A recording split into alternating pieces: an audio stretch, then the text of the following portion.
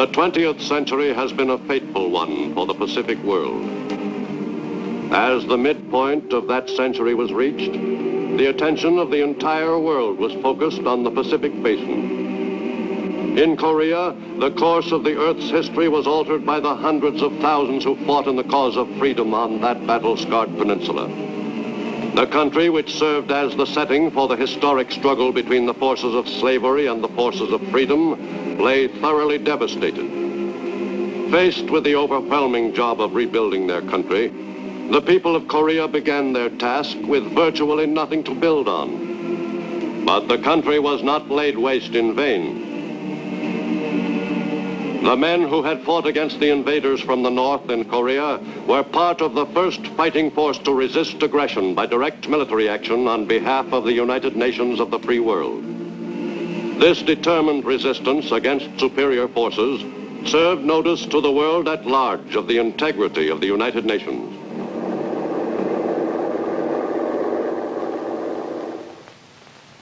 This is the first time that enforcement action has been taken by the United Nations. This action should be hailed as encouraging faith in United States support of the peacemaking functions of the United Nations. The history of aggression in the Pacific world is a long and bloody one. The success of the Japanese armies in Manchuria helped strengthen the Japanese militarist clique, which celebrated the birth of what was piously called an independent nation. The Japanese installed the opportunistic Bouyi as chief executive of the newly proclaimed nation. But actually, Manchukuo was nothing more than a puppet state, whose destinies were firmly controlled from Japan.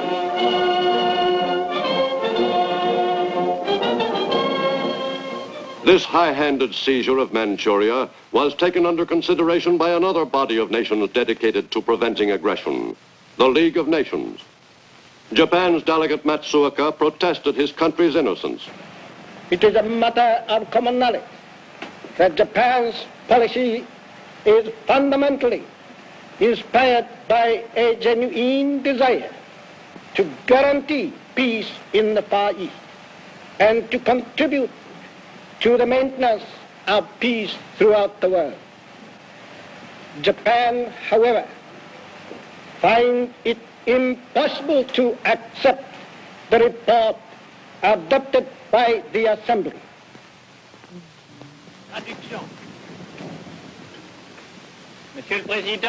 Japan subsequently withdrew from the League of Nations. That body proved itself incapable of stemming the tide of aggression, either in Europe or in Asia.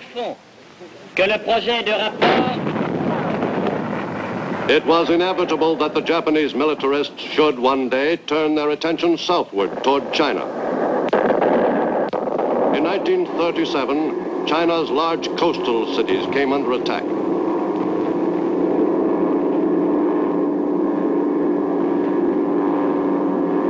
In China, Japan's pattern for conquest was firmly established. The Chinese became the first refugees of the struggle which was to grow into the Second World War. Shanghai fell to the aggressors in November 1937, and the Japanese tightened their grip on the mainland of Asia.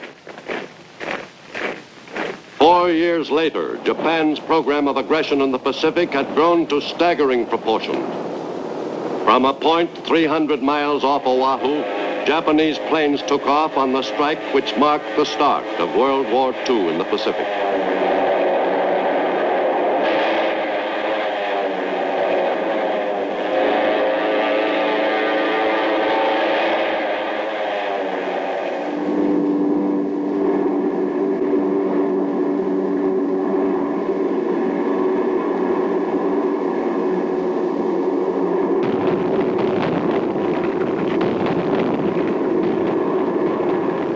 The crippling of the U.S. Pacific Fleet in the Pearl Harbor attack left the United States with only a small naval force in fighting condition.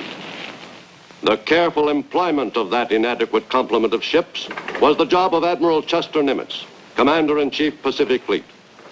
The Navy's battered Pacific Fleet was all that stood between the enemy and further amphibious conquests. The U.S. Navy won 2 great victories during the first half of 1942. Victories which proved turning points in the war against Japan. In June, after the U.S. fleet had won the first round in an engagement with a powerful enemy naval force in the Coral Sea, the 2 large fleets met again off Midway Island. As in the Coral Sea battle, the naval engagement at Midway was primarily an air action.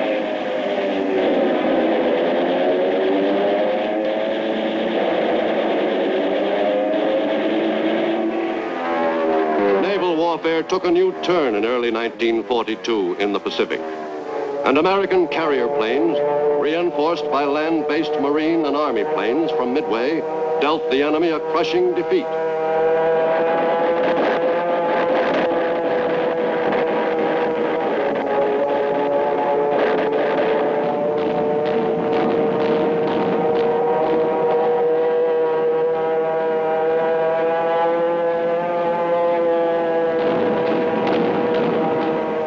The U.S. Navy had paid back the Japanese for Pearl Harbor. In those early months of war in the Pacific, American fighting forces were woefully under strength, ill-prepared for the job of stopping the Japanese advances. In the Aleutians, which lie between North America and Japan's home islands, the U.S. garrisons were particularly undermanned. American air units were severely handicapped by the unpredictable weather and by the generally difficult terrain.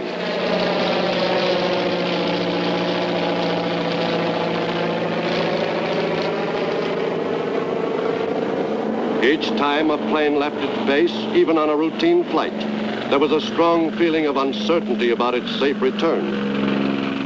Though contact with the enemy was limited in the Aleutians, it was of the most vital importance to the United States to keep the enemy from advancing along the island chain toward the American mainland.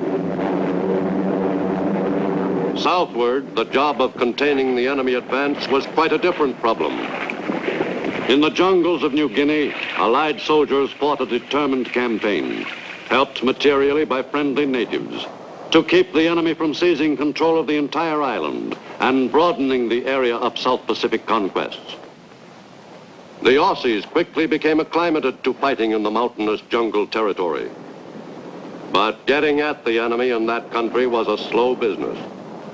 Advances in the malaria-ridden jungle were made tortuously.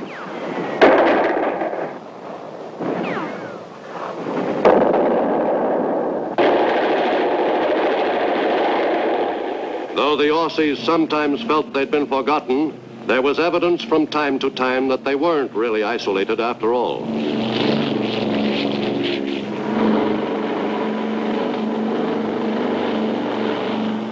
And as the Allies seized the offensive, the foot soldiers were supported in increasing numbers by new bombers, which gave the enemy a sample of things to come.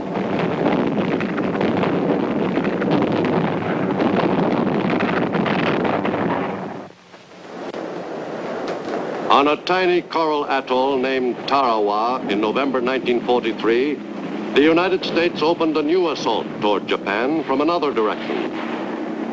One division of Marines, the 2nd, was assigned the task of reducing this enemy stronghold.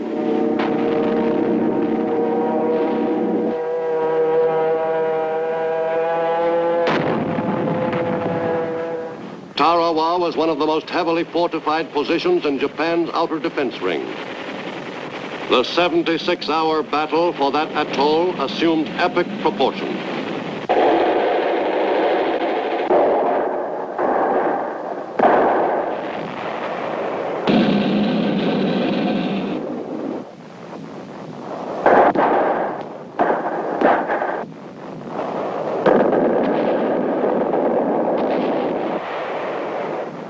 The Marines' casualties were heavy, but a most valuable piece of land had been taken from the enemy.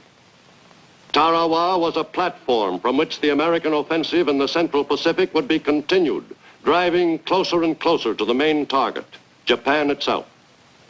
The Asiatic-Pacific theater extended westward as far as India and encompassed the rugged, spectacular Himalayan country. The sprawling China-Burma-India area was one of the most confused commands of World War II. One of its few notable achievements was the building of the Lido Road under the direction of General Vinegar Joe Stilwell, commander of U.S. and Chinese forces. In the CBI, the ultimate target, Japan itself was as remote as the moon. The war, as it was fought in the CBI, was marred by jealousies and lack of cooperation among the command, a condition which was generally reflected in the dispirited performance of Allied fighting men. Fortunately, the campaign in the CBI consisted of a series of marginal actions, virtually unrelated to the broader war. The assault against the enemy's inner defense ring at Saipan in the Marianas came as a great shock to Japan. For this mountainous island, the heart of Japan's South Seas empire, was within striking distance of Tokyo.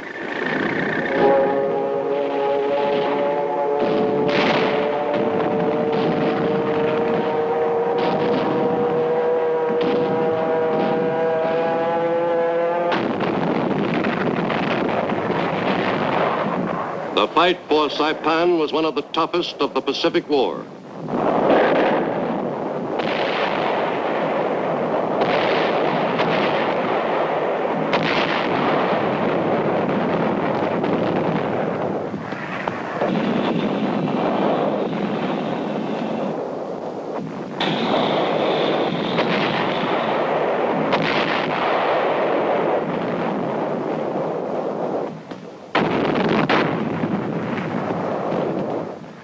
At Saipan, the Marines and soldiers who made the assault suffered some 14,000 casualties, 3,000 dead in the 25-day battle.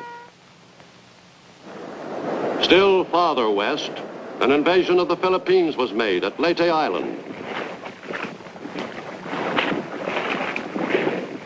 With the assault on the Philippines by American GIs who had driven north and west through the New Guinea jungles, a promise made 2.5 years earlier was kept. 2 years ago, I said to the people of the Philippines whence I came, I shall return. I repeat those words. I shall return. Nothing is more certain than the ultimate reconquest and liberation from the enemy of those and adjacent lands. America's newest long-range bombers, the powerful B-29s, took off on missions over the Japanese homeland beginning in late 1944. The trip from bases in the Marianas to Japan and return totaled some 2,500 miles, just about all of it over water. No other heavy bombers in any theater had such an assignment. Finally, after 7 hours, the enemy's homeland lay just ahead.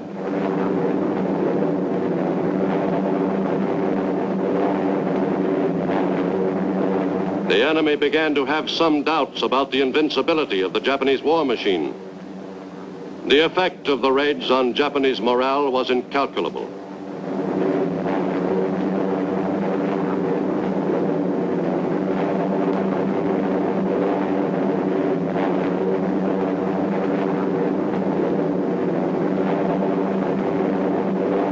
Inevitably, the submarine was destined to play an important part in the Navy's war in the Pacific. Throughout the war, the exploits of American subs were generally classed as secret for security reasons. But their achievements, though unpublicized, were notable. Down periscope. During World War II, U.S. subs accounted for 63% of the total of Japanese merchant shipping sunk in the Pacific, and nearly a third of the enemy's combat ships sent to the bottom.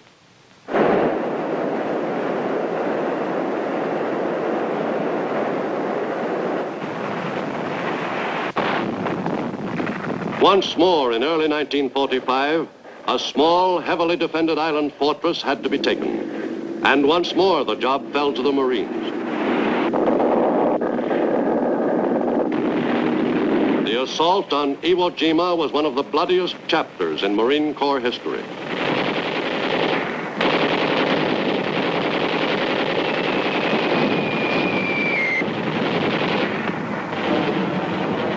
Three divisions of Marines inched forward in the face of heavy fire from a thoroughly dug-in enemy.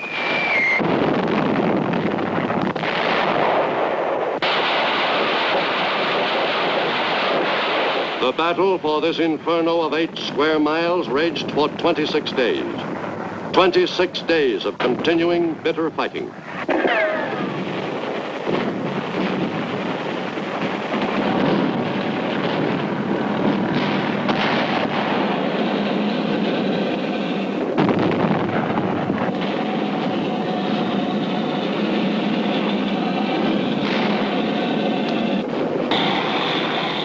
The Marines lost 5,000 dead and 17,000 wounded, but the Rocky Island was in American hands. In April 1945, an assault was made against an enemy-held stronghold even closer to Japan, at Okinawa. Offshore, kamikaze attacks on American ships by enemy suicide pilots reached a final frenzied peak.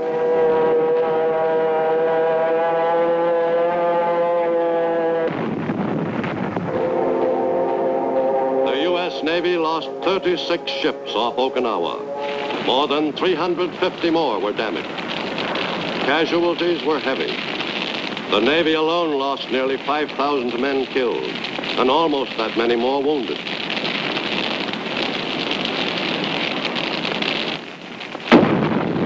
But U.S. forces had successfully fought their way to the shore of Japan itself. In the 7 divisions of soldiers and Marines on Okinawa, there were nearly 40,000 casualties, 7,000 of them dead. Amen.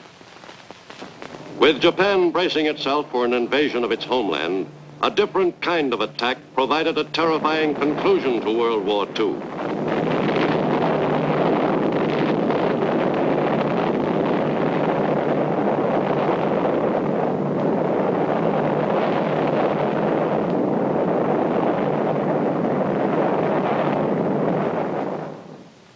At Hiroshima, Japan, on August 6, 1945, the world moved into a new era, in which the threat of possible destruction of the planet Earth hung menacingly over it from that day onward. Less than a month later, in Tokyo Bay, on board the U.S. battleship Missouri, the formal surrender of Japan was made to officers of the Allied governments engaged in the war against that nation. General of the Army Douglas MacArthur presided at the ceremony. We are gathered here, representatives of the major warring powers, to conclude a solemn agreement whereby peace may be restored. It is my earnest hope, and indeed the hope of all mankind, that from this solemn occasion a better world shall emerge out of the blood and carnage of the past. I now invite the representatives of the Emperor of Japan and the Japanese government and the Japanese Imperial General Headquarters to sign the instrument of surrender at the places indicated. The once arrogant Japanese, whose aggressive sweep across the Pacific had been begun less than 4 years earlier, had finally been brought to bay. The ceremony on the Missouri concluded the most costly war the world had ever known, fought over an expanse of hundreds of thousands of miles.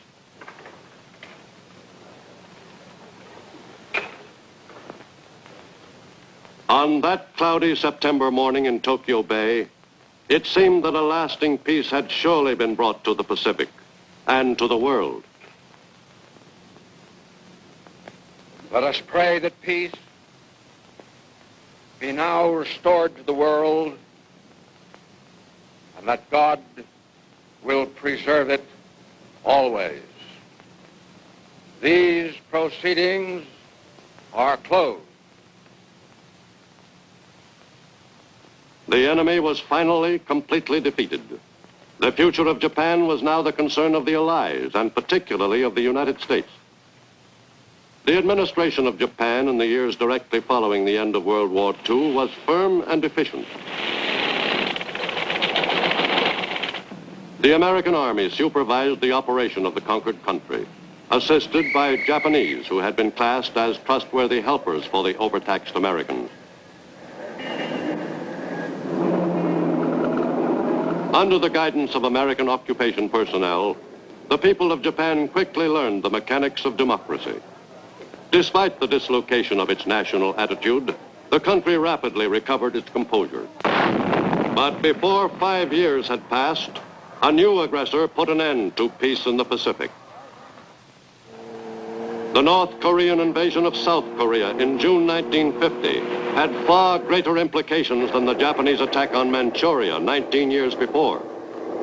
Acting with the endorsement of the United Nations, the United States quickly went to the defense of South Korea.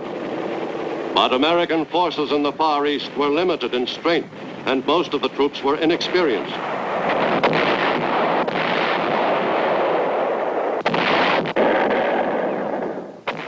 Through the summer of 1950, American GIs fought on courageously against overwhelming odds. At headquarters of the United Nations, the Korean fighting won top priority on the discussion agenda. The Soviet delegate referred several times to, quote, the aggression of which the United States is guilty against the Korean people, end quote. This statement has been repeated over and over through every Soviet-inspired channel on Earth. We've had it telegraphed to us by others, and we've heard it again today. It is a lie. It is a big lie. The debate continued through the summer. Who then is supporting the United Nations Charter and working for peace?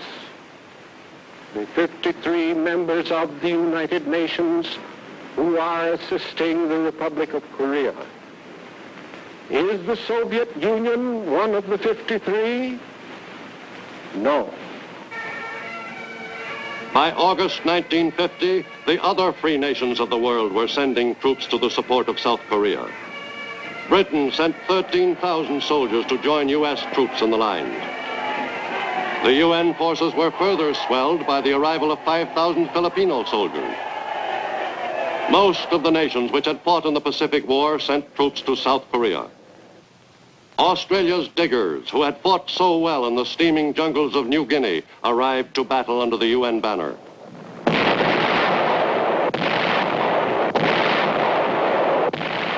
But the bulk of the fighting forces in the lines against the communists in Korea were American troops.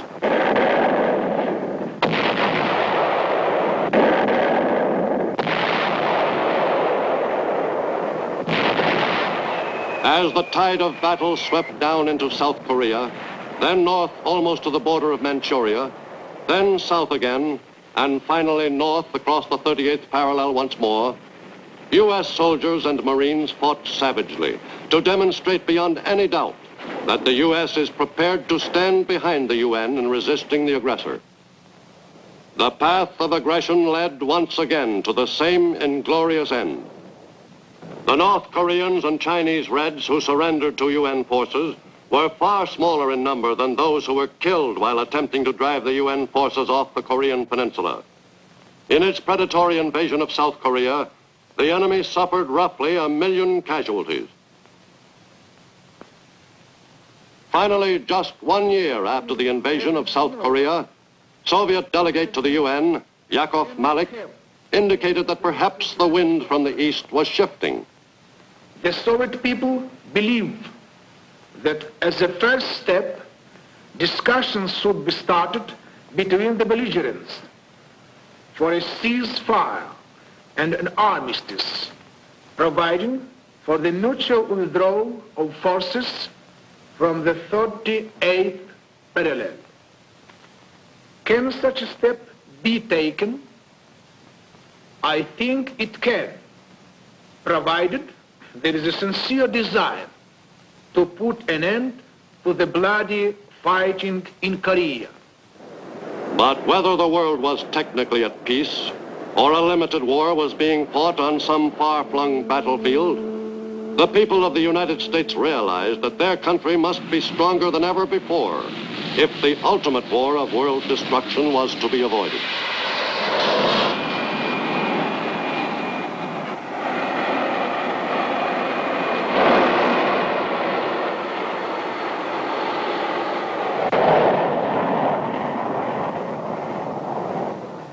In the Pacific, on Eniwetok Atoll, the strength to resist any aggressor was being developed to the utmost.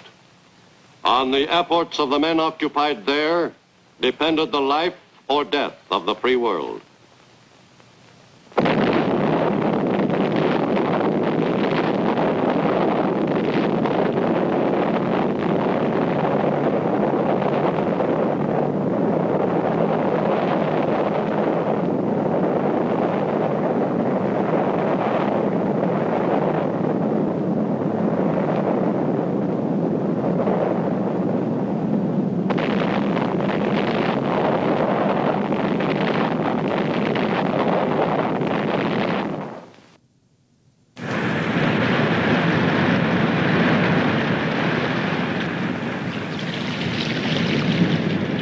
In the 19th century, Herman Melville wrote of the Pacific, "There is one knows not what sweet mystery about this sea, whose gently awful stirrings seem to speak of some hidden soul beneath.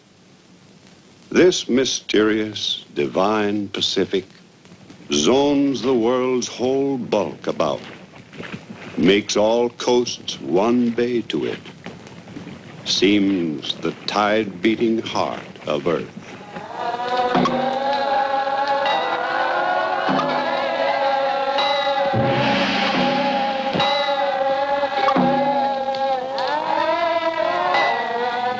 In this 20th century, the world is growing more and more aware of this strategic area, once explored by Magellan and Cook, and immortalized by Stevenson and Conrad. And now these once remote lands are covered with the evidences of modern history. The tie between the Pacific world and the United States, first established by the visits to the Orient of Yankee merchant ships, has grown increasingly strong through the years. Today, the affairs of this republic and the Pacific world are inextricably interwoven. A modern author, James A. Michener, has written of this mighty sea. Our men lie buried there. Our ships and planes are in its bosom. And I am convinced that along its shores will be determined the precise quality of our future.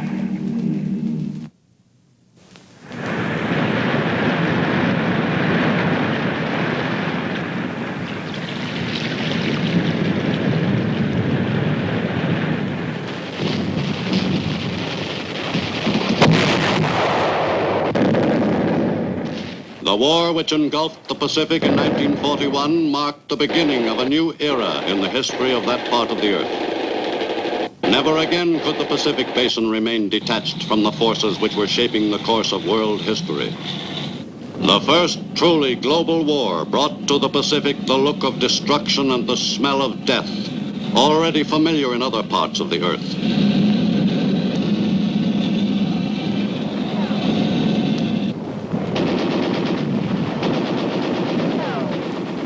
The word Pacific no longer meant an ocean paradise of peace.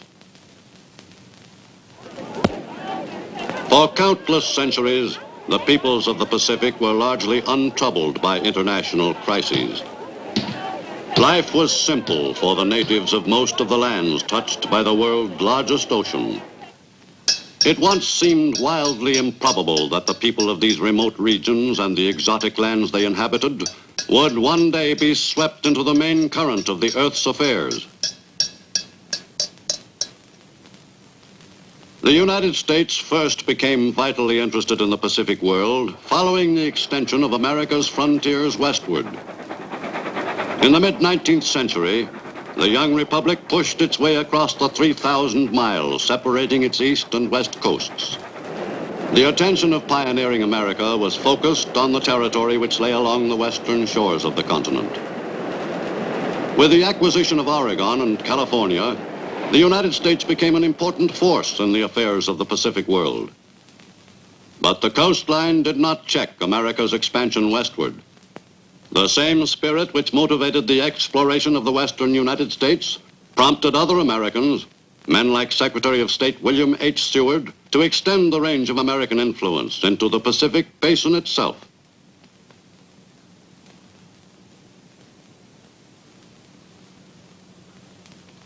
With the purchase of Alaska from Russia in 1867, the United States gained a bastion from which control of the North Pacific area could be effected.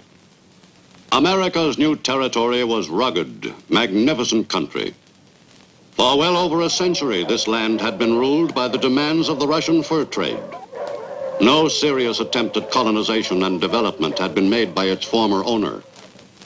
In the early days of U.S. control, Alaska was a land of opportunity to a number of Americans who had failed in their attempt to make a fortune, but who still hoped to succeed one day.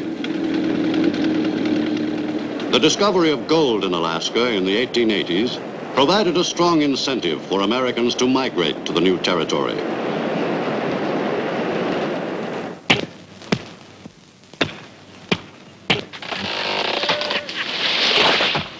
An orderly system of land surveys was inaugurated before the turn of the century, and a succession of homestead laws became effective. But in spite of Alaska's natural advantages, the development of the new territory was a slow process. Attempts to speed up colonization were hampered by the frequently unfavorable climate. In many parts of Alaska, the weather was suitable for outdoor work for only a brief period each year.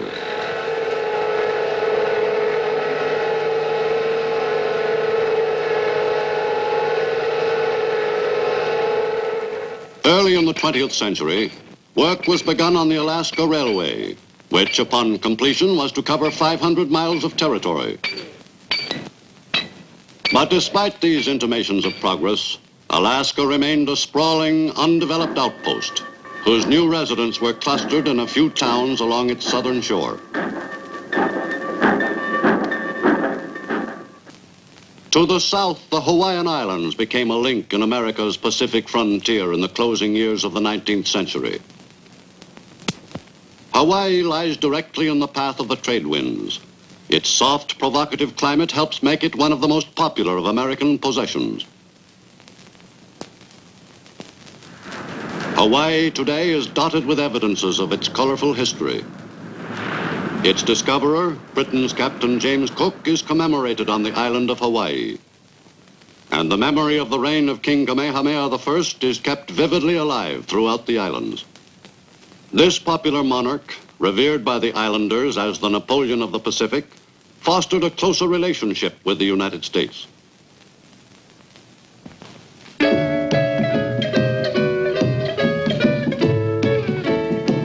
Hawaiians are a happy, hospitable people. Today, the Polynesian strain, in its pure form, is not as prevalent as it was in former years, due to years of intermarriage with other racial groups. Ancient Polynesian customs are still celebrated in much the same spirit their ancestors observed in the days before the coming of the white man several generations ago. All the islanders of whatever racial stock revel in the native ceremonies. But life in Hawaii also has its modern commercial side. Honolulu, the crossroads of the Pacific, is the business hub of the Hawaiian archipelago. For many years, a few principal industries supported most of the Hawaiian population.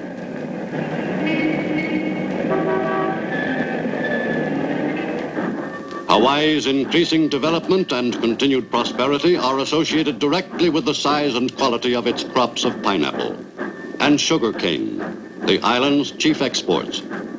Technical improvements in growing cane and extracting the sugar content have made the Hawaiian industry a more efficient operation than any of its mainland competitors. But Hawaii's principal industry was destined soon to be war work. Home base of the U.S. Pacific Fleet, Hawaii assumed a tremendous importance as a U.S. war with Japan became a distinct possibility. Strategically situated almost midway between the American mainland and the home islands of Japan, Hawaii would inevitably be directly concerned if war broke out.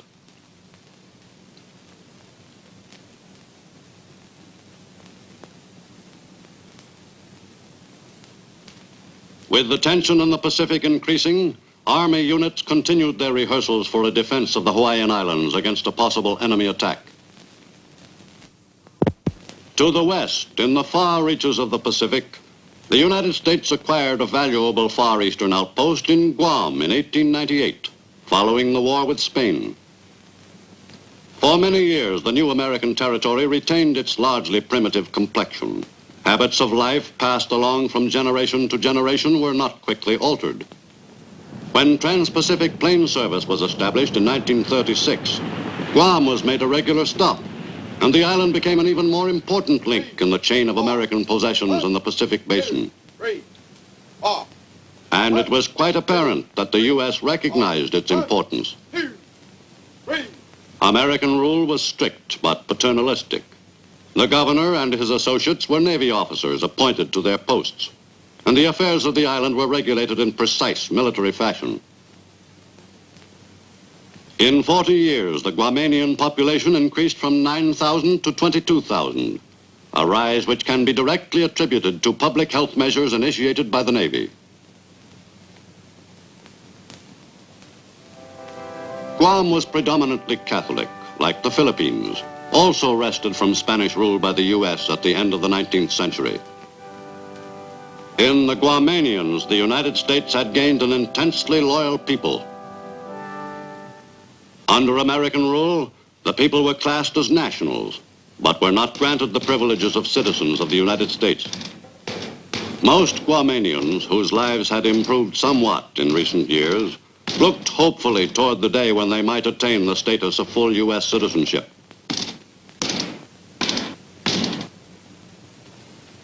The U.S. was not the only great power gaining a foothold in the Pacific. In a strategic position in the southwestern region lie two important members of the British Commonwealth of Nations, Australia and New Zealand. These down-under countries have made Great Britain a more active participant in the affairs of the Pacific for the past several generations. The modern cities of the two lands today are inhabited by the descendants of the British settlers who migrated to British Oceania. This thoroughly Occidental society developed and flourished, though it was more than 10,000 miles removed from the mother country, almost halfway around the globe.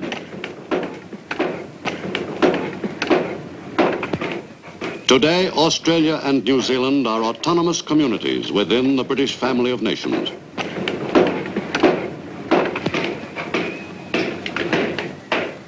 An industrious and progressive people, Australians and New Zealanders show an obvious pride in the steady growth of their countries. Although both nations have made considerable progress in developing their rich agricultural resources, there is still room for expansion, particularly in New Zealand and in the reclamation of Australian badlands. Both down-under countries exist on an export economy, for even if the purchasing power of the Australian and New Zealander were substantially increased, they could not possibly consume the enormous meat and dairy yield. The livelihood of both Australians and New Zealanders has been dependent directly on Britain's purchases of their produce. As these purchases fall off, Australia and New Zealand are confronted with the problem of finding and expanding new markets. For the problem of developing independent economies successfully could be solved only by the two dominions themselves. But while the bonds of empire were no longer as strong in a material and political sense, the spiritual tie between the dominions and the seat of the British Commonwealth of Nations remained as firm as ever.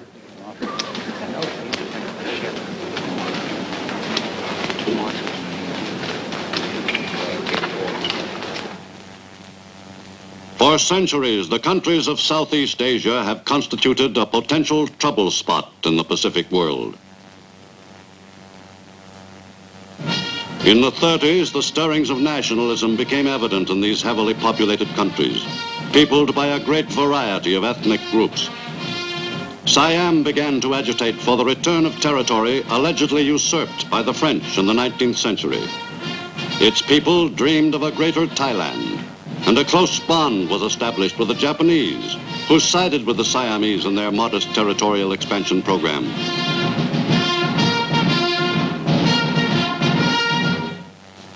Hub of the Oriental world for thousands of years, China held a dominant position in the Pacific Basin throughout most of the 19th century.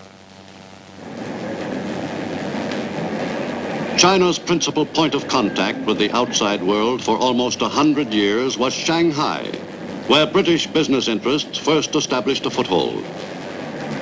The economic life of all of China was related directly to the business affairs of China's large coastal population centers. Whoever controlled China's port cities exercised a powerful influence on the country's overall economic structure. The westernization of China's population centers had a profound effect on the country as a whole. China's principal cities in the 20th century had a decidedly Occidental cast. The lives of a considerable percentage of China's population were directly affected by the beginnings of the machine age in China.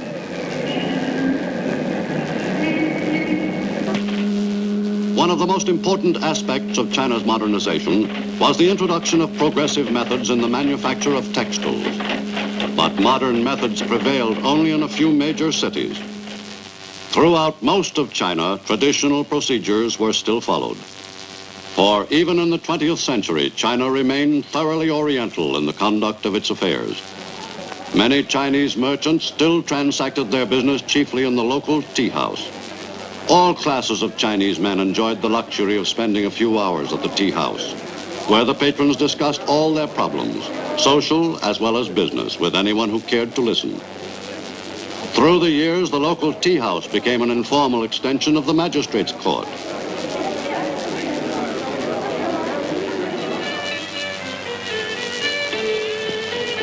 China's mode of life bore many striking resemblances to the manners of earlier generations.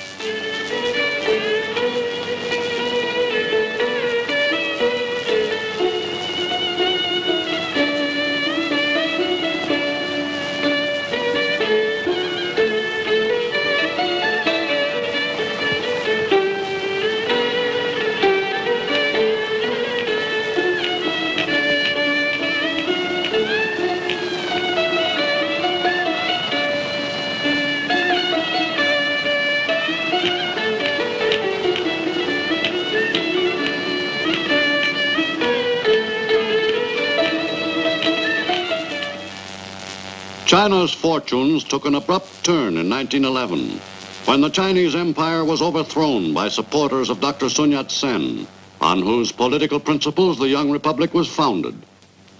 A disciple of Dr. Sun, Chiang Kai-shek dedicated himself to the task of extending the revolution throughout China. America's interest in China, which dates back a number of generations, increased steadily through the early years of the 20th century.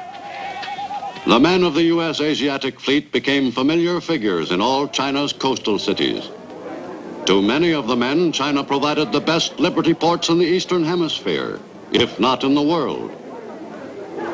And business was always good when the fleet was in.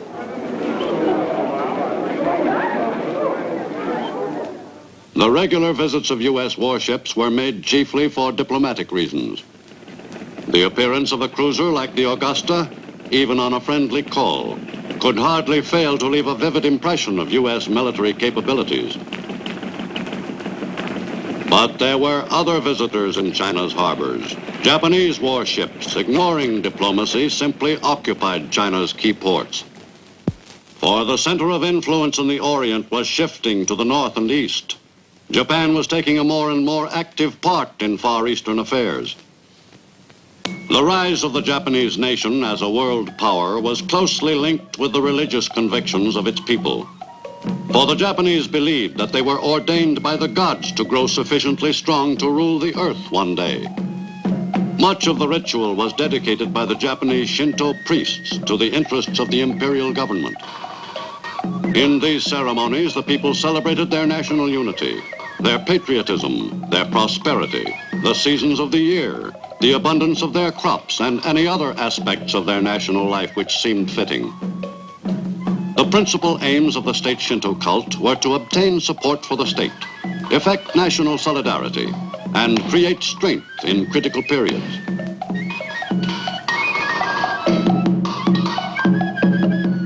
To the Occidental, the Japanese concept of existence was difficult to understand. In fact, until the mid-19th century, Japan and its people were virtually a complete mystery to the world at large. The home islands of Japan proper, although not large in total area, have supported a population of millions throughout recorded history. Every available square foot of land was carefully developed to provide the people with enough food for a bare existence. The basic social unit in Japan is the family, whose members have grown accustomed to living frugally. In the face of hardship, the Japanese have long been a stoic race. Women had a humble status in the Japanese household. But among the poorer classes, the differences in social standing were less rigid. From the earliest years of Nipponese history, the men have been great fishermen. The export of marine products has been a thriving industry since Nippon resumed contact with the outside world. During the early decades of the 20th century, Japan stepped up the development of all her industries. Foreign influences had a considerable effect in the shaping of modern Japan. Life in her large cities came to bear some resemblance to that in Occidental commercial centers. The reorganization of the currency system in the late 19th century eliminated the confusion resulting from the use of several types of money. A stabilized banking system provided evidence to the public of the strength and efficiency of the government administration. Although it took some time to achieve the readjustment from the old way of operating, the conversion to modern methods was made rapidly once the nation's business with foreign countries increased.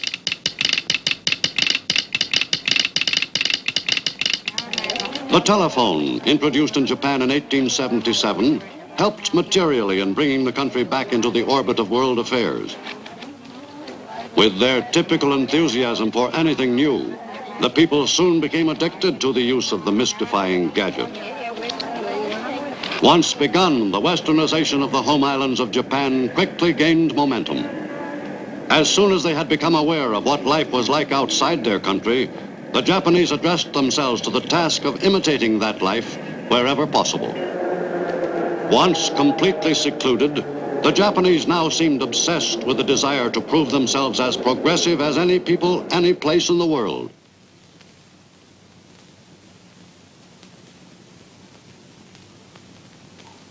But this craze for Western ideas did not completely transform Japan. Its cultural life remained virtually unaffected by Western influences.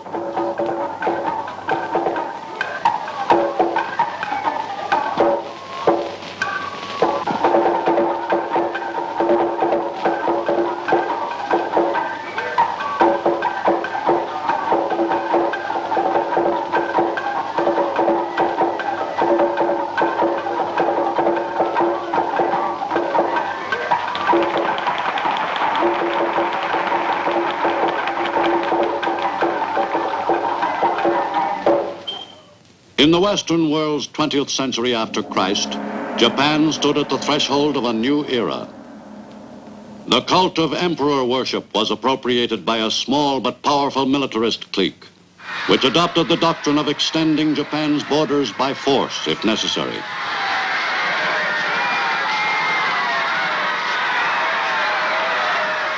As the militarists gained greater control, all Japan was geared to the new program of expansion by aggression, and the energies of all Japanese were directed toward the building of a strong national fighting spirit.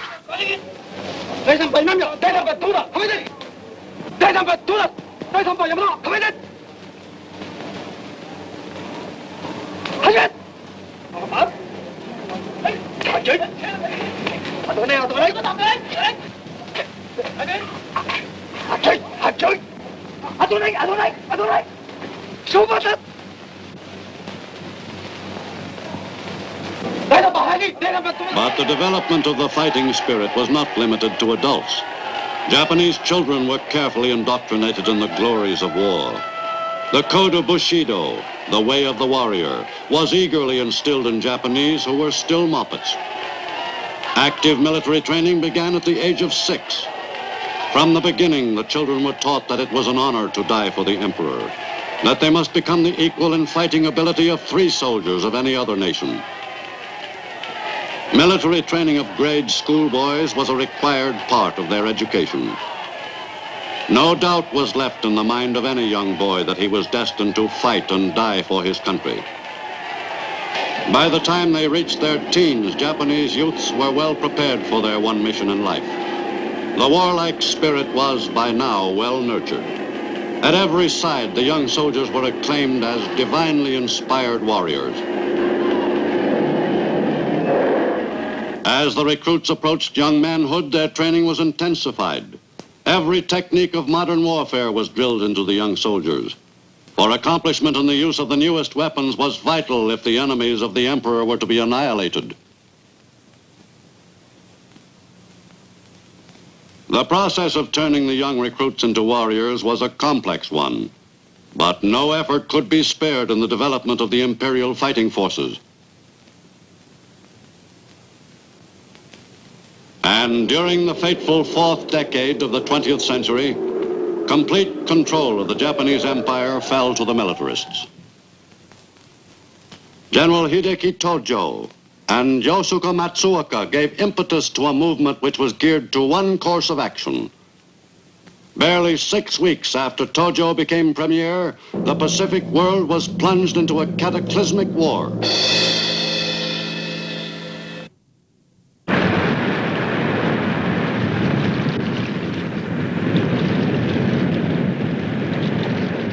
Throughout history, the path of the aggressor has followed the same general course. The pattern of quick successes and the eventual downfall of the conqueror has been repeated through the ages. In the 20th century, this pattern was repeated once again at several points on the globe. In the Orient, the Japanese embarked on a program of aggression which was to follow exactly the time-honored course.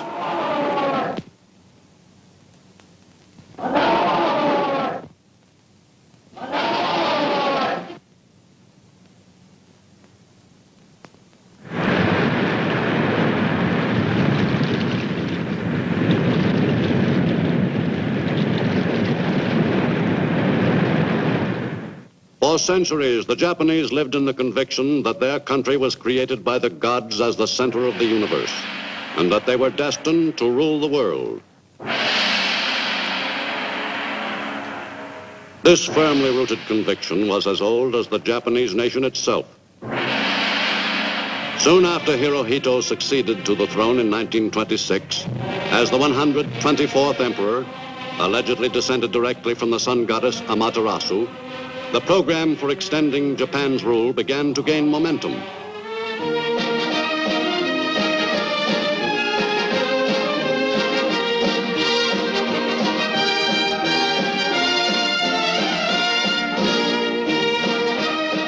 The command of Hako Ichi-U to bring the 8 corners of the world under one roof was part of Hirohito's inheritance.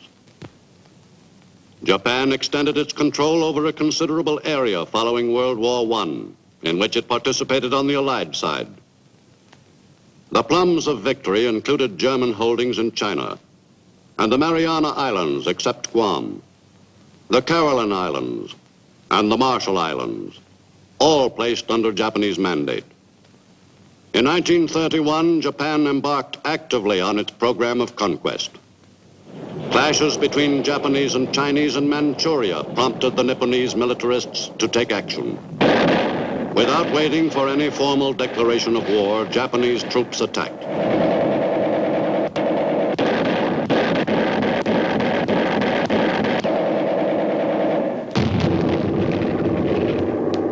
On September 18, 1931, Japanese troops seized Mukden, Manchuria's most important city.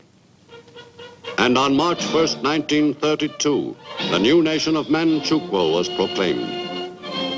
The new country was supposedly independent, but actually it was purely a Japanese puppet state. The opportunistic weakling Bu Yi was made the new ruler and was later installed on the ancient throne of the Manchus by the Japanese, who kept a discreet but firm control over the affairs of the new nation. To all outward appearances, the new Manchurian leaders were merely friendly neighbors of the Nipponese. Actually, Imperial Japan dictated the policy in Manchukuo.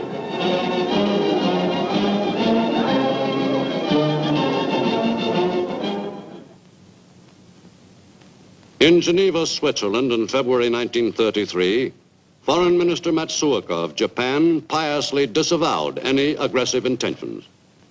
It is a matter of common knowledge that Japan's policy is fundamentally inspired by a genuine desire to guarantee peace in the Far East and to contribute to the maintenance of peace throughout the world. Japan, however, finds it impossible to accept the report adopted by the Assembly. Traduction. Monsieur le Président, Messieurs, c'est pour la délégation japonaise. With Japan's subsequent withdrawal from the League of Nations, its diplomatic position in relation to the other world powers deteriorated rapidly. Le Japon a été membre de la société. Japan set out quickly to consolidate its gains in Manchuria, which it planned to transform into a large continental war base. A program of planned economic development was initiated, and it was indicated that foreign capitalists would not be allowed a free hand in the exploitation of Manchurian resources. The new country was rich in mineral deposits, and the Japanese army, the real ruler of Manchukuo, quickly stepped up operations at key mines like the Fushun collieries. In the hurried development of Manchuria's resources, thousands of Chinese were pressed into service to work in labor gangs.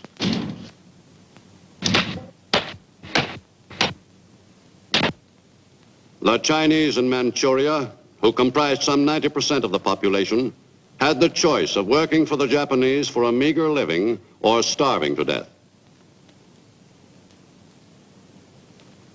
Opium was easily obtainable through a Japanese monopoly, even though laws had been passed forbidding its use, except in the case of addicts.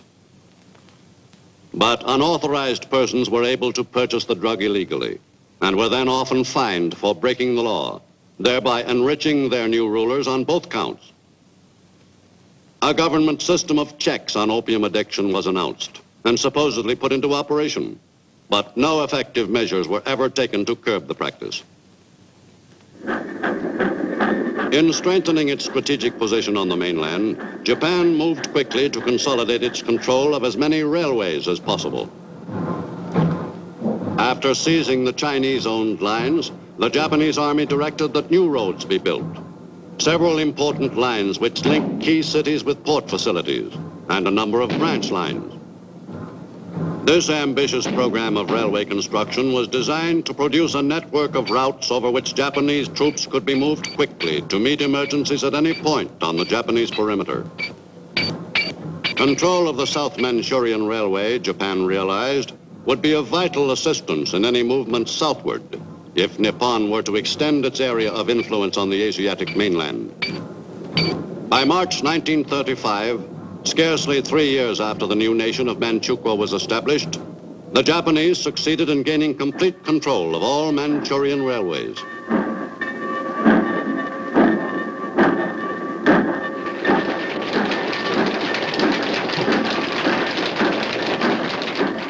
But Manchuria was only a short stop on Japan's road to domination in Asia.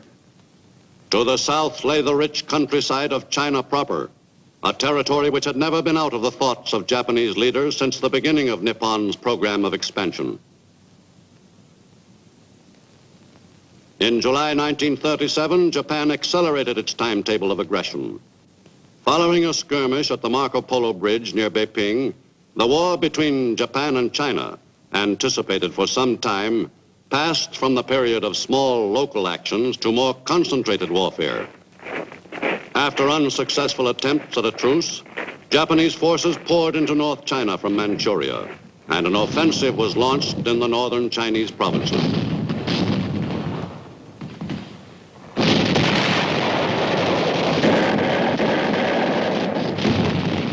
The Japanese advance against a somewhat disorganized enemy was rapid.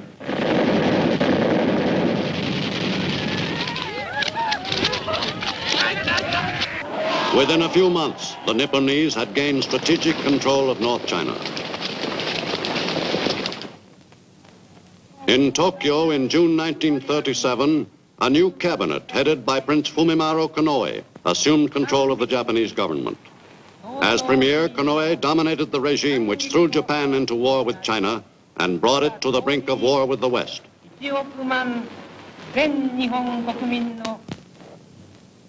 Committed to a sizable war on the mainland of Asia, Japan's militarists geared the whole nation to all-out production for the winning of that war and any other wars that might develop as Japanese forces moved farther and farther from the home islands.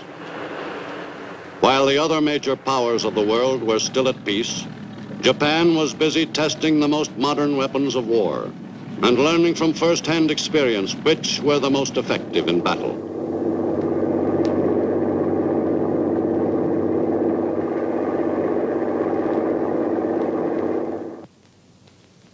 In the air arm of the Japanese forces, pilots found that the new Japanese fighter plane, the Zero, was the fastest, most maneuverable combat plane they had yet seen in the air. But in China, older models still proved more than adequate.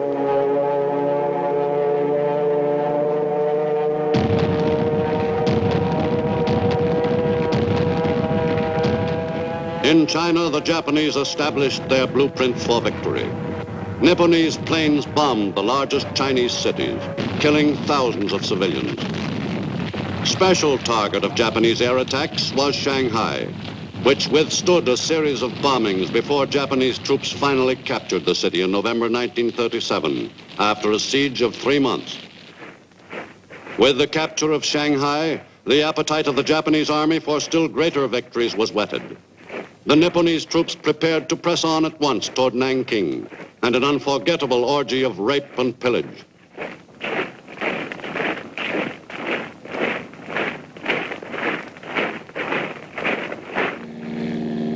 In mid-December 1937, the U.S. gunboat Panay in the Yangtze River was picked out by Japanese naval planes.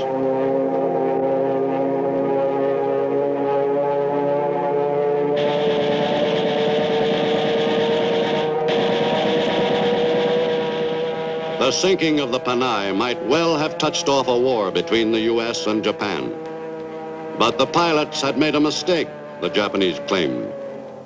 Among the victims were the first American fighting men to lose their lives at the hands of the Japanese. The Chinese became the first refugees of the struggle which was to become World War II. This was the beginning of years of being always on the move for many Chinese. Already, peace was only a memory. As the Japanese seized new territory, they took over the administration of the area at once. In some localities, the new rulers tried to act the role of sympathetic, understanding administrators. But the Japanese plans for further conquest didn't permit this act to continue for long. The Japanese badly needed the services of the people they'd conquered. Chinese farmers continued to work their soil, but now the harvest would benefit the Japanese. Many men were put into labor gangs. The Chinese had no alternative to working for the Japanese except death.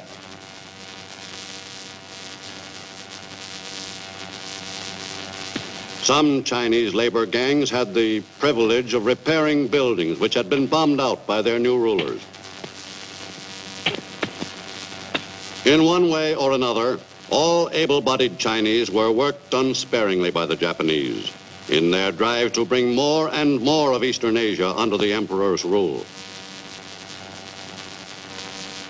With North China won and a continuing war with the Chinese in progress, the Japanese militarists looked still further south in their search for other lands to conquer.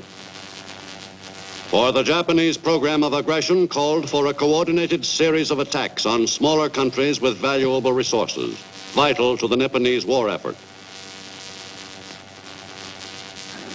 The Philippines would prove a rich prize indeed.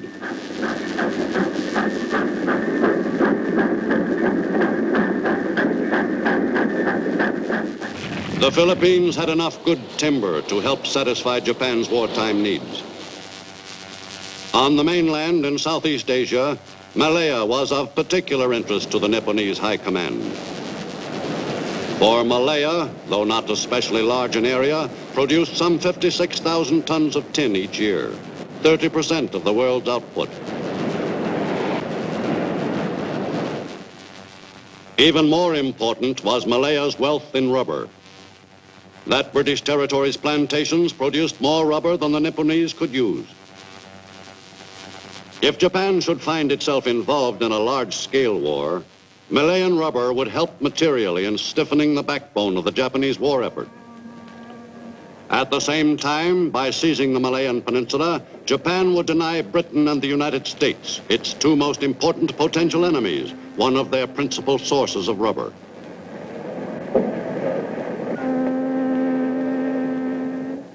Singapore, at the southern tip of Malaya, had great strategic value to any nation waging war in the lands which lay along the equator. The base at Singapore had a commanding position with relation to the narrow straits separating the Asian mainland and the Dutch East Indies. The invaluable stocks of oil in these exotic islands made them a high priority area for seizure by any Asiatic aggressor planning to wage all-out war.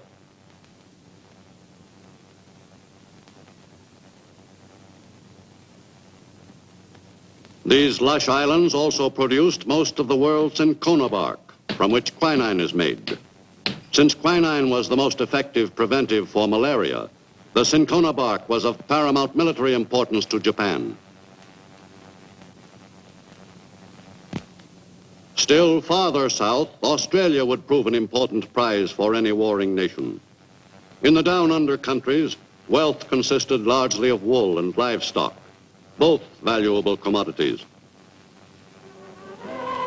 Meanwhile, in Tokyo, the Nipponese demonstrated their friendliness with another aggressive power, fascist Italy. The festive atmosphere was heightened by the favorable trend of the year-old war in Europe for the Axis powers.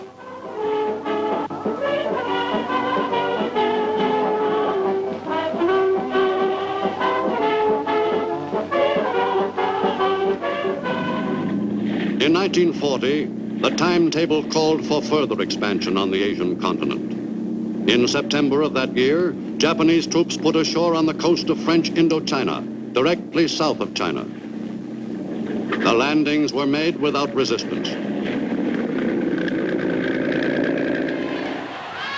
At Berlin during that eventful September 1940, the three aggressor nations of Europe and Asia joined forces and forged the Berlin-Rome-Tokyo axis. The German Führer was well disposed toward making an alliance with any nation which would help further his own greedy aims, and which would not cause him any trouble in return. The tripartite treaty guaranteeing mutual assistance was signed eagerly by Germany's Foreign Minister Joachim von Ribbentrop, and with equal satisfaction by Japan's ambassador Saburo Kurusu. The alliance was further cemented in April 1941, when Japanese Foreign Minister Yosuke Matsuoka paid a call on Benito Mussolini in Rome.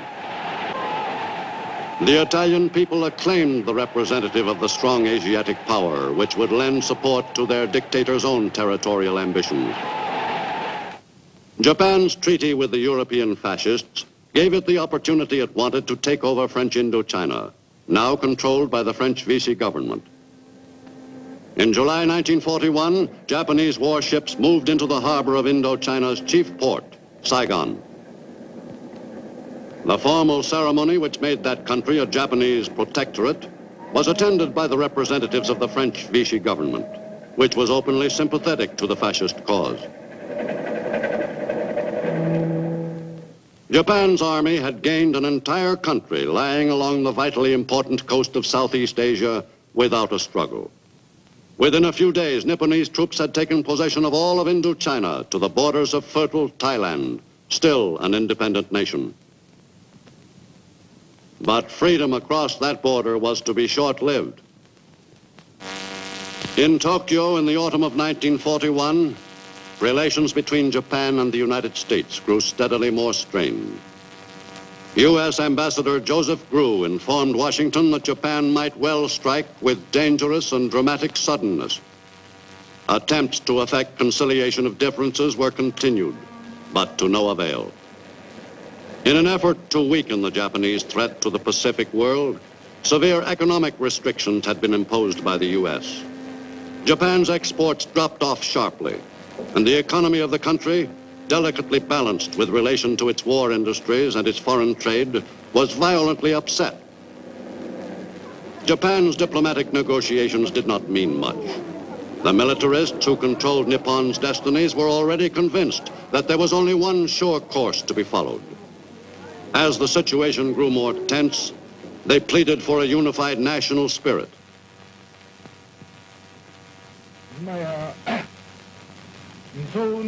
The Japanese nation is faced with a serious crisis and will more and more carry out preparedness for national defense. Under the Emperor, it is expected that the whole nation will strive for the advancement of the Far East. In Washington, on Sunday, December 7th, 1941, Secretary of State Cordell Hull worked in vain on new attempts at a solution to the crisis. But negotiations ended abruptly. Early that afternoon, he received two callers, envoys Nomura and Kurusu, who informed him that the Japanese and American positions were irreconcilable. In the Pacific, a fast Japanese fleet stood off the island of Oahu, ready to carry out Japan's secret decision to plunge the Pacific into total war. The pilots of the carrier planes which were to strike the first blows dedicated themselves to their task for the glory of their emperor and in honor of their ancestors.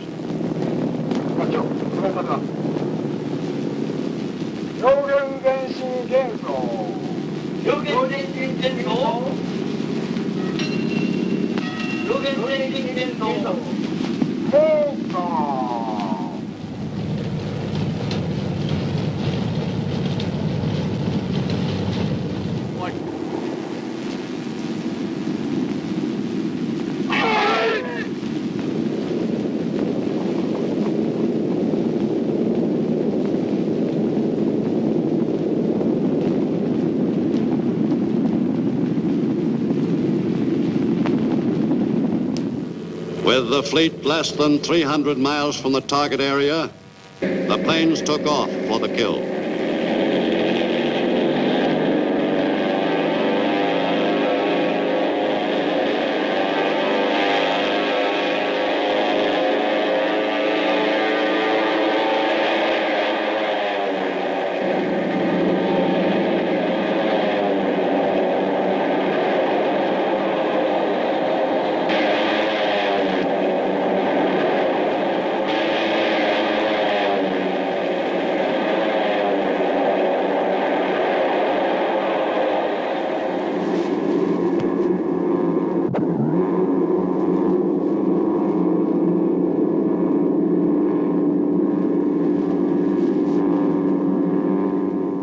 Even before the Japanese envoy's call on the U.S. Secretary of State, Japanese bombs were away over Hawaii.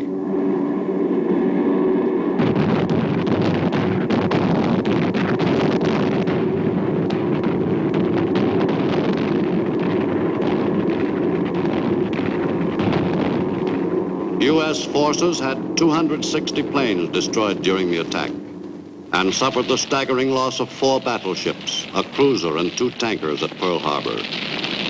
In addition, 4 battleships were badly damaged. Thus, at one blow, the U.S. Pacific Fleet was all but demolished. In Tokyo, Premier Tojo made it official. The imperial rescript declaring war has just been promulgated. The valiant imperial army and navy are at present engaged in a fight to the death. Now is the time for our 100 million countrymen to offer their all, to pay their duty to their nation, and to sacrifice themselves for their country. The rise or fall of Japan, indeed the fate of the Far East, depends upon the outcome of this war. In Washington, President Roosevelt responded quickly. Surprise offensive extending throughout the Pacific area. The facts of yesterday and today speak for themselves. I believe that I interpret the will of the Congress and of the people when I assert that we will not only defend ourselves to the uttermost, but will make it very certain that this form of treachery shall never again endanger us.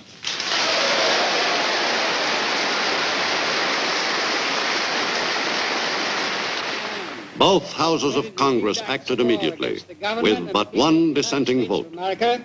Therefore be it resolved by the Senate and House of Representatives of the United States of America and Congress assembled that the state of war between the United States and the Imperial Government of Japan, which has thus been thrust upon the United States, is hereby formally declared, and that the President be and he is hereby authorized and directed to employ the entire naval and military forces of the United States and the resources of the government to carry on war against the Imperial Government of Japan and to bring the conflict to a successful termination.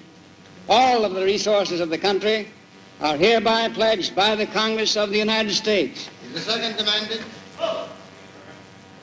Anyone from us? There can be no objection. The American people, solidly united behind their commander-in-chief, volunteered eagerly to take an active part. During the next 4 years, millions of Americans forsook the pursuits of a peaceful life to fight the enemy on battlefields all over the world.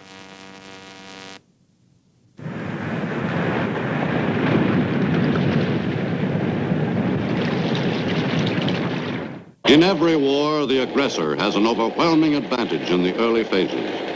The nation attacked is rarely prepared for the aggressor's first strike. In the 1920s and 30s, the people of the United States gave little thought to war. The nation was geared completely to the pursuits of peace. But in 1940, the picture changed abruptly, and a year later, peace was only a memory.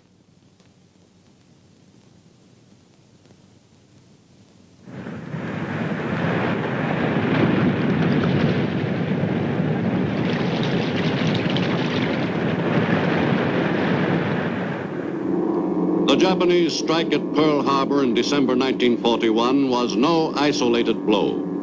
At the same moment the attacking planes were over Hawaii, Japanese forces were sweeping south, spearheaded by an advance guard of fast Japanese warplanes.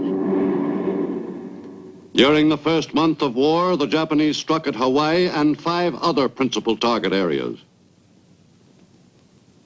Wake fell to the enemy after a heroic 16-day stand by a small detachment of Marines. Guam was quickly engulfed by the Japanese tide of aggression. The island fell after a few days. Japanese troops captured most of Luzon Island and were pressing the assault on the rest of the Philippines. The British colony of Hong Kong finally fell to the invaders on Christmas Day, 1941. Japanese troops landed on the coast of Malaya and were pushing southward toward strategic Singapore. On December 10th, just 3 days after the start of the war, Allied naval strength in the Pacific suffered another staggering blow in the loss of the British capital ships Prince of Wales and Repulse, sunk by the enemy. The Imperial Navy's Air Force discovered the main force of the British Far Eastern Fleet off Kuantan, on the eastern coast of the Malay Peninsula, and opened brave and daring attacks. The battleship Repulse was sunk instantly. Pummeled further with repeated direct hits, the flagship Prince of Wales sank with a tremendous explosion. Singapore was now a naval base without a fleet. But in the colony, the fortress was still considered impregnable, and the men prepared to fight what they confidently expected to be a successful defensive action.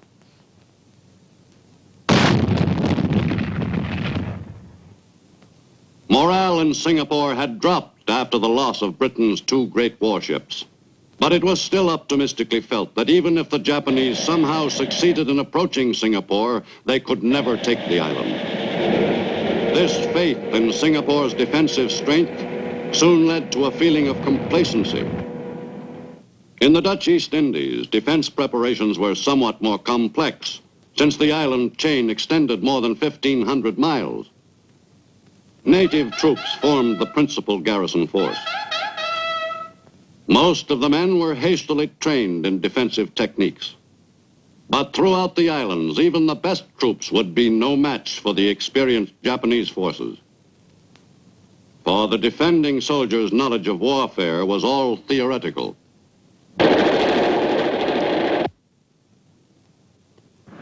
The Japanese pattern of conquest called for an ambitious series of coordinated strikes and invasions before the Allied forces had a chance to recover from their initial shock. Even before December 8th, Japanese units were en route to invasions of the rich countries of Southeast Asia and the islands offshore. The success of these attacks depended to a large extent on the element of surprise. In the early morning of December 8th, Japanese troops headed for shore at a number of points along the coast in the northern part of Malaya. Thus, from beachhead several hundred miles north of Singapore was the campaign against that fortress begun.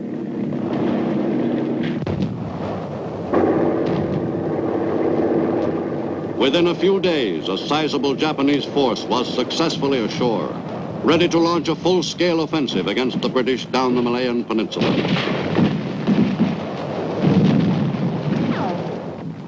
Additional Japanese troops moved southward into Malaya across the border from French Indochina, which Japan had occupied earlier, and from Thailand, which surrendered on December 8th. The advance down the peninsula to Singapore, 580 miles from Malaya's northern border, was made over rugged terrain. Japanese units encountered resistance by the defenders in the north of Malaya. But under the weight of the Nipponese attack, resistance weakened and the invaders gained ground quickly.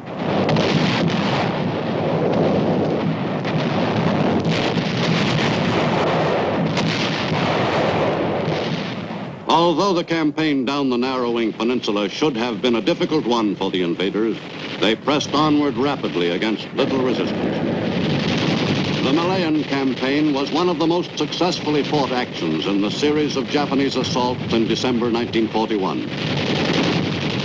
Within 3 weeks, Japanese forces had seized all of Malaya, south to a front less than 100 miles above Singapore, in the state of Johor.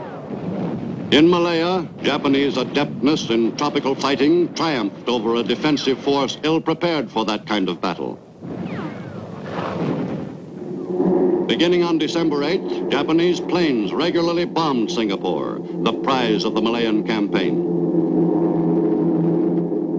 The Jap bombers had a relatively easy time of it, as the Allies had no sufficient force of fighter planes in the area to combat the attacking bombers. Singapore became a prime target for Japanese air attacks, which had the desired effect in softening the city's defenses. In addition to physical damage, the attacks also achieved a lowering of morale among the defenders.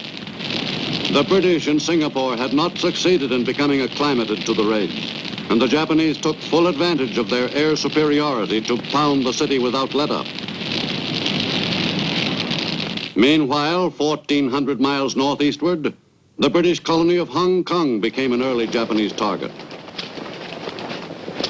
On December 8th, Nipponese troops advanced into the British-leased territory on the mainland, across from Hong Kong Island. 6 divisions made the attack against determined but ineffectual resistance on the Kowloon Peninsula. With the British territory on the mainland completely won, the Japanese turned their attention to Hong Kong Island. After a siege of 16 days, the invaders forced a surrender and took over control of Britain's great Far Eastern port city. With the capitulation of Hong Kong on Christmas Day 1941, the last major port into free China was lost. Lack of manpower was the key to the fall of Hong Kong, and the Japanese troops had their assignment made still easier by a poorly organized defense of the island stronghold. On Malaya, the campaign entered its final phase. In early February 1942, Japanese troops pushed across Johor Strait and entered Singapore, the supposedly impregnable fortress. The invaders pressed the attack. In their final heavy offensive, the Japanese took a considerable number of prisoners who had never expected that this unpalatable situation could ever come to pass. On February 15th, the British defenders indicated that they were prepared to discuss negotiations toward a surrender. Led by Lieutenant General A.E. Percival, commander of the British force, and escorted by a Japanese officer, a British delegation proceeded to the Ford building to talk terms with Lieutenant General Tomoyuki Yamashita, commander of the Japanese forces. Yamashita, the famed Tiger of Malaya, was anxious to get on with the business at hand. The British asked for time before deciding officially whether to agree to Japanese terms. But Yamashita refused to give an inch. His terms were immediate, unconditional surrender. The British wanted overnight, or at least a few hours, to consider the demand. Yamashita remained firm. Either the surrender would be made there and then, or Japanese troops would resume the attack. In the face of this ultimatum, the British commander capitulated. With Malaya on the point of being entirely won, the Japanese pressed on to other fields for conquest. From newly won bases, Nipponese planes took off and headed south on February 14th, one day before the fall of Singapore. The Japanese planes carrying a cargo of troops crossed the Strait of Malacca and were soon over the Dutch East Indies. Near Palembang, Sumatra, the planes disgorged their human cargo. This airborne invasion was made at a point where defending forces expected an attack. The Japanese objective was to overrun the rich Sumatran oil fields and then rapidly to seize the entire island. The spearhead units were soon reinforced until the total Japanese force numbered some 100,000 troops. Large areas of Sumatra were quickly seized, and with the surrender of Java on March 9th, Japan announced the complete conquest of the Dutch East Indies. Japan's program of aggression had extended its control to the very shores of Australia, only a few hundred miles from forward Japanese bases. Quick to capitalize on that proximity, Japanese planes again headed south as the advance force in the familiar pattern of conquest.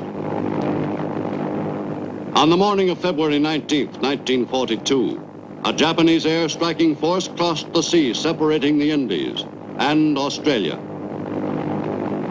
The Aussies had their first intimation of the attack when the lead planes were spotted over Bathurst Island, just off Australia's northern coast.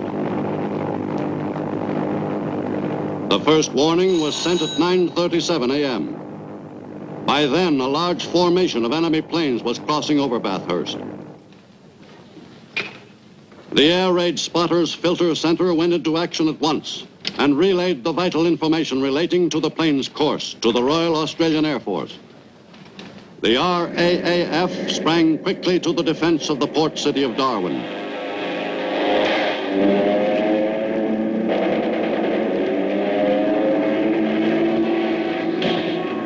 A few Japanese planes were knocked down during the attack, but most escaped unharmed. A total of 90 Japanese planes made the raid on Darwin, 72 of them bombers. The attack, which began at a few minutes after 10 a.m., lasted for almost an hour and was eminently successful from the Japanese point of view. Darwin sustained considerable damage and soon became a regular target for Japanese planes.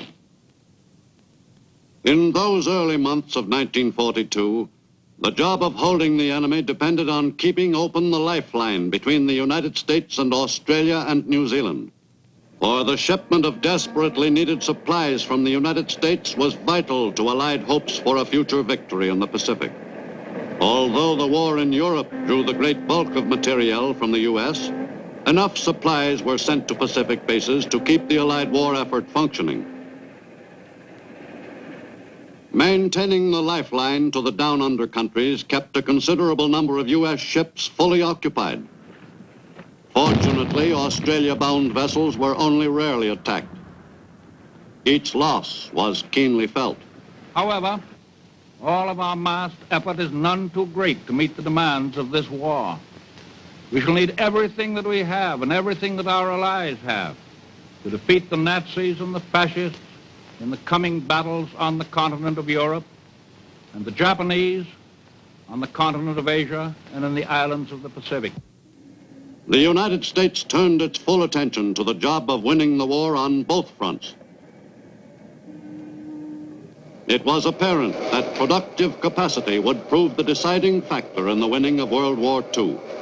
Luckily, American industry was partially on a war basis at the time of the Japanese attack on Pearl Harbor. Lend-Lease and defense appropriations had greatly accelerated war production before the U.S. was itself actively at war. The Pearl Harbor attack provided the stimulus to American industry to convert thoroughly to a war basis.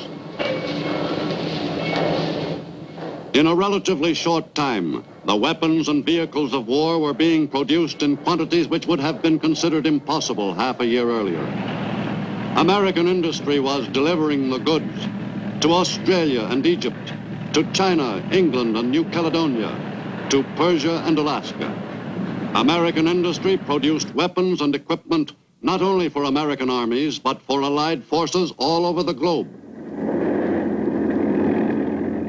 Before the U.S. had been at war a year, American industry was producing more materiel than all the Axis nations combined. The U.S. was clearly supreme at the business of turning out the machines of war. Equally important was the job of training the men who were to use that equipment.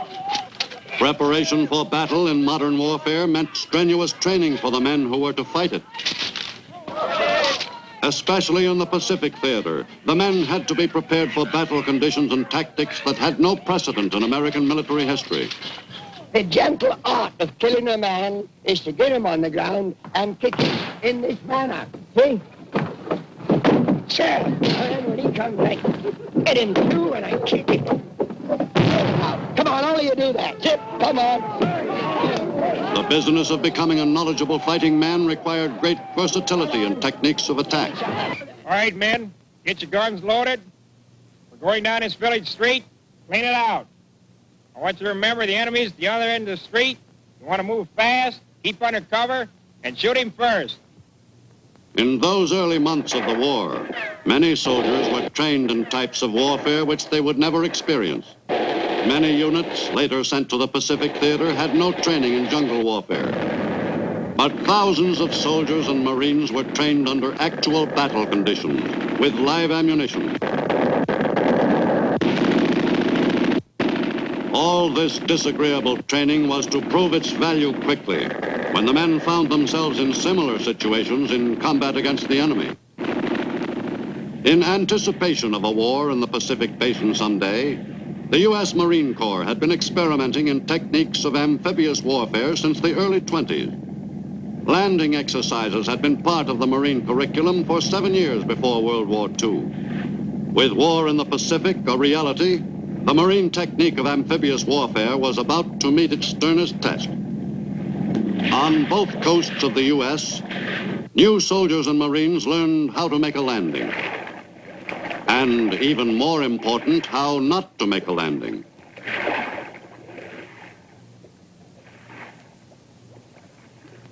It took a while for the rough edges to be knocked off the boots, but the intensified training program turned out troops ready for action. In command of the men who were destined to seize the offensive in the first Pacific invasion were generals with a thorough groundwork in amphibious warfare. Men like General Alexander Vandergrift, soon to be commander of the 1st Marine Division. Marine training also stressed close air support of ground forces in all large-scale tactical exercises.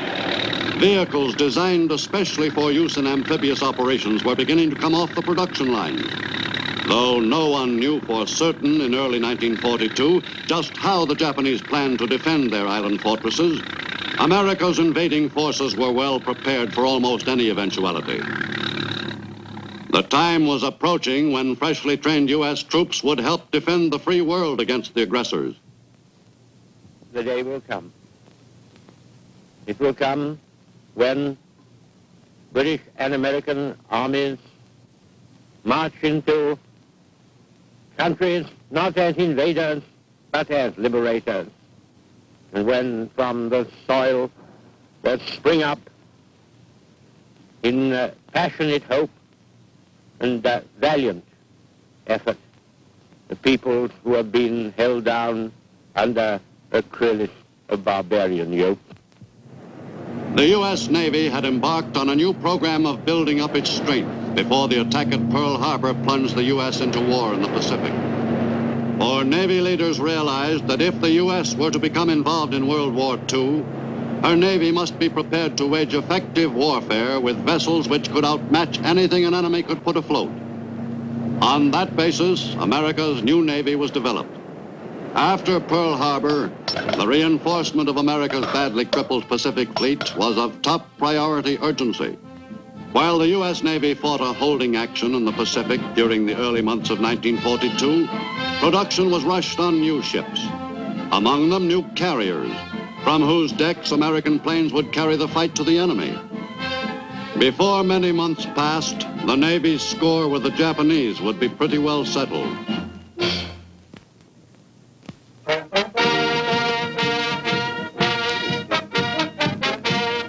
In May 1942, part of the 1st Marine Division left its training camp at New River, North Carolina, on the first leg of a journey that was to lead to the very shores of Japan itself. The men who were to make the first American assault of World War II embarked on their trip in high spirits.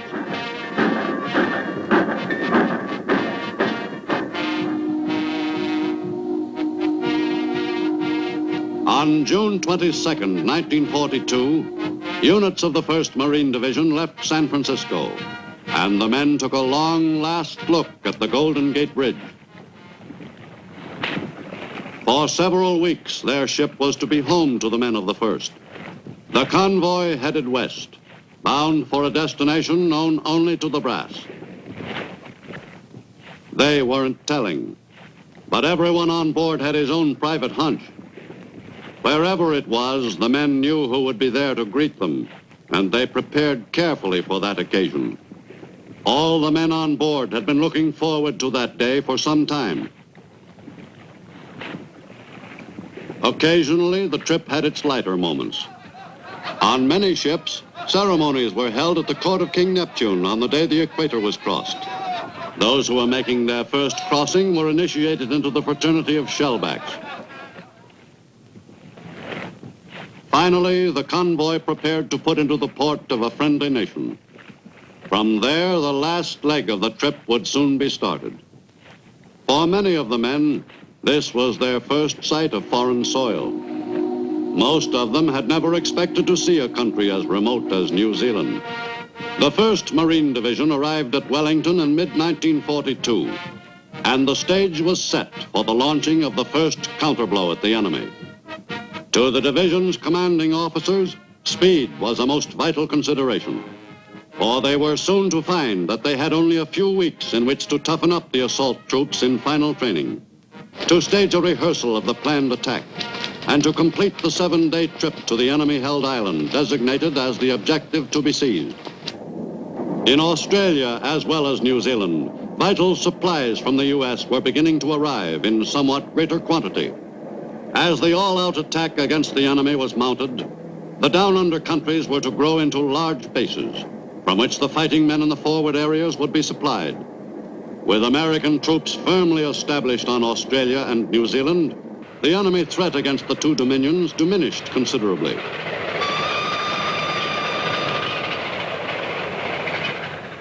The setting for the camps was new, but otherwise the pattern wasn't very different from the routine the men had followed in camps in the U.S. Even the off-duty hours were spent in familiar pursuits. But now the men alongside were foreigners, with a different point of view, different interests, and even a different language. At least it seemed like one to most Americans who hadn't tried talking to an Australian before. But before long, the GIs came to regard the boys down under as good pals or fair dinkum cobbers. All the inhabitants of Australia were concerned about the entertainment of their GI visitors. And when life grew too monotonous, there was always some way of stirring up a little excitement. The old-fashioned rodeo appealed to American and Australian alike. At times like these, they came to the conclusion that they really weren't such different peoples after all. But there were enough interesting new aspects of life in Australia to occupy the curious GI's time in his free moments. Many Americans had never heard of a koala bear before, much less seen one. But most of the GI's time was not spent in relaxation. Their presence in the down-under countries had one purpose, and no one was allowed to forget it.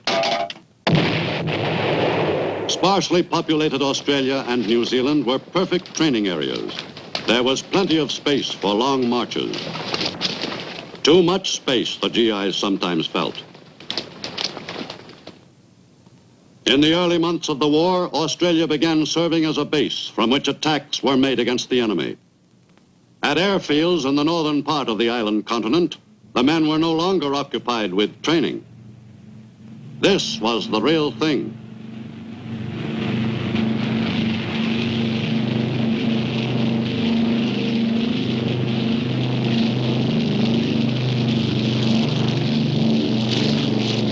U.S. pilots kept the Japs in New Guinea off balance in those first bleak months of war. But these raids were only moderately harassing to the enemy.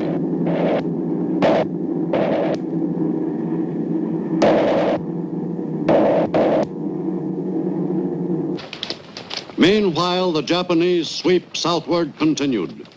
In the Philippines, invaded on the day of the Pearl Harbor strike, the Japanese consolidated their early gains and set about seizing control of all the island.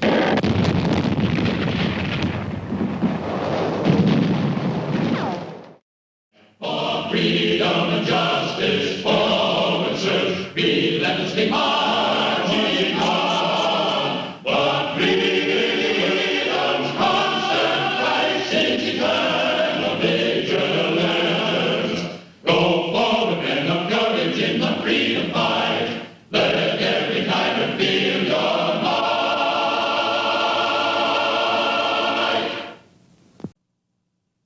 Freedom's constant fight since eternal vigilance. Go forward, men of courage in the freedom fight. Let justice reign, let freedom's song fill every heart with joy.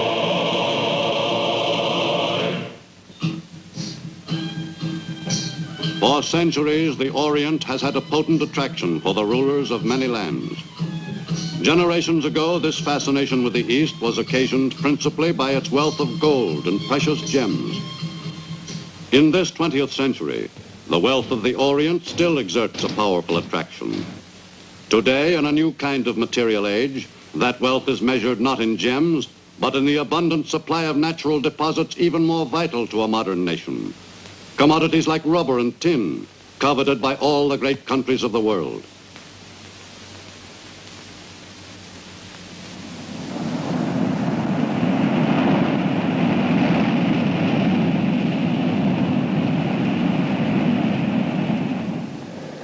In Washington, in March 1935, an important new chapter was begun in the history of a group of 7,000 islands, lying some 10,000 miles away in the Pacific. The Philippines were represented at the White House ceremony by the president of their territorial Senate, Manuel Quezon.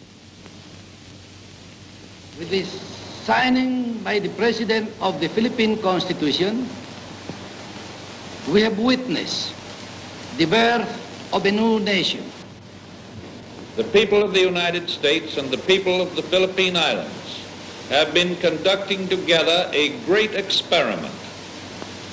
And during the period of the Commonwealth government, this experiment will continue until the ultimate withdrawal of the United States sovereignty and the establishment of complete independence. But on the other side of the world, Japan had no such altruistic intentions toward its neighbor to the south. During the 1930s, the Japanese were preparing for the day when they would take away independence, not grant it.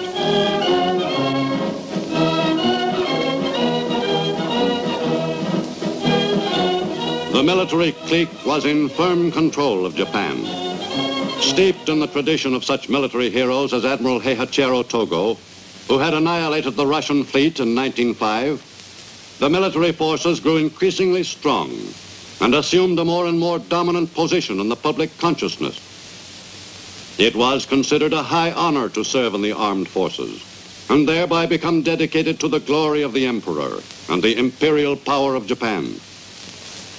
Japan's chauvinism was nurtured by the spreading of the concept of the divinity of the Japanese islands and of the Japanese people.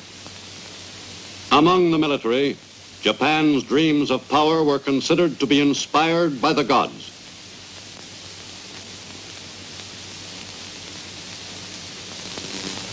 The acceptance of the militarists in the Japan of the 1930s was attributable partly to the fact that no wars had ever been fought on the Japanese homeland. The propaganda of the militarists presented war as a succession of glorious deeds and of heroic sacrifices made for the honor of their ancestors and in the name of their emperor. Soon, Japanese military leaders began to assume the stature of minor gods themselves. With this growing support of the militarists, the Japanese Empire moved closer and closer to a large-scale war. A war which might well involve all the peoples of Eastern Asia and Oceania.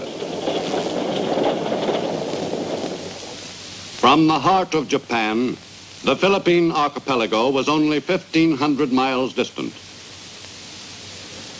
Lying directly in the path of a Japanese southward thrust, the Philippines were an obvious target if war should come. Japanese interest in the Philippines was apparent long before war erupted in the Pacific world. Thousands of Japanese had settled in the Philippines and had managed to make a fair living in the islands. The bond between the two Oriental peoples was stronger than most Westerners realized in the years which preceded the war. Relations between the Japanese and Filipinos were, for the most part, friendly.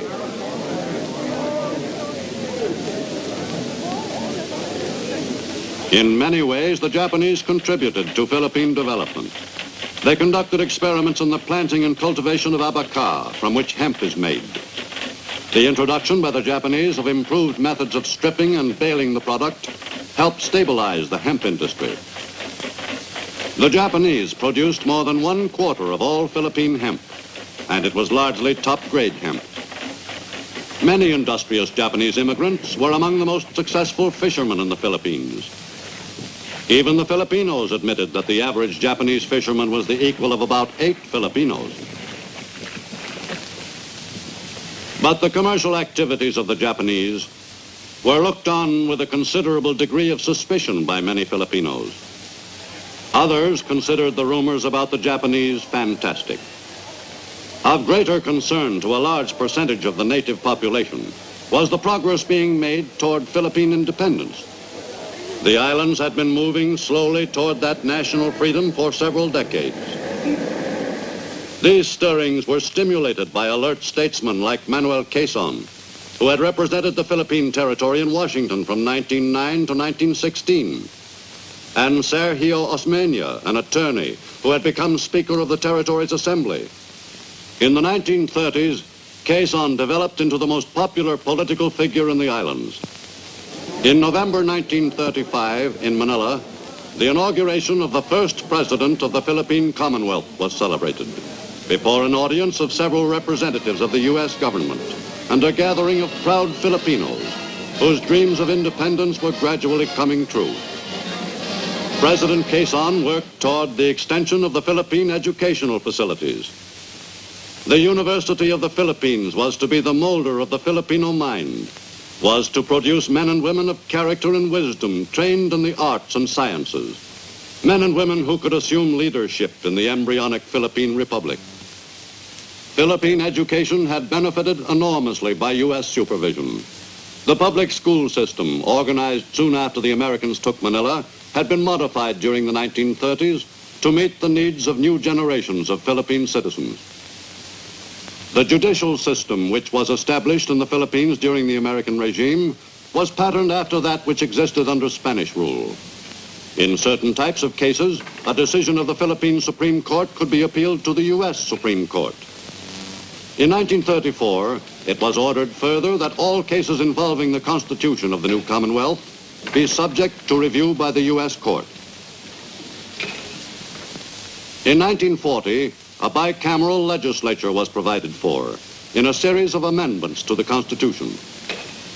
The Commonwealth's government now closely resembled in structure the government of the United States. Gradually, the Philippines were approaching the capacity for self-government. In the 1940 amendments, the term of office of the Commonwealth's president was shortened to 4 years. Like the U.S. president, the Philippine chief executive acted with the authority vested in him by a vote of the people. The Philippine president was granted broad executive powers to enable him to rule effectively in critical periods.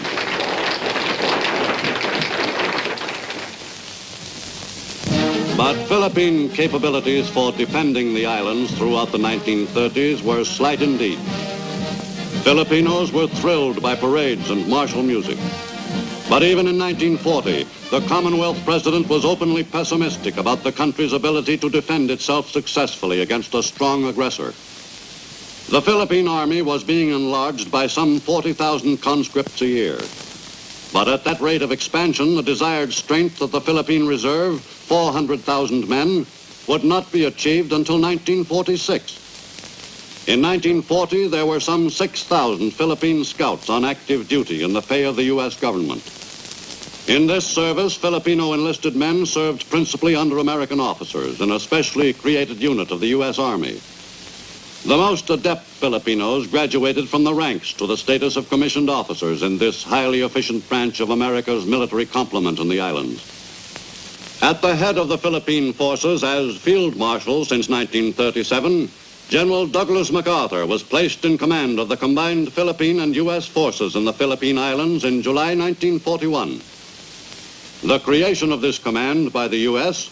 bolstered the confidence of the Philippines in America's intentions toward the islands. Philippine cadets, modeled on the West Point product, cut an impressive figure in the waning months of 1941. The military academy men were well disciplined and well trained in the essentials of their profession. But for the defense of the Philippines, most of the manpower would be drawn from the reserves. In 1941, the reserve force numbered some 130,000 men. But they were still not completely familiar after 5 months of active training with the weapons and techniques of modern warfare. Ready? Fire! To supplement U.S. Army forces in the Philippines, the 4th Marine Regiment had arrived from its China station in early December 1941. The U.S. Air Force in the Pacific, which had consisted of a handful of obsolete planes in 1939, was strengthened by the addition of several shipments of new planes during 1941. For the defense of the islands in the fall of that fateful year, the U.S. Far East Air Force had 123 aircraft in operating condition, 33 of them bombers. Naval bases in the Philippines were far from adequate for defense needs. Cavite on Manila Bay could not have serviced a wartime fleet. Although this Navy yard served as home base for the U.S. Asiatic Fleet in late 1941, it was generally considered to be insecure in the event of war with Japan. As the situation grew more threatening, the men of the Asiatic Fleet prepared for the moment when their presence in the Orient would assume far greater importance. For if a major war in the Pacific were touched off, it was readily apparent that that war would be to a great extent a naval war. Whether the U.S. Asiatic Fleet could hold its own in far eastern waters against a large enemy force was debatable, but the men stationed at Cavite were determined to give it everything they had.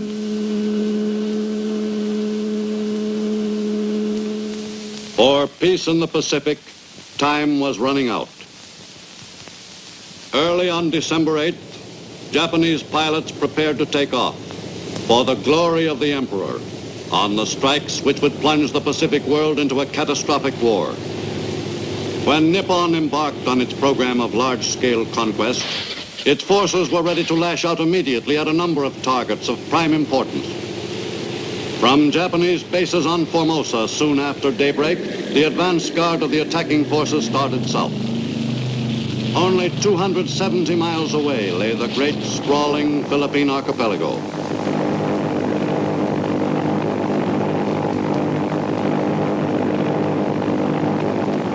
The attack plan called for strikes against a number of U.S. airfields scattered throughout the island. As the planes flew southward on their mission, ships of the Imperial Navy were already moving in the same direction. The Japanese had assigned an overwhelmingly strong fleet of warships to the operation, just in case U.S. naval units should elect to contest the Nipponese invasion of the Philippines. But the Japanese attack force was not challenged. In those early moments of World War II in the Pacific, it seemed to the men of the assault groups that a Japanese victory would surely come to pass. For this was the moment they were convinced that Japan was destined to succeed in the divinely inspired plan to rule the earth. Any nation which opposed the expansion of Nippon must be dealt with by the forces of the rising sun. How unfortunate for the enemy that he should be foolish enough to oppose the Emperor's warriors. In little more than 12 hours, the invasion of the Philippines would be launched. Japan's program of conquest had been set in motion. The fate of the Pacific world was in the balance. The Japanese invasion of the Philippines was conducted on schedule. The first landing was made on December 8th. And during the 2 weeks following, beachheads were successfully secured at 6 points in the archipelago. The Nipponese assault troops had been well prepared for this kind of campaign. On Luzon, the principal island, the strategy called for the forces which had landed at several points to drive toward Manila and seize that objective. The main strength in that push was provided by the assault group which invaded the island at Lingayen Gulf, 110 miles from Manila, across central Luzon.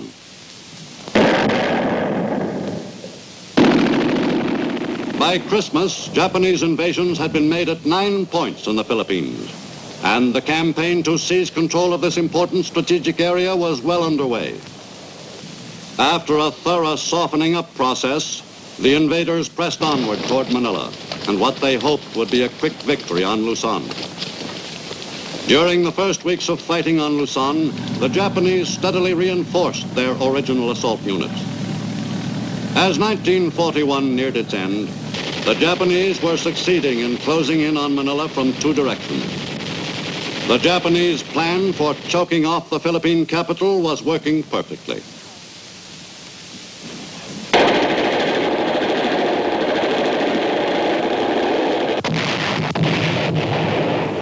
Nipponese planes began bombing Manila in early December.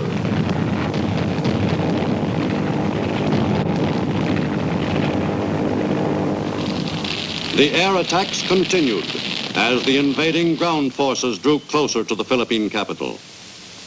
The Japanese raids on U.S. airfields took a heavy toll of U.S. planes, many destroyed on the ground. At year's end, advanced Japanese units approached within sight of Manila, which was still bombed, though it had been declared an open city. In little more than 3 weeks, the spearhead of the Japanese ground offensive on the capital had driven within striking distance of the objective. Evacuated by its defenders, Manila was the invaders for the taking. The Philippine capital passed into the hands of the enemy on January 2nd, 1942. The Nipponese claimed they were liberating the island. But most Filipinos scarcely considered it liberation. Japanese propaganda units went into action at once, spreading the doctrine of Asia for the Asiatics. Are we not all of the Far East, they asked? The advantages of life in the greater East Asia co-prosperity sphere were dinned into the consciousness of Filipinos of all ages. Mga kababayan, ang mga Hapon ay hindi nating kalaban. Some Filipinos helped the Japanese in their campaign. In Manila's streets, Filipino collaborationists spoke to their countrymen in Tagalog, a Philippine native tongue. The conquerors blamed the Philippines' troubles on the U.S. But their campaign was not an overwhelming success. Most Filipinos remained unconvinced. They remembered the story of Japanese rule in China and Manchuria. The greater East Asia propaganda continued throughout the occupation, but it needed strong backing. In mid-March, with the enemy in control of almost all of Luzon, General Douglas MacArthur, the American commander, left the island on orders from Washington and assumed new duties in Australia. The general arrived on the down-under continent to take over the preparations for mounting an offensive against the enemy at the earliest opportunity. The general's family, part of the small group which had made the hurried journey from the Philippines, remained as close to him as his military associates during those trying wartime years. This was only the first stop in a series of moves which would eventually lead the MacArthurs north again. The early months of 1942 were decisive ones for the U.S. The new commander of the Southwest Pacific Theater, General MacArthur, began at once to supervise the buildup of an offensive force. And the people of Australia were heartened at this evidence that the U.S. planned to build up its military strength in Australia. The presence of General MacArthur had a reassuring effect on all Australians, including the Prime Minister himself. In Manila, the start of the Japanese occupation was celebrated by the invaders with a parade through the center of the city. The seizure of the Philippine capital gave the Nipponese more satisfaction than most of their other conquests. Most gratified of all was the Japanese commander, General Masaharu Homma, to whom this day was one of the most memorable of his military career. General Homma would have found it hard to believe that this city, whose people regularly paid him deference on Japanese proclaimed holidays, would 4 years later be the setting for his execution for war crimes. But during early 1942, it was hard for the Filipinos to see beyond the Japanese occupation, to visualize their country again free from the yoke of the conqueror. Under Japanese rule, some Filipinos openly collaborated with the invaders. A few of these opportunists, striving for favor with the conquerors, had held important posts in the government of the Philippine Commonwealth before the fall of Manila prompted them to become Far Eastern quislings. Most active of the Filipino collaborationists was Jose Laurel, former Associate Justice of the Philippine Commonwealth Supreme Court. Laurel became a spokesman for the Japanese, and for his labors was subsequently rewarded by being made puppet president of what the Japanese euphemistically termed the Independent Republic of the Philippines. Soon after the invaders gained control of most of the Philippines, the produce of the country attracted their attention. A program of systematic looting of the island's products began. The new rulers appropriated everything they wanted, including vitally needed stores of rice, tinned foods, and cotton. In the tradition of aggressors throughout recorded history, the Japanese seized everything which might prove of any value to them and deprived the inhabitants of the produce of their country. Japanese greed in the confiscation of Philippine goods provided an effective contrast to the high-sounding promises the invaders had made to the conquered nation. The greater East Asia co-prosperity sphere worked in only one direction. In late April 1942, Corregidor in Manila Bay was the last outpost to resist the Japanese invaders of Luzon. For almost a month, the Japanese bombarded the island fortress with every weapon at their command.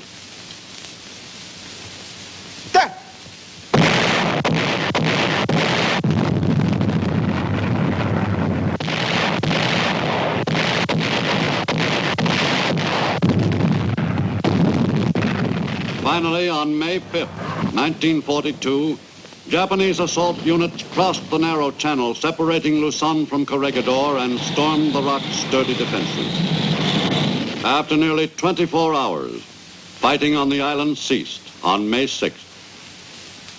That afternoon, General Jonathan Wainwright, the American commander, met with General Homma on nearby Bataan Peninsula to effect a surrender. At first, the American commander surrendered only those forces on Corregidor and neighboring islets in Manila Bay, but not the American units still fighting the Japanese elsewhere in the Philippines. Later, however, General Wainwright was forced to surrender all his Philippine units. And in a tremulous voice, he announced his action to them over the Japanese-controlled radio. The historic statement was recorded by the gloating conquerors. This is Lieutenant General J.M. Wainwright. To put a stop to further useless sacrifice of human life on the fortified islands, yesterday I tendered to Lieutenant General Conway, the Commander-in-Chief of the Imperial Japanese Forces in the Philippines, the formal surrender of all American and Philippine Army troops in the Philippine Islands. This decision on my part, it was realized, was forced upon me by means entirely beyond my control. General Homma, the Beast of Bataan, soon set out to visit the scene of the epic battle for the island fortress. After a difficult campaign which had lasted 5 months, the invaders had finally succeeded in overpowering the remnants of the American Luzon force.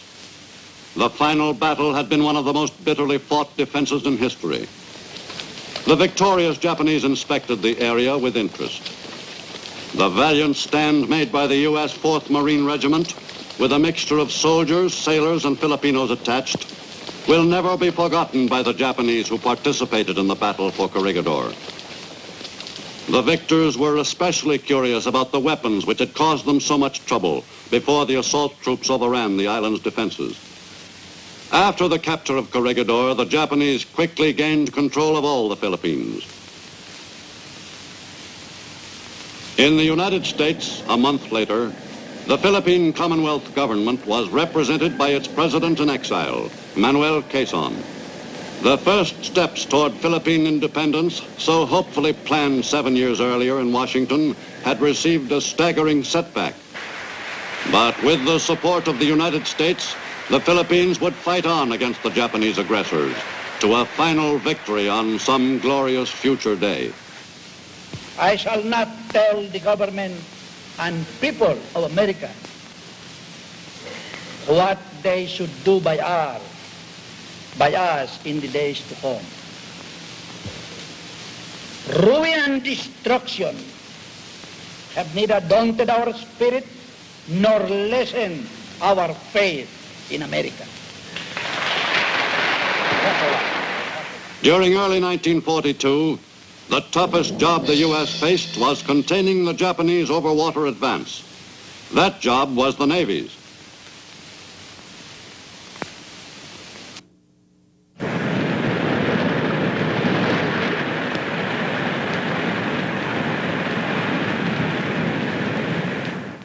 Prior to the 20th century, a naval war fought across the vast reaches of the Pacific would have been a physical impossibility. But with the advances in the employment of power in the field of transport, the Pacific Ocean gradually shrank to an area which could be traversed by a considerable force of fighting ships.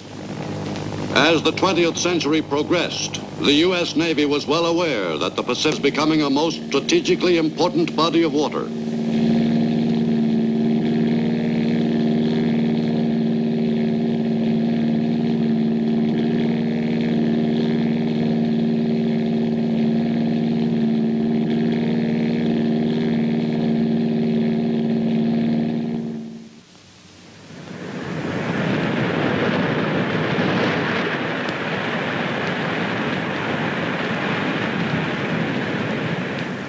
Arriving in Hawaii some 2 weeks after the attack at Pearl Harbor, Admiral Chester W. Nimitz assumed command of the Pacific Fleet. For the next 3.5 years, he faced the overwhelming job of fighting the Japanese in an all-out war under handicaps of staggering proportions. We were faced with a gigantic job. The Pacific Ocean encompasses almost 70 million square miles. To wage war across this trackless battleground was an enormous task for any fleet or combination of fleets. With our crippled Pacific Fleet, the job in early 1942 was all but impossible. But with every available ship and every officer and man in the Pacific Fleet dedicating himself to the task, we were determined to carry the war to the heart of the enemy's homeland. The enemy had scored a devastating blow at Pearl Harbor, but it was a blow from which we would recover, from which we must recover. The U.S. Navy in the Pacific turned to and set about countering that blow. Japan's strikes on December 8th turned World War II into a truly global conflict. They have certainly embarked upon a very considerable undertaking. After the outrages they have committed upon us at Pearl Harbor, in the Pacific Islands, in the Philippines, in Malaya and the Dutch East Indies, they must now know that the stakes for which they have decided to play are mortal. Many people have been astonished that Japan should in a single day have plunged into war against the United States and the British Empire. What kind of a people do they think we are? Is it possible they do not realize that we shall never cease to persevere against them until they have been taught a lesson which they and the world will never forget?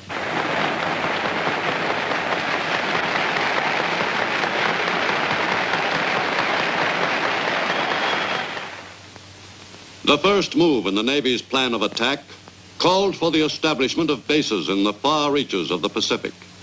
Bases from which the Navy's warships and amphibious forces could attack the enemy in his own bailiwick. During the early months of the war, the establishment of those advanced bases on islands with unfamiliar names was a matter of great urgency. Inasmuch as the islands were not many miles from enemy territory, planes were the most important items of equipment.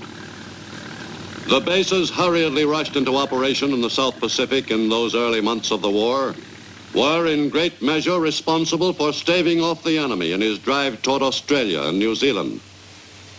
Without those bases, the U.S. would have been at such a disadvantage that it is quite doubtful that the enemy could have been checked in the far Pacific.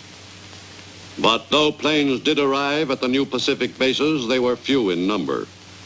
Because of shortage of shipping in the Pacific, and because of the buildup of an offensive in the European theater, the air bases in the Pacific were scantily stocked with planes.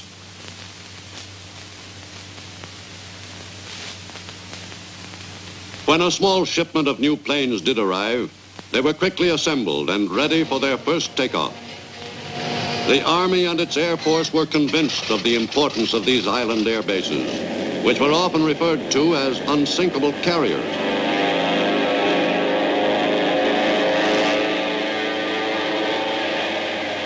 Army and Marine engineers and Navy Seabees worked under constant pressure on the construction necessary to put the new U.S. South Pacific bases in operating condition. Everyone was well aware that he was involved in a race against time, for the enemy was in a good position to move a little farther south and overwhelm the U.S. island bases. The engineer units accomplished almost impossible feats of construction. Occasionally, in their haste, they suffered a setback in their progress.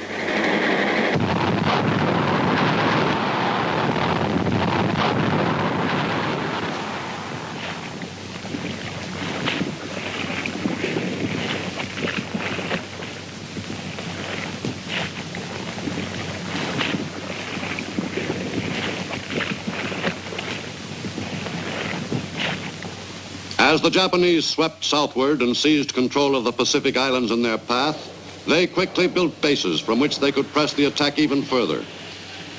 Japanese military strength on its newly captured islands in the early months of the war was considerable. And the first concern of the Japanese militarists in taking over a new island was the preparation of the facilities necessary for the operation of an air base. But once the basic military requirements were satisfied, the Japanese relaxed, confident that they could hold their newly won territory without trouble. In those early months of 1942, the aggressors had a fairly easy time of it. There was even time for baseball, a game they still loved, even though it was the national sport of the hated American enemy. The Japanese Navy was proud of its submarine service, but somehow its subs had not been used to any extent as raiders of U.S. shipping.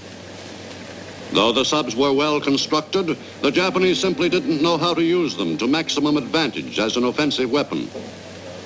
The Japanese militarists had paid relatively little attention to the importance of supply in the maintenance of its far-flung conquests.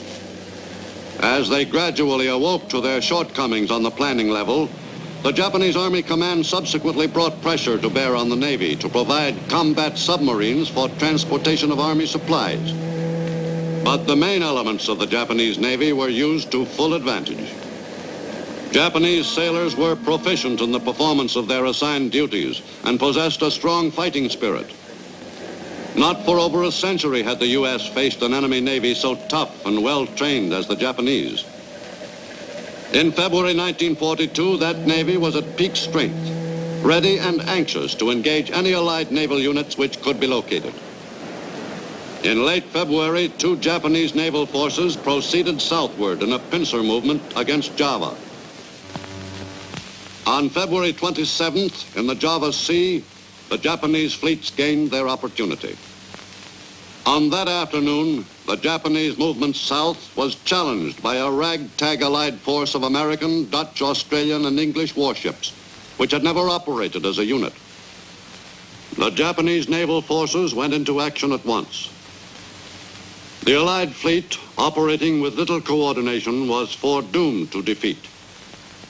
While losing no ships of their own, the Japanese virtually annihilated the Allied force, sinking 2 cruisers and 3 destroyers in the 8-hour-long action, and knocking out 7 more Allied warships attempting to escape. From that point on, the Japanese held complete control of those waters.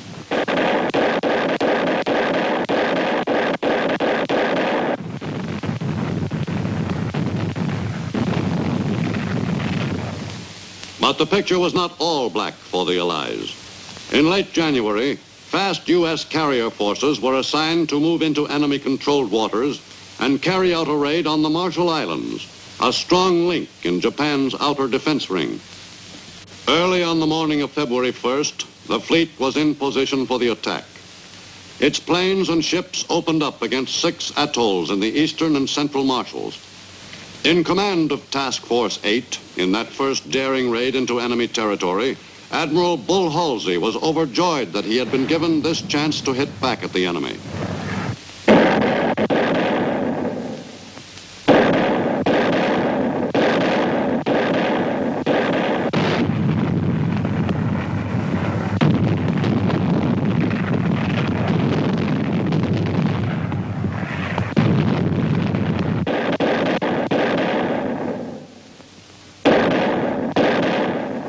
The U.S. striking force damaged a number of enemy installations on several islands. But perhaps even more important was the lift the raid gave to American morale on the fighting fronts and in the U.S. A few weeks later, Wake was hit in the first attack on that island, which the Japanese had had such difficulty in seizing some 2 months earlier. Early in March, Japanese positions in New Guinea came under attack by a fast U.S. carrier fleet, which effectively plastered the enemy at Lae and Salamaua. Stimulating as these raids were to American spirits, the U.S. High Command felt that something incredibly bold was needed. In mid-April 1942, the carrier Hornet moved steadily westward, equipped with a complement of B-25 bombers. Army Air Force Lieutenant Colonel Jimmy Doolittle, and the Hornet's Captain Mark Mitcher were collaborating on a top-secret assignment, a raid on Tokyo itself. The Navy's Task Force 16 was commanded from the Enterprise by Admiral Halsey, whose fervent desire to strike further and further into enemy territory was being gratified. Never before had the Air Force even considered the possibility of flying a bomber the size of a B-25 off the deck of a carrier. Although the Air Force personnel had practiced taking off from a restricted space at a Florida base, this was the first attempt at taking off from a real carrier deck.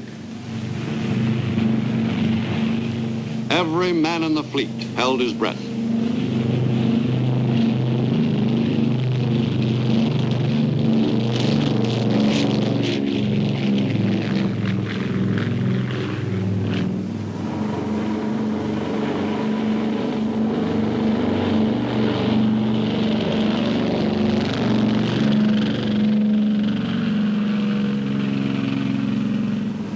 The 16 planes took off at intervals of several minutes, early on the morning of April 18th, 1942. Ahead lay the job all American pilots in the Pacific dreamed of doing.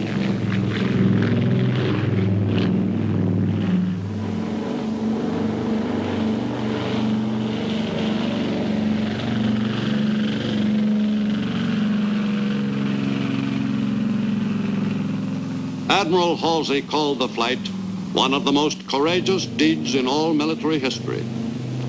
The raid on the heart of the enemy's homeland had an electrifying effect on the American people. The strike group's commander, Colonel Doolittle, was justifiably proud of his team's performance. The highly successful air raid on Tokyo was the result of weeks of careful preparation. Each pilot, co-pilot, bombardier, navigator, gunner, and the ground crews were volunteers and were carefully trained for the specific mission. The men and the officers did a heroic job. But the Japanese were still confidently undertaking to extend their area of control in the Pacific. In an attempt to capture Port Moresby on the southeastern coast of New Guinea, a Japanese naval force headed south from Truk. The fleet passed through the Solomons area and moved toward Port Moresby. The invasion force included a powerful array of Japanese warships. The Battle of the Coral Sea represented a notable development in naval warfare. In the struggle with Japan, it proved a turning point for the U.S. in the course of the war. The Japanese fleet moved steadily toward its objective. Meanwhile, a U.S. carrier task force was searching for the enemy fleet. Contact was almost established several times. The American planes were prepared for launching soon after dawn on May 4th. Some were to attack a group of Japanese ships at Tulagi, but the plan called for most of the U.S. fighters to remain aloft over their own ships for their defense. This arrangement meant that the attack squadrons would be operating without fighter cover. Furthermore, no orders were given directing the bombers and torpedo planes to make a synchronized attack. Even by the standards of those early days of the war, the attack could not be considered well organized.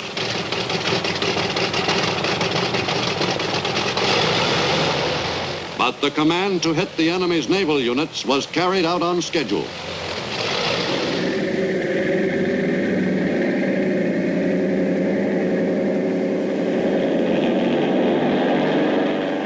However inept the planning, the U.S. forces took the initiative with great determination.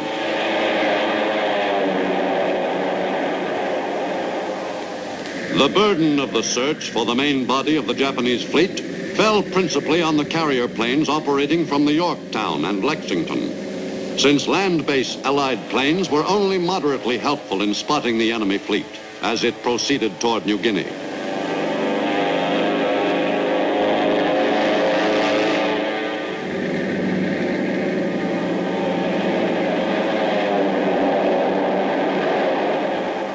The U.S. planes continued the search for several days. While the American planes were flying toward the enemy's surface force, a group of Japanese planes was searching for the U.S. ships. The pilots in both groups were hunting for big game, the enemy's warships, so they were not interested in looking for enemy planes.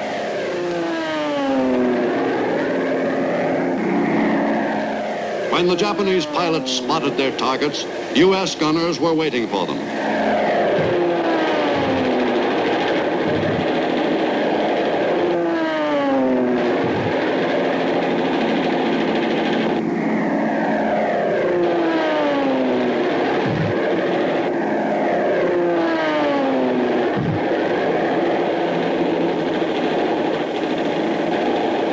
Units of the Japanese fleet were also discovered and zigzagged frantically to evade the American planes' attack.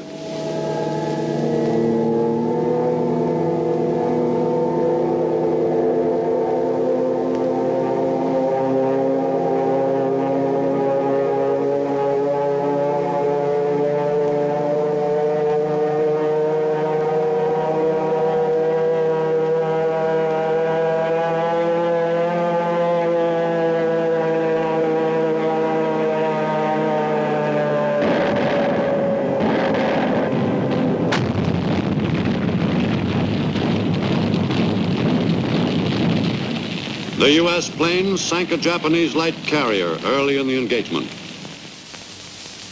But during the 2 days of the main phase of the battle, Japanese planes met with great success in their strikes at the American fleet. Their principal targets were, of course, the carriers. At 11:18 a.m. on May 8th, Japanese planes attacked the Lexington.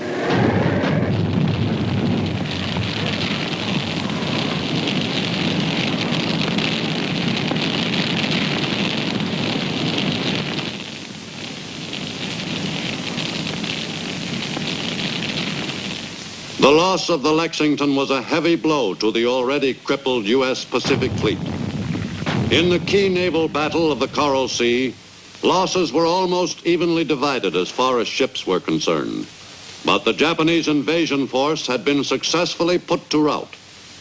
All the ships sunk in this first battle in a new kind of naval engagement were hit by planes. The surface ships never exchanged a salvo. The planes shot down constituted a considerable percentage of the carrier attack groups. The Japanese failed to realize that their plans for future attacks against U.S. forces in the Pacific were no longer a Japanese secret. Shortly before the Battle of Coral Sea, the U.S. Navy had succeeded in breaking the Japanese code. This fortunate turn of events came at a point when the U.S. Pacific Fleet was in feeble condition to fight a war across the stretches of that vast ocean. As in the case of the Coral Sea, the U.S. Navy had advance information on the next Japanese strike. A planned attack on Midway Island, westernmost outpost of the Hawaiian archipelago. America's spent Pacific Fleet raced up from the south to meet the Japanese naval attack force. The U.S. fleet, reinforced by ships from the States, engaged the Japanese force, which had been counting on sneaking in unopposed off Midway Island. In addition to its carriers, the U.S. had the advantage of having Midway itself as an added launching platform.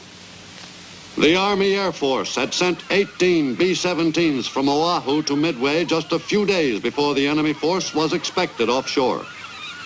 The Air Corps units reinforced the island's defense complement, which consisted of a Marine garrison and a Marine air group.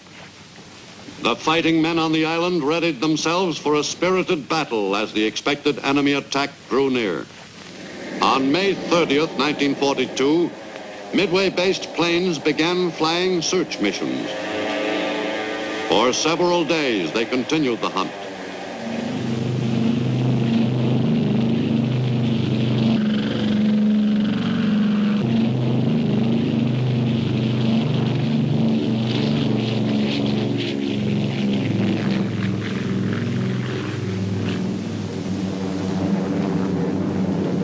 Finally, on June 3rd and 4th, The search proved successful. American planes from Midway were reinforced by carrier aircraft, and the most important single naval engagement of the war in the Pacific was begun.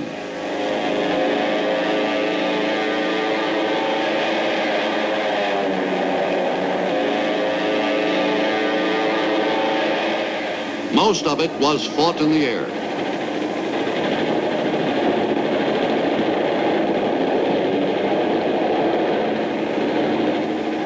The Japanese carrier-based planes sped to the attack, intent on knocking out the American airstrip and emplacements on Midway. But their arrival came as no surprise to the troops on the island.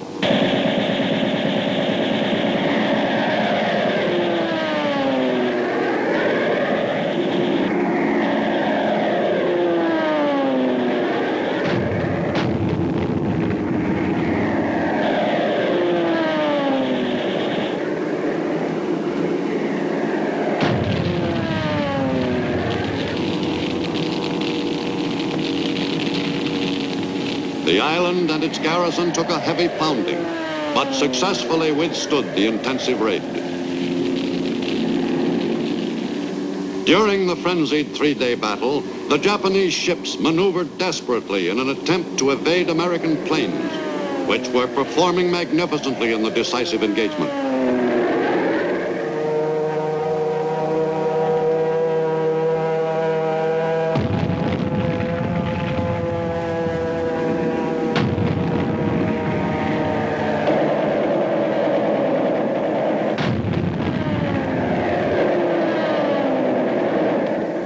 American carrier-based aircraft, assisted by land-based planes, turned the tide of war in the Pacific off the island of Midway. Japan's sweep of aggression in the Pacific was brought to a sudden, jarring halt at Midway. U.S. Navy, Marine, and Air Force pilots radically changed the complexion of the engagement, which the Japanese Navy had fully expected would be another triumph for the Emperor.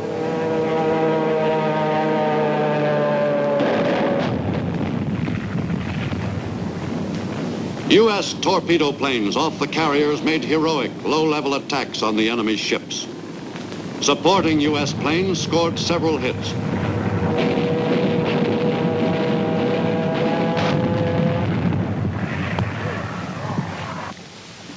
All the Japanese heavy carriers which participated in the Battle of Midway were put out of action during the engagement. The sea and air surrounding Midway were once again clear of the enemy. The U.S. fleet lost the Yorktown, but made the Japanese pay heavily. The American victory ended the threat to Hawaii and the west coast of the U.S.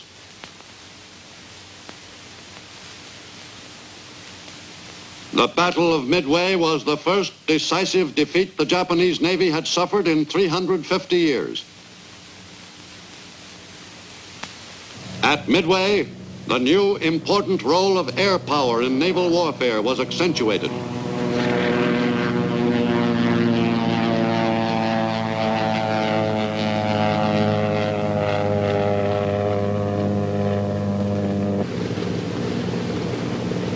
The U.S. Pacific Fleet still faced a gigantic job of fighting the Japs across the far-flung Pacific.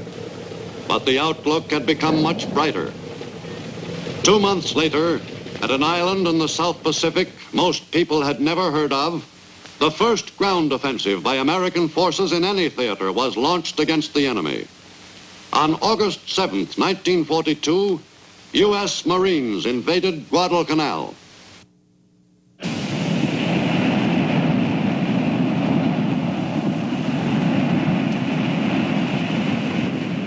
During the first 6 months of war in the Pacific, the Japanese conquered hundreds of thousands of miles of territory in Eastern Asia and Oceania.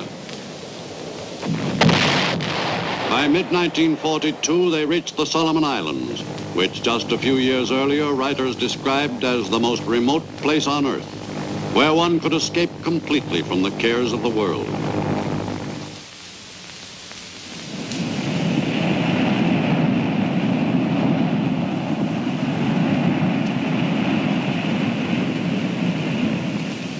To the Japanese, Guadalcanal was a most desirable piece of land. Using that island as a base, they might well succeed in severing the lifeline from the U.S. to Australia. But in June 1942, to Japanese troops who occupied Guadalcanal, it was just another island conquest in their southward advance. The forces of Imperial Japan had been overwhelmingly successful in their ambitious campaigns during that first half year of all-out war. In Washington, the government's concern over Japan's domination of Eastern Asia and the Western Pacific was voiced by its last ambassador to the Japanese Empire, Joseph Grew. I know by long experience of the overweening ambition of that Japanese military machine, of its great strength and power, of the intensiveness of its training over long years for any kind of fighting, of its fanatical determination. I know what it aims to do to these United States. I've had ample evidence of the work of those barbarous hordes, first bombing, burning, bayoneting, and then, when masters, raping, torturing. Our country is today in peril. Believe me, for I know. It must and shall not happen here, and yet it will with mathematical certainty happen here if we lose this war. The combined chiefs of staff in Washington were prompted by the enemy threat to the vital U.S. to Australia lifeline to schedule a quick counterblow designed to stop the aggressors short in the South Pacific. In late July 1942, the 1st Marine Division embarked from its advanced training area in New Zealand. The division, under the command of Major General Alexander van der Grift, was hurriedly loaded aboard the transports on the attack force.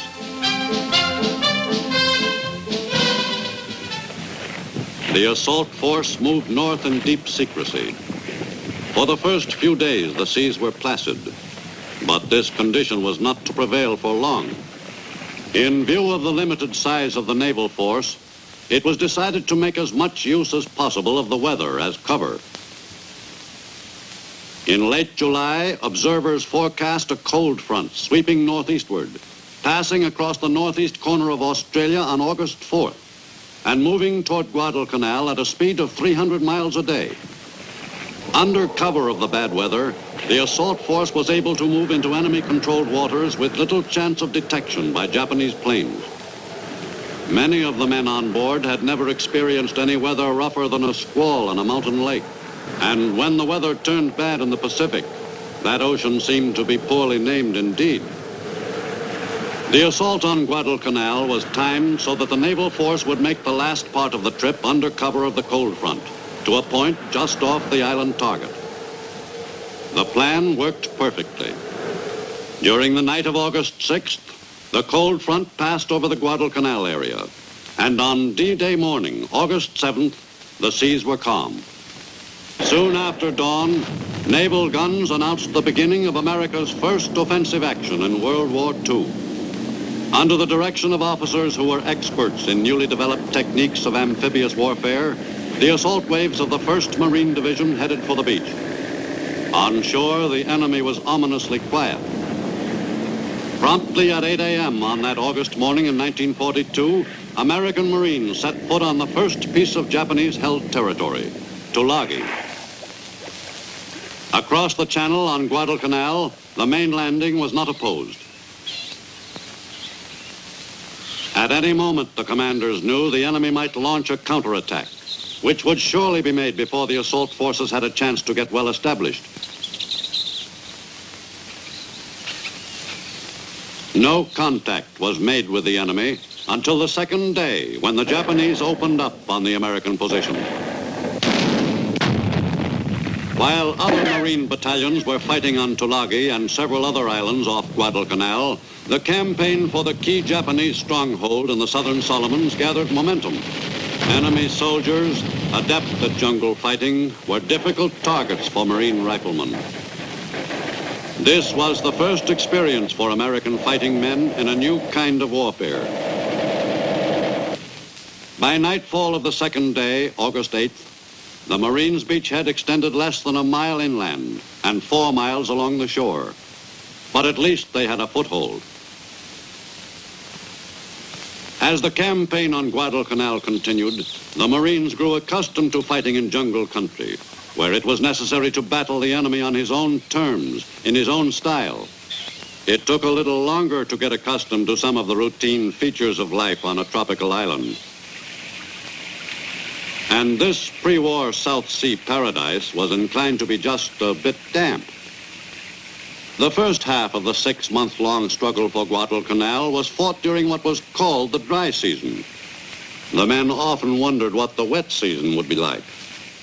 On August 9th, the first of a series of unprecedented naval battles for control of the waters surrounding Guadalcanal was joined off Savo Island.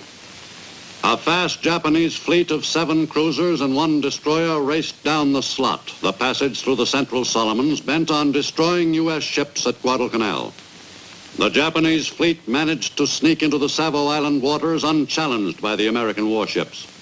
The Battle of Savo Island turned into an overwhelming Japanese victory. Augmenting the naval successes, the enemy made effective use of his air superiority in the Solomons. Operating from bases in the northern and central Solomons, from Bougainville and nearby islands, Japanese planes dominated the skies over the area. Daily they came down the slot to bomb American forces on Guadalcanal, where the issue was still in doubt. The Japanese pilots who made the run to Guadalcanal were among the best in the Japanese Air Force. The enemy was throwing his most thoroughly trained personnel into the frantic effort to stop the American counteroffensive. On Guadalcanal, the American fighting men could almost set their watches by the regular visits of the enemy planes. Japanese pilots had things pretty much their own way. The main target, which all the enemy bombers concentrated on, was the airstrip, for which the American Marines had fought so hard. Henderson Field, which had been seized on the second day and never lost, was quickly repaired after each bombing. The few American planes on the island took a steady beating. From forward bases on American-held islands, U.S. fighter pilots took off to battle the enemy in the Solomon skies.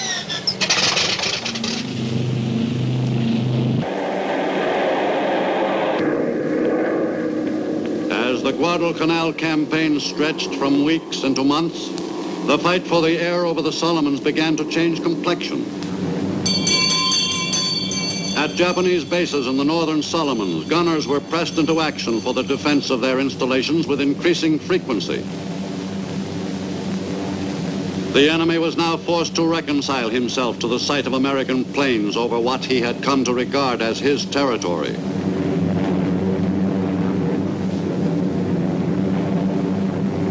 U.S. bombers began to plaster Jap air bases in the northern Solomons regularly. These attacks on enemy positions in the northern Solomons helped lessen Japanese pressure on Guadalcanal.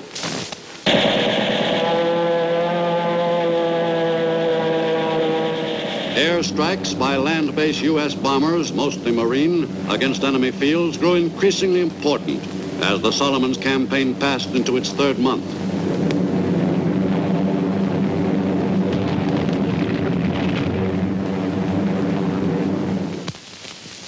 On Guadalcanal, Marine commanders were helped materially by information supplied by friendly natives. Officers like Raider Colonel Evans Carlson received hearty cooperation from most of the Melanesian inhabitants. During October, U.S. forces fought off counterblows by a stubbornly resisting enemy. The Japanese battled fanatically, but their counterattack failed. The campaign began to look a little brighter to the Marines and their commandant, General Thomas Holcomb. The Battle of Guadalcanal is now shaping up in our favor. It's a fight of man against man in the jungle, and man for man, American Marines and soldiers are superior warriors.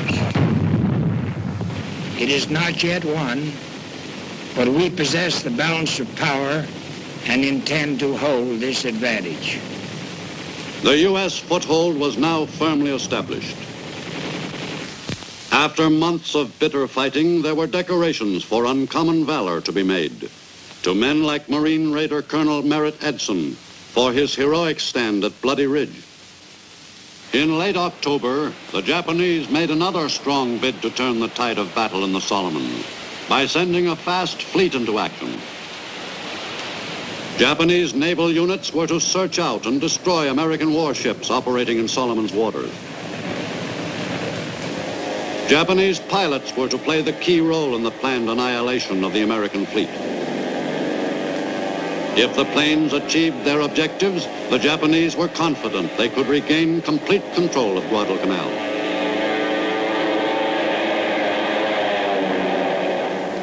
After 2 days and nights of preliminary sparring, the Battle of Santa Cruz was finally begun in earnest on October 26th.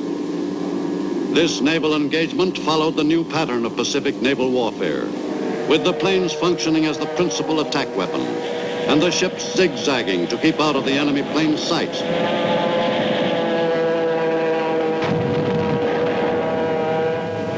The battle raged without let-up throughout the morning. Carriers on both sides were under almost constant air attack. A flat top like the Hornet was a prime target for Japanese pilots. Between 9 and 10 a.m., enemy planes scored several hits on the Hornet, and the big carrier was seriously crippled. Badly damaged, the Hornet lay dead in the water. At about 3:30 p.m., all hands were ordered to abandon ship. Santa Cruz was a tactical victory for the enemy. On Guadalcanal, U.S. Army troops were arriving in considerable numbers to relieve the original assault units. Their assignment was to hold at all costs the territory which had been seized by the invading force of Marines, and to resist all enemy attempts to retake that invaluable patch of ground. Equally important was the Marine Engineers' assignment to build Henderson Field into a sizable air base, capable of accommodating bombers in some quantity. The newly arrived units brought with them the materiel so necessary in the transformation of the waterlogged airstrip into a bomber base. From Henderson Field, large attack groups would carry American bombs north to be deposited on Japanese positions. In a very few weeks, Henderson Field had the look of an efficient, well-equipped airbase, ready to handle any problem which its new complement of planes might present. On December 9th, 4 months after the invasion of the island, the command of the U.S. fighting forces on Guadalcanal passed from the Marine Corps to the Army. The same day, elements of the 1st Marine Division began leaving the island. The weary assault troops were headed for a rear area for rest and relaxation. Most Japanese soldiers refused to be taken prisoner, but there were a few. Those who were taken spoke freely about their units, and many carried military orders, diaries, and other valuable sources of information. Japanese money was a popular souvenir until the novelty wore off. The 1st Marine Division could have set itself up in a tidy little business on Tokyo's Ginza if it hadn't had other matters to occupy it. In January, Guadalcanal was visited by the Navy's brass. Secretary of the Navy Frank Knox had made the long trip from Washington to see for himself how well the sailors and Marines were carrying the fight to the enemy. Admiral Chester Nimitz, Commander-in-Chief Pacific Fleet, and Admiral Bull Halsey were also in the party. Captured enemy equipment proved particularly fascinating to Halsey. The tour of inspection of the area seized in America's first offensive impressed the visitors with the capabilities of the fighting men under their command. Guadalcanal was termed officially secure on February 9, 1943. From an area of only a few dozen square miles, American soldiers and Marines held control of the island. The U.S. position was never again seriously threatened, but the price paid for that small corner of an island in the South Pacific was high. More than 3,000 Americans had died fighting the enemy at Guadalcanal, so that the U.S. could seize the offensive and move forward in the long chain of bloody campaigns toward final victory. The heroes of Guadalcanal were fighting men of various races and creeds. Thanks to their supreme sacrifice, the U.S. had stopped the enemy's sweep of aggression. U.S. forces now held a commanding area in the strategic southern Solomons. From Guadalcanal, the U.S. was in excellent position to follow up its first victory on the road to Tokyo.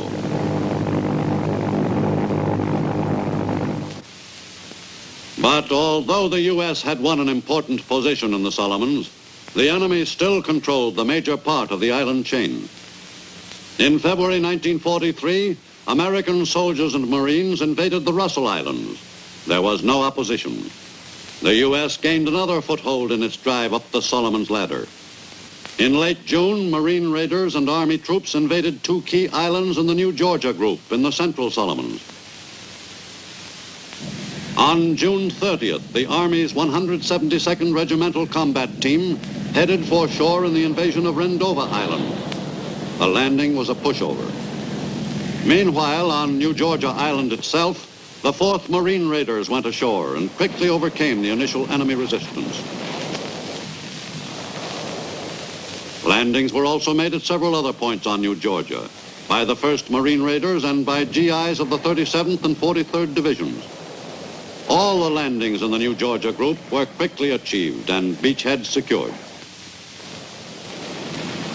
The terrain of the islands in the New Georgia Group was worse, if possible, than that at Guadalcanal. In the drive toward Munda Airfield, the troops were concerned not only with the enemy, but with the swamps and impenetrable jungle which slowed the American offensive down. This first taste of combat for some of the GIs in the New Georgia operation was hardly what they'd been expecting. Artillery was brought into position for the shelling of Munda. Corduroy roads were built to bridge the mud and facilitate transport wherever possible. But most of the artillery had to be dragged into position through the everlasting mud. The concentrated U.S. attack in the fight for Munda Airfield included units of all branches of America's armed forces.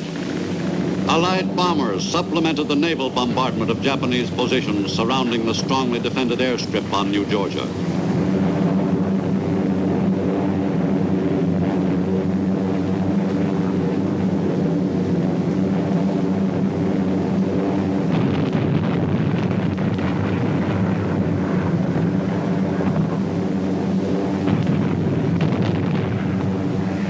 For 5 weeks, the embattled Munda area held out against everything that U.S. forces could pour on it.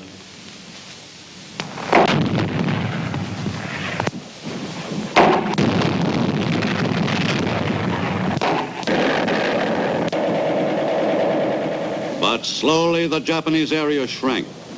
The defenders often had to be dealt with individually by the Americans.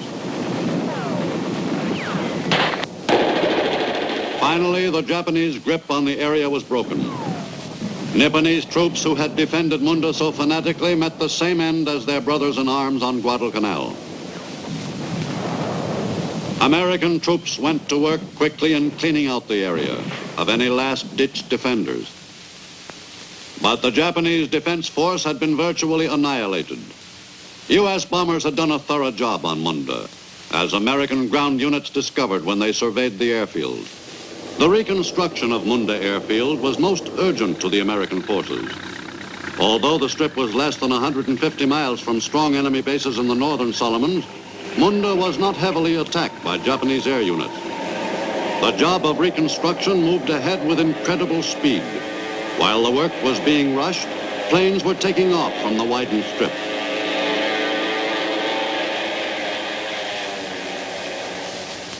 Meanwhile, at sea, another major battle was joined at Kula Gulf during the first week of July.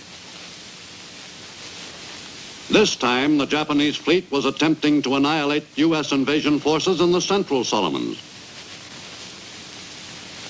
But as the battle in Kula Gulf began, it was the American ships which surprised the Japanese for a change. Although the cruiser Helena was lost, the U.S. sank 2 Japanese destroyers in the 4-hour-long engagement. The American force gained a great tactical advantage in the battle by performing a classic naval maneuver, crossing the enemy's T. This time-honored trick put the enemy in the unfavorable position of finding suddenly that only his lead ships could fire, and only forward. The American fleet, on the other hand, could fire simultaneous broadsides against the enemy's ships. But the first battle of the Kula Gulf was not decisive. Exactly 1 week later, before dawn, the fleets joined battle again in the same waters.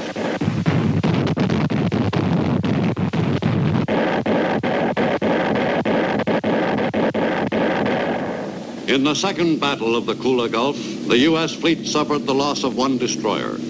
But in addition, 2 of her fast cruisers were seriously damaged. The Honolulu had taken several torpedoes in her side. The St. Louis was also hit by a Jap fish in her bow at the height of the battle. The enemy fleets had inflicted heavy damage in several major naval battles in the waters off Guadalcanal between August 1942 and February 1943. This series of bitterly fought engagements in the seas of the South Pacific marked a new era in the naval history of the world. The final tabulation of the naval battles off Guadalcanal indicated almost a draw. But Japan in particular could not afford the losses sustained by its navy in the Solomons. On August 15th, 1943, American soldiers and Marines invaded Vella La Vella, still farther up the Solomons ladder. U.S. forces now controlled the Solomons area, almost to the shores of Bougainville. To relieve the original assault force, which had landed virtually without opposition, 2 New Zealand combat teams were sent to occupy Vella La Vella and stave off any Japanese attempts to wipe out the Allied beachhead. Some of the Kiwis in this unit had served with distinction in the quite different but grueling war in the Middle East. This was their first active appearance in the Pacific War. But in the months ahead, they and their countrymen were to play an important role in small, unpublicized campaigns in which enemy pockets of considerable size were involved. The Kiwis were tough fighting men, ideal for the war against Japan. The American position in the Solomons had improved tremendously by virtue of the increased range of its air power. Until mid-1943, U.S. planes in the Solomons were limited to targets within range of Henderson Field. But with Munda in American hands, U.S. bombers could hit Japanese positions anywhere in the Solomons. From Munda, U.S. planes soon took off daily in a series of coordinated attacks on key Japanese bases in the South Pacific. In addition to raids against the most important enemy fields in the northern Solomons, U.S. planes were preparing to drop thousands of tons of bombs on major bases like Rabaul, the enemy's South Pacific fortress. In October 1943, the first large flights took off on missions to Rabaul, 400 miles away.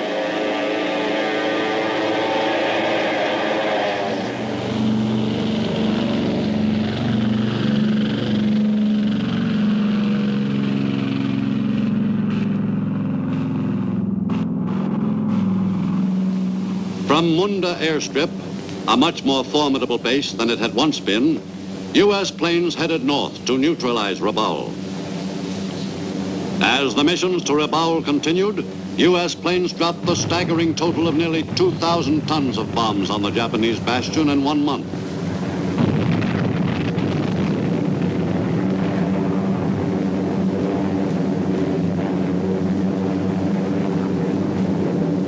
By December, the skies over the Solomons area were undeniably American.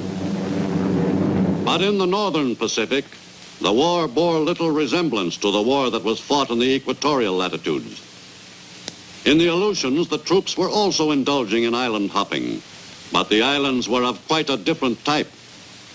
Lying on the Great Circle route between North America and Japan, the Aleutians were bleak, isolated outposts, but only 1,500 miles from the heart of the enemy's home islands.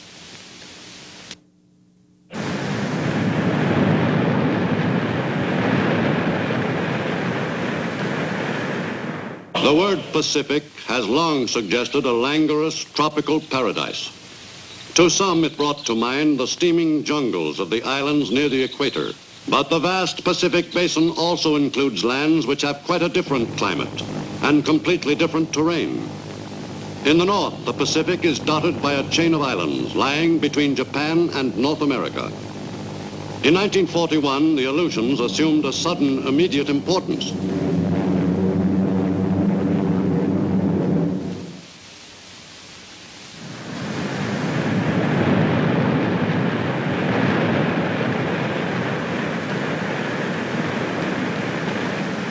Of all the lands which were to become battlefields in the first truly global war, the Aleutian Islands were among the areas least suited to the conduct of successful military operations.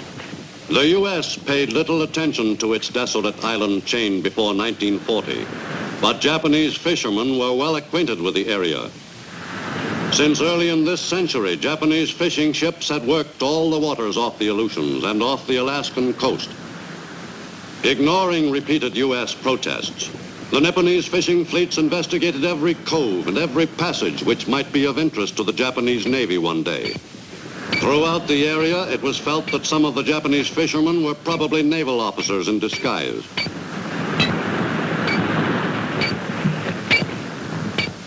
The 30,000 Americans who populated the territory of Alaska were clustered chiefly in a few cities on the mainland. The U.S. Army was represented by some 300 soldiers on Alaska in 1939, and the Navy boasted one small base and a few light warships. The Navy maintained a single radio station in the Aleutians, which were even more lightly defended than Alaska itself. In December 1941, when the Japanese struck 2,500 miles to the south, Alaska was still virtually defenseless. With Japan's forces fanning out across the Pacific, Midway was an obvious target.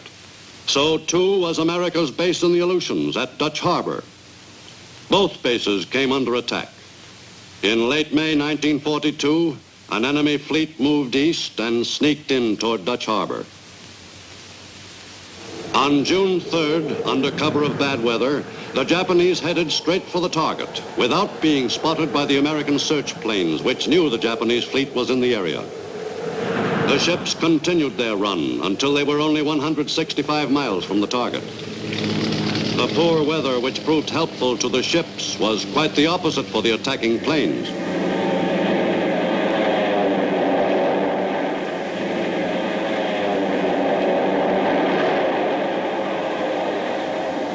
Of the planes which left the Japanese carriers for the strike at Dutch Harbor, many were subsequently forced to turn back.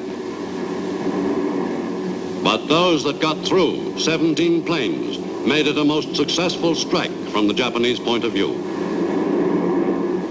Over Dutch Harbor, the weather was good, and the pilots had no trouble finding likely targets. The tank farm, radio station, Army barracks, and moored Navy planes. In 2 attacks, Dutch Harbor suffered appreciable damage to its facilities. On the west coast of the United States proper, the attack on Dutch Harbor brought the war even closer. Preparations for the defense of the nation were intensified. In the states bordering the Pacific, an enemy attack was considered imminent. Soon after the enemy strike on Pearl Harbor, the Japanese living along the west coast were quickly moved inland, away from critical defense areas.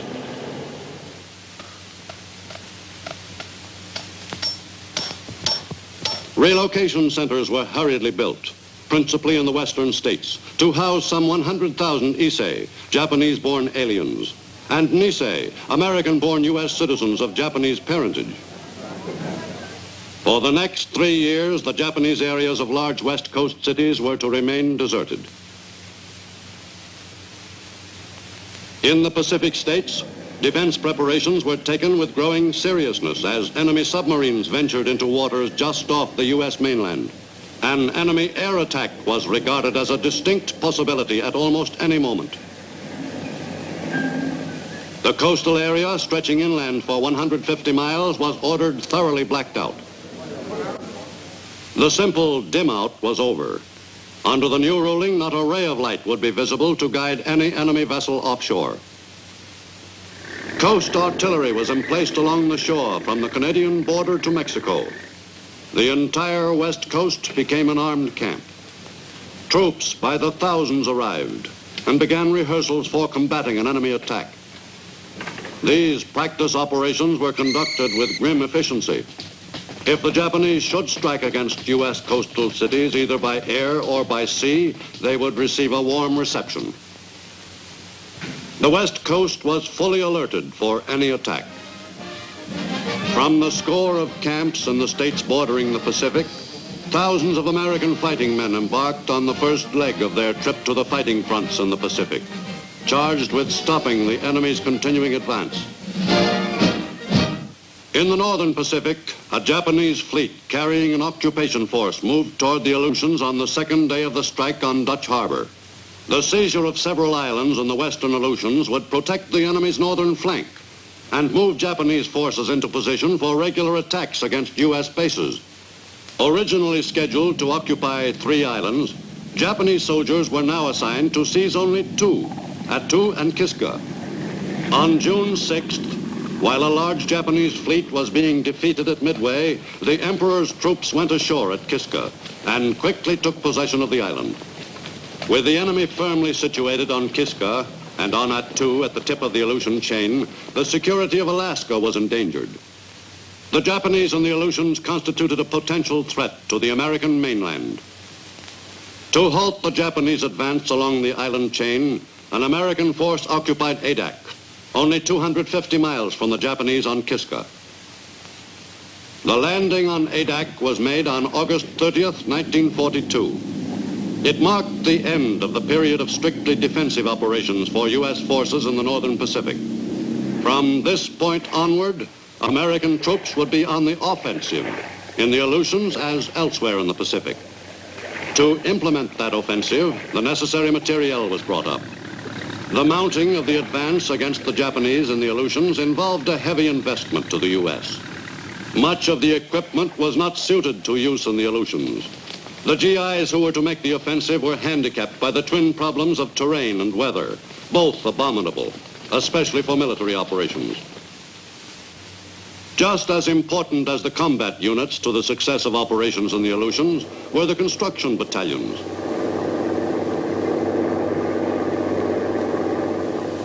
Building an airstrip in the northern Pacific was somewhat more of an operation than it was anywhere else. The work at Adak was rushed. From that island, American bombers could plaster the Japanese on both Attu and Kiska, softening up those islands for U.S. invasions. Throughout the Pacific, the construction of an airfield nearer Japan always signaled an important step forward toward eventual victory. Only 2 weeks after the GIs landed on Adak, the engineers put the finishing touches on the first airstrip. In January 1943, U.S. troops moved to Amchitka, only 50 miles from Kiska.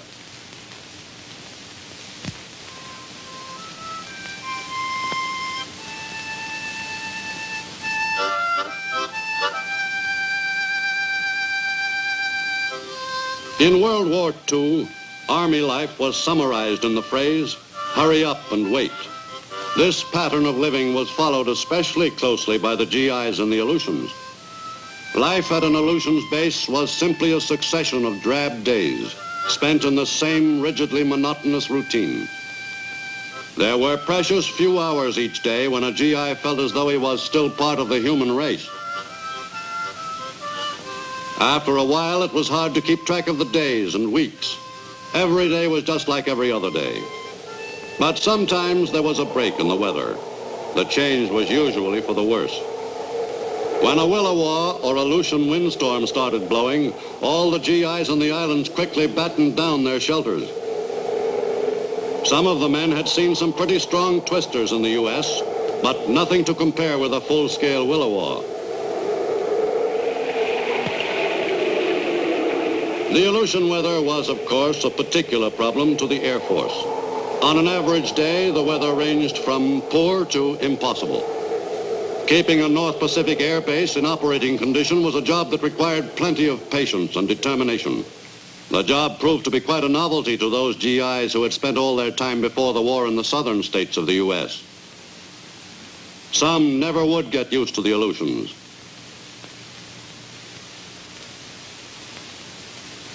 When there wasn't a Williwaw to worry about, there was often snow to complicate flying conditions. And when there was snow at an Aleutian air base, everybody kept busy. Because of the frequency of thick fogs, the planes were able to fly missions against the enemy only on comparatively good days. And most of those were far from what was called ideal flying weather. The planes of the 11th Air Force were ready to take off on strikes against the enemy at a few moments' notice, whenever weather permitted. In late 1942 and early 43, all possible air power in the Aleutians was assigned to the job of knocking out Japanese positions on Attu and Kiska. The commanders of the units which were to bomb those islands carefully studied the latest air photographs of the areas. By picking as targets the facilities most vital to the enemy, the all-important airstrip, the seaplane hangar, coast defense guns, the Air Force could cripple Japanese offensive operations from their newly won bases. Before every mission, the pilots were briefed on their specific objectives.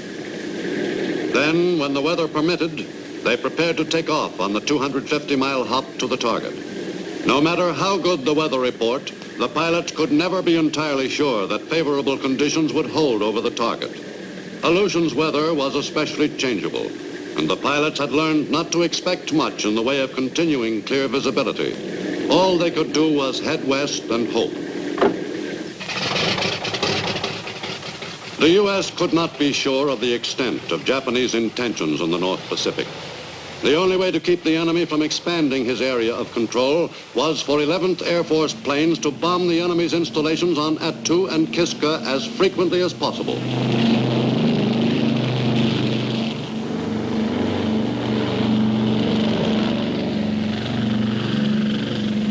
It had become apparent, even to the usually skeptical Navy, that air power was the key to victory in the Aleutians. The Air Force itself had come to the same conclusion somewhat earlier. As far back as 1922, General Billy Mitchell had said, Alaska could become the stepping stone of invasion from the Orient, and it can be defended only by air power. And in 1940, Colonel Buckner, Ground Forces Commander in Alaska, stated, "One squadron of heavy bombers is of more use to me than a division of ground troops." The regular bombing of Kiska was a major factor in the turning of the tide of battle in the Aleutians. Missions to Kiska were far from routine. Enemy anti-aircraft fire was heavy. On the early missions, bombing of targets was entirely visual.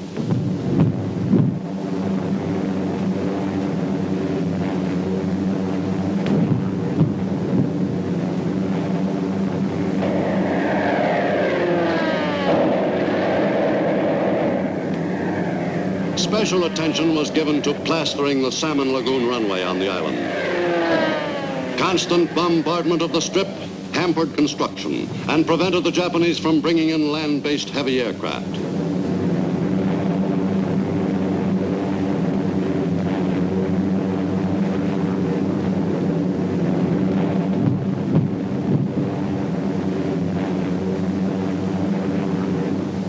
Besides the heavy flak which the enemy threw up, the attacking bombers had to cope with Japanese fighters.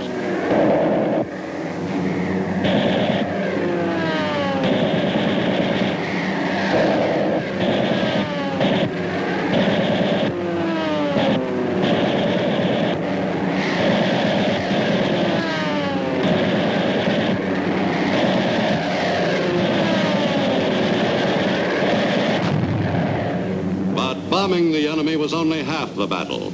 If the weather was clear over the target, there was a good chance that their base would be fogged in. The pilots in the 11th Air Force flew with the added mental strain of being aware every moment they were in the air that death from exposure would probably follow bailing out or a forced landing, even if they were lucky enough to land in one piece.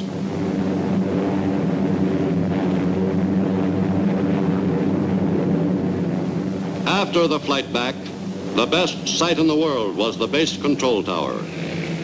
Whatever the weather, each landing in the Aleutians was a new adventure, even for veteran pilots. Many of the 11th Air Force pilots who had been trained in Texas had to readjust completely to conditions in the northern Pacific. Since the complement of planes in Alaska and the Aleutians was fairly limited, the loss of even one plane would be keenly felt. The pilots always had to contend with fog, high wind, rain, or ice, always more of a hazard than the enemy.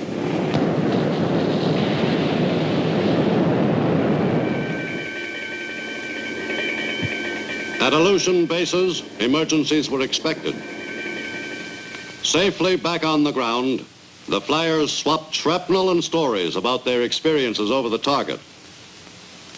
A successful raid on an enemy-held island made enduring the cold and the monotony worthwhile after all. In May 1943, a U.S. assault force moved toward Attu, the Japanese-held island at the tip of the Aleutian chain. On the morning of May 11th, the invasion force stood offshore. From U.S. submarines, Army scouts headed for shore in advance of the main landing force to reconnoiter the areas behind the landing beaches and to destroy enemy installations wherever possible. Then, shortly after 2 p.m., the warships laid down a barrage as cover for the main landing forces.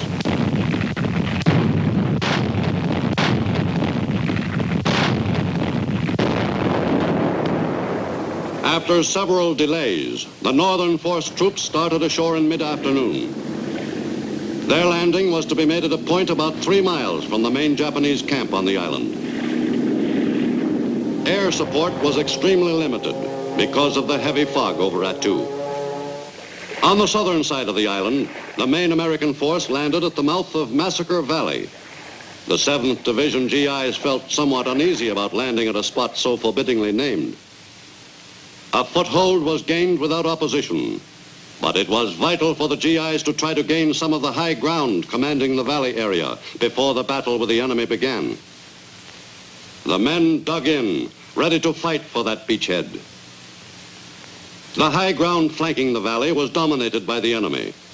Japanese troops were outnumbered 5 to 1, but they held an important terrain advantage. The battle for Attu began late that first afternoon.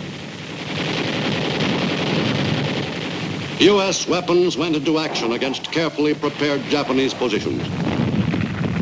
The GIs were handicapped by equipment and clothing which proved unsuited to the demands of Aleutian weather and terrain.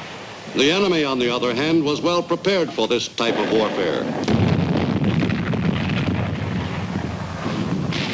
The Japanese fought savagely to retain possession of the strategic high ground. Some GIs almost gained the heights before being driven back by the enemy's withering fire. For 19 days, the battle for Attu raged on.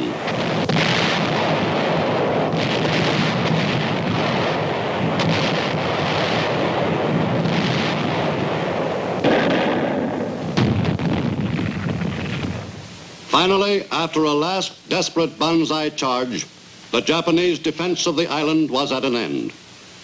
The frenzied enemy attack had carried the Japanese troops into the American lines, where they were virtually wiped out by Army engineers.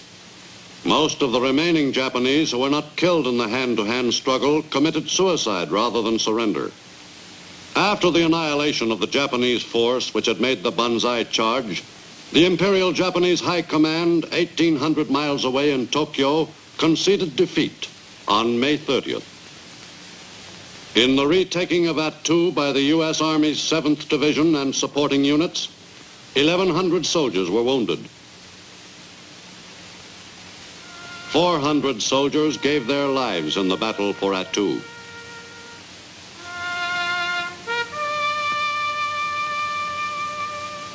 O merciful God, the Father of our Lord Jesus Christ, who is the resurrection and the life, in whom whosoever believeth shall live, though he die, and whosoever liveth and believeth in him shall not die eternally, who also hath taught us by his holy apostle St. Paul not to be sorry, as men without hope, for those who sleep in him. We humbly beseech thee, O Father, to raise us from the death of sin unto the life of righteousness. With Attu once more in American hands, Kiska became untenable for the Japanese, and they abandoned the island in late July. The evacuation was conducted under cover of a heavy fog. The enemy ships were not detected by American patrol craft. On August 15th, a strong U.S. invasion force prepared to assault the island. Making the attack were the U.S. Army's 7th Division and supporting units of the Canadian Army and U.S. Western Defense Command. The GIs who were to spearhead the assault were warned to expect Japanese defenses about 7 times as formidable as those on Attu. The invasion troops were prepared to storm ashore and overpower the enemy. 7,000 U.S. troops went ashore within the first 14 hours. An additional 4,000 men were ready to land in support of the original force. Benefiting from errors made at Attu, the Kiska invasion had been carefully planned. The supplies and equipment which would be needed in short order by the fighting men started arriving on the beach quickly. After more than a year of fighting a holding action in the Aleutians with inadequate equipment, the U.S. had finally mounted an invasion force worthy of the term. Kiska was the consummation of all the effort that had been poured into the Aleutian War by the U.S. But the assault troops found no Japanese. There was considerable evidence of the effective work which had been done in the area by the U.S. Navy and Air Force. The enemy had been under heavy bombardment from sea and air for about a year before evacuating the island. Japanese equipment on Kiska indicated that the battle would have been a bloody one if the U.S. invasion had been made a month or 2 earlier. Many of the GIs felt relieved that the invasion had turned into a simple occupation. The Japanese had left suddenly, but not before booby-trapping the place thoroughly. In Japan, the enemy's war production was geared to a more and more demanding schedule as Japanese troops lost ground in the Pacific. Soon after the start of war with the United States and Western allies, the shortage of labor in Japanese war plants was aggravated. Only 3 months after the Pearl Harbor strike, labor conscription was put into effect, applying to everyone over 15 years of age of either sex. Factory workers could be moved from city to city as needed. The daily fixed rate of pay ranged from 1 yen to 1 3/5 yen, between 25 and 40 cents in U.S. money at the time. The working day was increased to 16 hours. The work week was a full 7 days. And in addition to the daily 16-hour stint, workers had to fill 2 night shifts each week. Women comprised the majority of Japan's war workers. Every available able-bodied person in Japan above elementary school age was pressed into war work.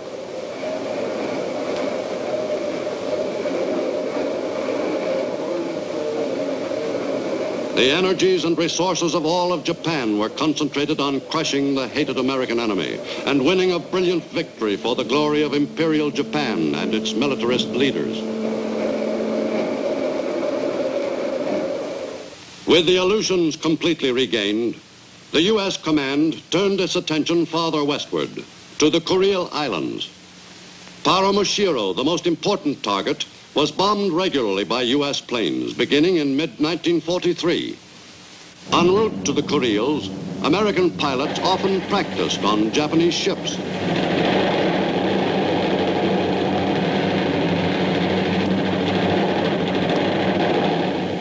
As they neared the Japanese islands, these opportunities increased.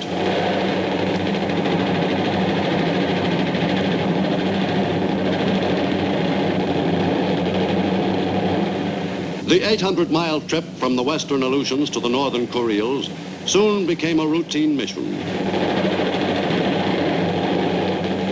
The principal targets at Paramushiro were airfields, fisheries, and canneries. All were given careful attention.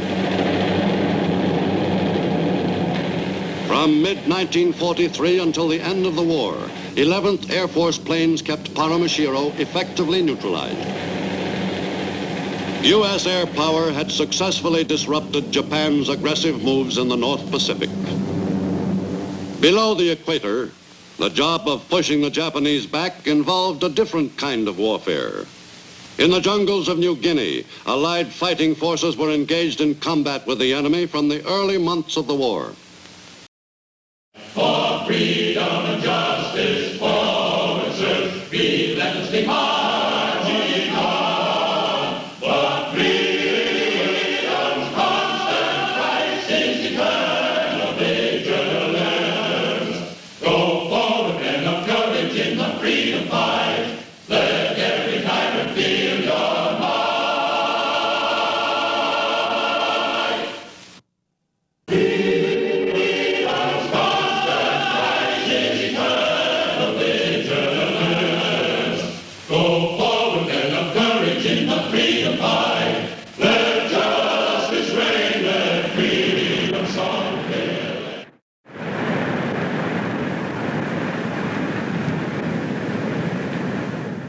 In early 1942, with the Japanese in control of all the Philippines, the U.S. position in the Pacific was bleak indeed. With the fall of Corregidor in May, the Japanese greatly increased the area of their domination. Below the equator, the enemy began making landings on the northern coast of strategic New Guinea as early as March 1942. For the U.S., the job ahead was an enormous one. In Australia, American troops arrived in larger numbers as mid-1942 drew near to prepare for the moment when the offensive against the enemy could be seized.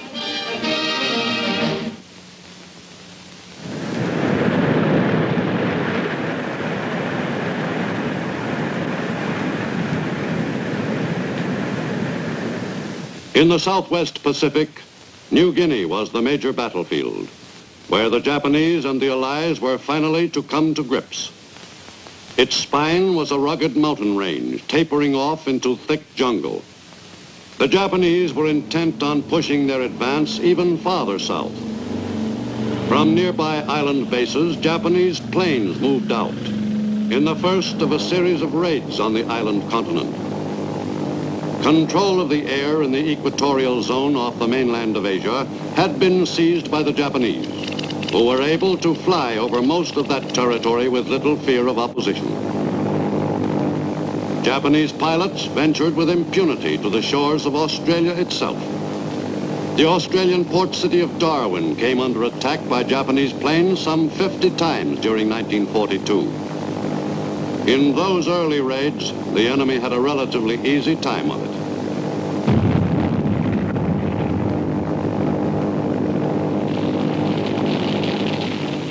In late August 1942, Milne Bay at the tip of New Guinea became the newest Japanese invasion target.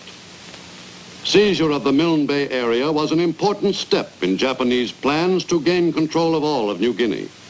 But the invasion was not unopposed. Allied planes went to work on the enemy amphibious force.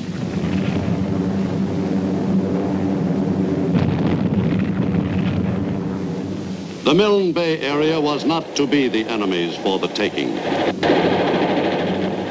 The Japanese invasion troops gained a slim foothold, but were hit hard by U.S. bombers.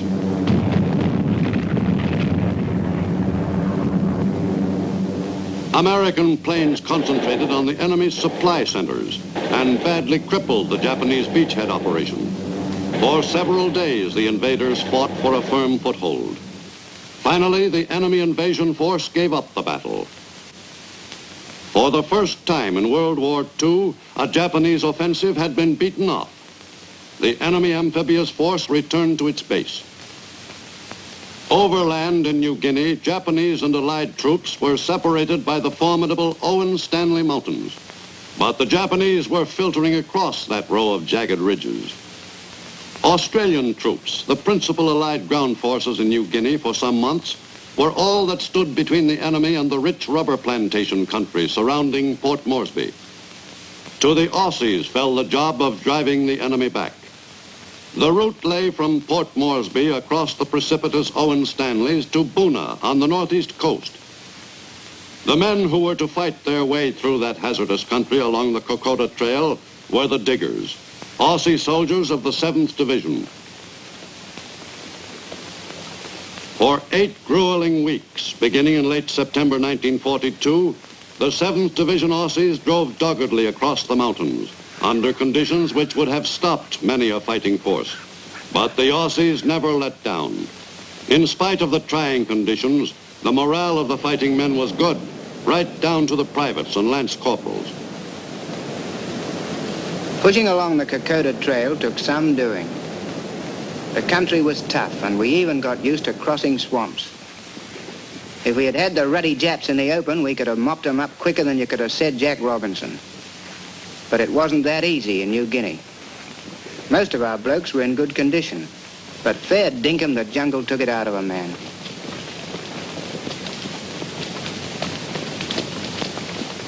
There was always something needed doing, even when the Jap wasn't about. Now and then we stopped for a bit of tucker and a quick look at a snapshot of that Sheila in Sydney. And we couldn't let ourselves go to the pack, even though we weren't in very civilized country. But the stops were short. There was always time to push on again, through the jungle and on up the trail. Every time a twig snapped in front of us or behind us, chances were it'd be a Jap. And most of the time the twigs didn't snap. The Japs knew this kind of country like a book.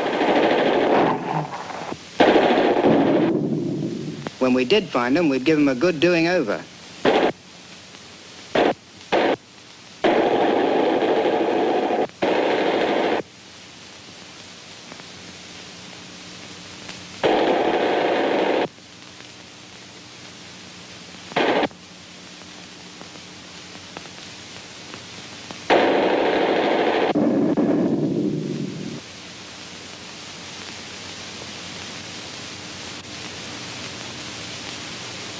We knew dead to right some Japs wouldn't be bothering us again.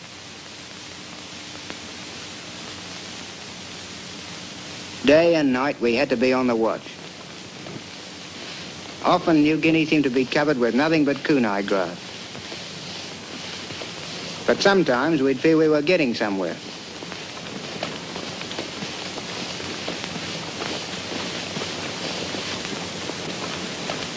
We knew there were Japs ahead, and we had an idea there might be some back of us.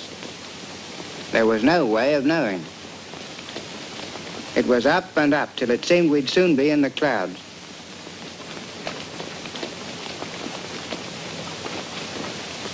If there were any mountains higher than the Owen Stanleys, we didn't want to hear about them. Just when we felt all in, something would happen to buck us up. If that was a supply plane, we couldn't take a ruddy chance on him missing us. But a thin smoke signal in the Owen Stanleys wasn't always easy to spot. In the air, Yank pilots were looking for signals just like ours. We must have been in a good position, and we were pretty lucky, too. At any rate, our signal was spotted by the sharp-eyed Yanks. We didn't know it at the time, but there were Aussies in that plane too. And at the right time, they did an A1 job. The rations usually got to us just when we were running a bit short. Thanks to the Yanks and some of our own blokes too, we wouldn't have to be living off the jungle. There's nothing like running out of grub to set a man to thinking about food. Before those packets hit the ground, we were after them. Talk about manna from heaven. Sometimes, when the Yank pilots couldn't spot any diggers, they'd drop their load into native villages along the trail. The Bungs, that's what we called them, were a little scared at first. When our boys got hit, they were in good hands in a native village. We were well taken care of by the Fuzzy Wuzzies. Most of them never let us down. Nothing like a fancy dinner in Melbourne, perhaps, but a feast, believe me. After climbing the blasted trail, it was heaven to pitch into some bully beef and biscuits. News from home was just what the doctor ordered. Our gear got a bit of trimming up every now and again. Then we'd shove off again, up the sides of the Razorbacks. The top seemed thousands of miles away. Our cobbers, the Bungs, gave us a hand as we got near the ridge. They were as sure-footed as mountain goats and much handier to have around.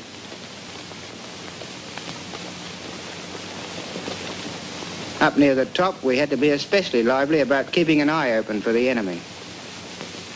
We were about due for another scrap. We smelled trouble, so we thought it might be a good plan to have a look-see. And it turned out to be a good idea. Some Japs' numbers were coming up.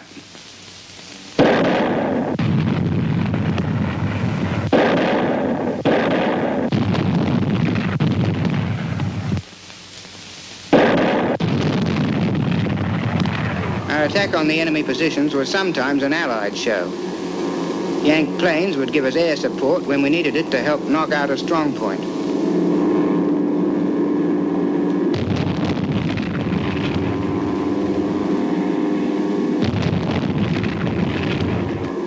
The Yanks poured it on.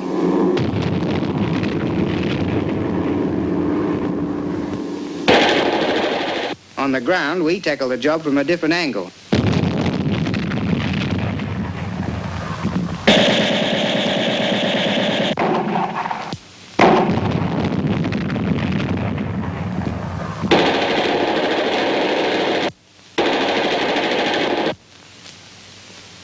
The job was done, but we didn't come through unhurt.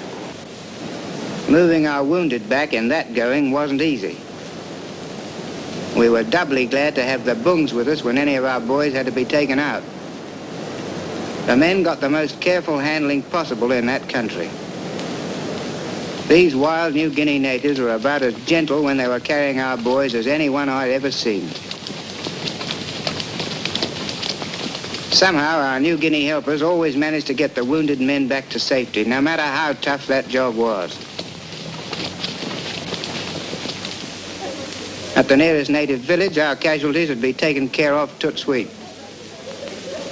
Everybody in the village turned out to do what they could, including all the Aussies who happened to be hanging around. From then on, the wounded were in the hands of the doc, who pulled the boys through most times.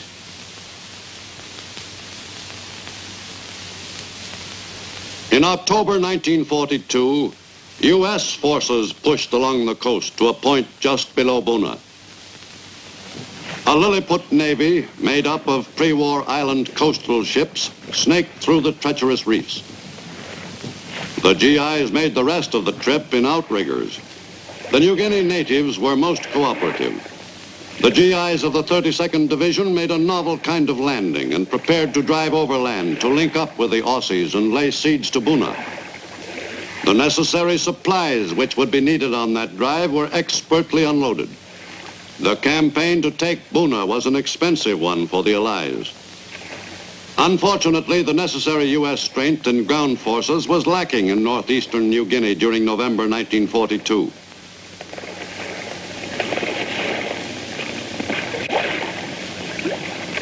The U.S. command, encouraged by the Japanese withdrawal at Milne Bay, expected to take Buna almost without opposition. But the GIs who were assigned the task of achieving that seizure were to find the situation quite the opposite.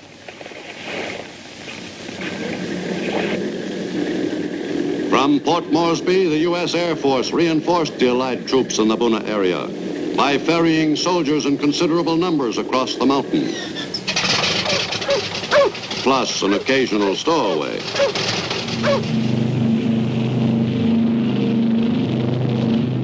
This was the way to cross the Owen Stanley Peaks.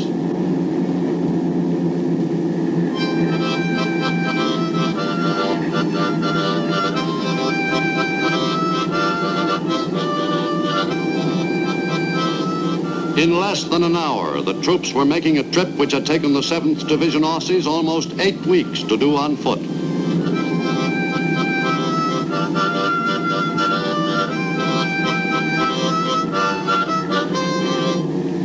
Some 15,000 troops were transported from Port Moresby over the Owen Stanleys to the battle area behind Buna. Thanks to the ferry service provided by the U.S. 5th Air Force, the battle for Buna was soon to change complexion. The jungle didn't slow down these fighting men.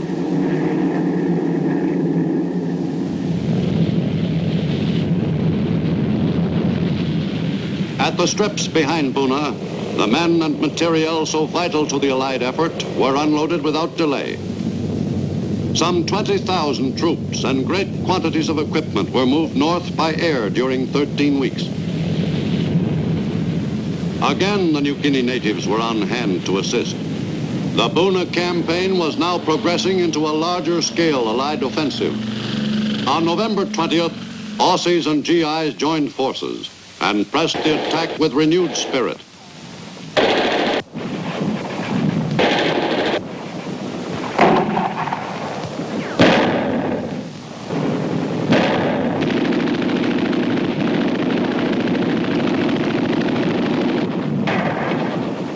For 6 weeks, Allied troops invested Buna. The enemy resisted stubbornly, but finally the Japanese defense of the area surrounding that coastal town collapsed. Allied forces took the Japanese who were still alive prisoner and assumed control of Buna on January 2nd, 1943. The enemy hold on the northeastern coast of New Guinea was loosened. In early 1943, the situation in New Guinea began to get brighter, with the eastern section now in Allied hands. After Buna fell, enemy convoys from Rabaul moved westward, bearing reinforcements for their troops at Lae. Allied planes took the offensive. In early March 1943, Allied pilots took off in quest of a Japanese convoy of some 16 ships.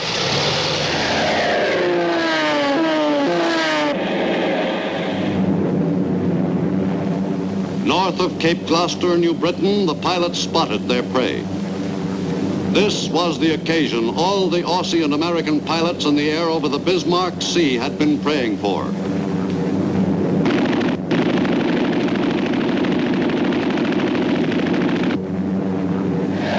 But Allied pilots didn't have the air all to themselves.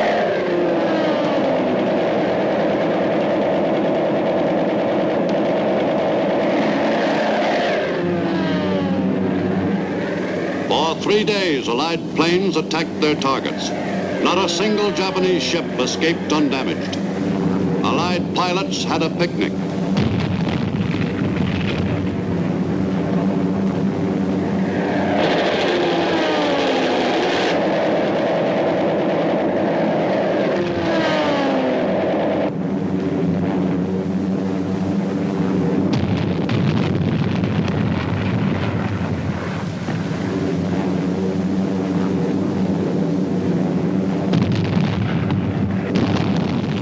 In the Battle of the Bismarck Sea, U.S. and Australian planes sank 12 enemy ships and effectively put an end to this determined Japanese attempt to strengthen their New Guinea ground forces. In September, Allied amphibious forces moved up the back of New Guinea in an assault on the area surrounding Lae. In another leapfrog operation, typical of the Allied campaign on New Guinea, Aussies of the 9th Division invaded Lae to implement the drive overland of U.S. and Australian troops moving west from Buna. The value of fresh amphibious assaults in an extended campaign on a large island was readily apparent by the time Lae was invaded. Progress was far greater than it would have been if the ground forces had pushed overland through thick jungle against heavy troop concentrations. On the lengthy New Guinea coastline, landings could often be made at points where the enemy was not prepared to resist. Near Lae, the 9th Division Aussies encountered no opposition in the original landing. Once ashore, they drove inland against scattered resistance.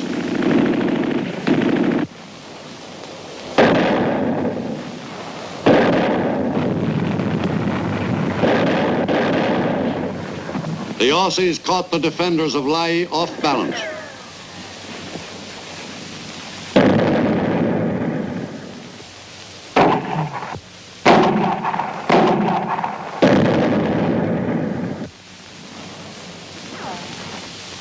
On September 5th, the eastern claw of the Australian pincer thrust at Lae moved quickly forward.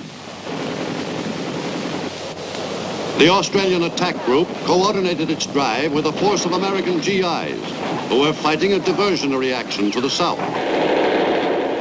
The fight for the Huon Gulf area was no easy operation.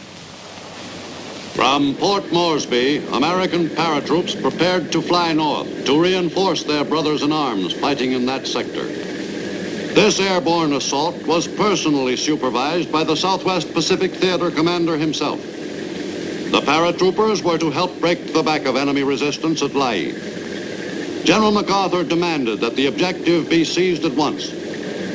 1,700 men of the 503rd U.S. Paratroop Infantry Regiment were to make the jump.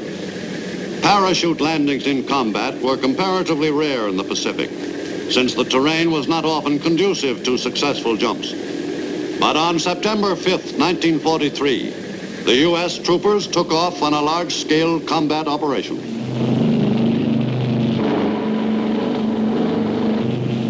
On the success of this jump depended in large measure the effective wrapping up of the Lae operation.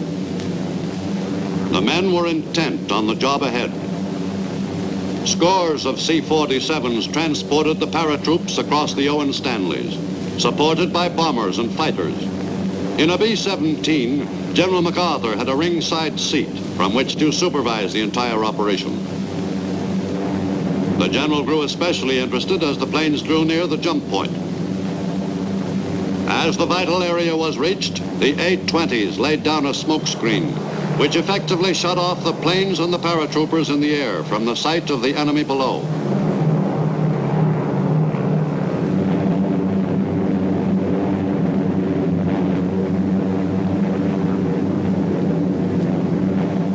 The men prepared for their first combat jump.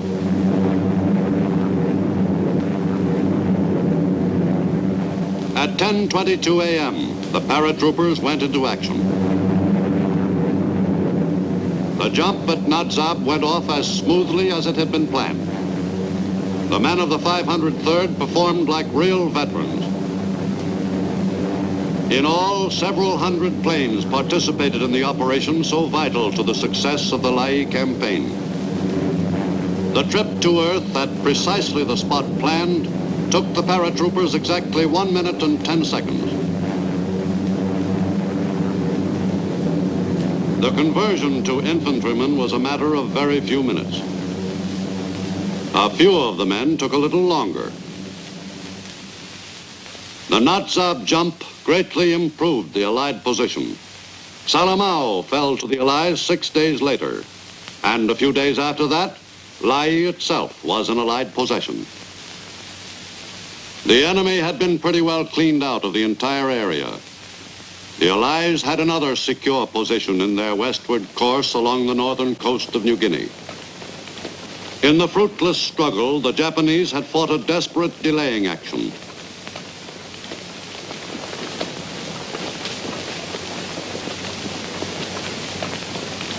The Aussies entered Lae itself on September 16th. The enemy had completely evacuated the battered coastal town. In the 12-day engagement, the enemy had lost men and equipment in vain. Allied air power had provided the necessary added punch which helped to hasten the Japanese defeat at Lae.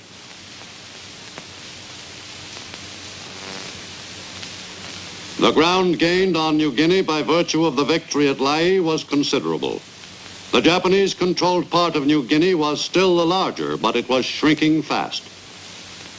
With the Lae-Salamaua Area 1, the Allied troops consolidated their position and prepared for future assaults against other enemy concentrations in New Guinea. The GIs and Aussies who had taken the Lae area in a truly joint operation moved on to extend Allied control on the Huon Peninsula.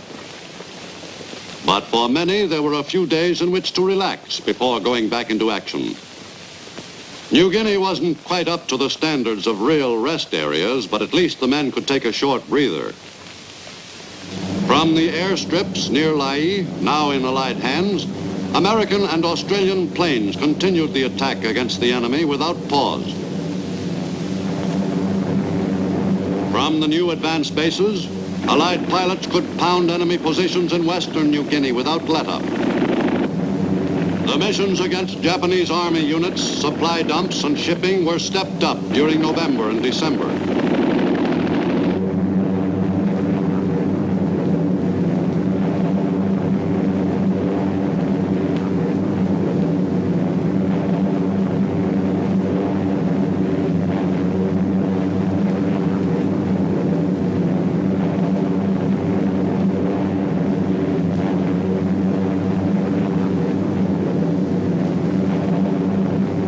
By the end of 1943, the enemy in New Guinea was finally completely on the defensive.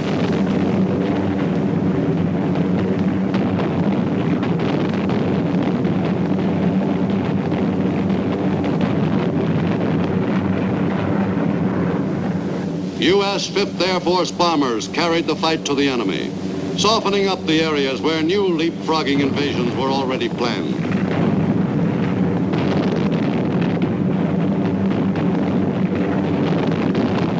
To the eastward, the Japanese-held island of Bougainville was about to occupy the attention of American Marines. On November 1st, 1943, they invaded that island in force.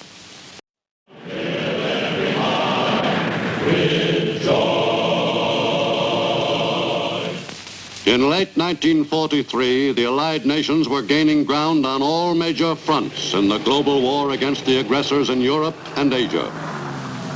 In October, American and British fighting men were moving up the Italian peninsula toward Rome. In Eastern Europe, the Red Army was pushing back the Nazis in the Ukraine and the Crimea. In the South Pacific, American Marines were preparing to assault a major Japanese stronghold in the northern Solomons, the island of Bougainville.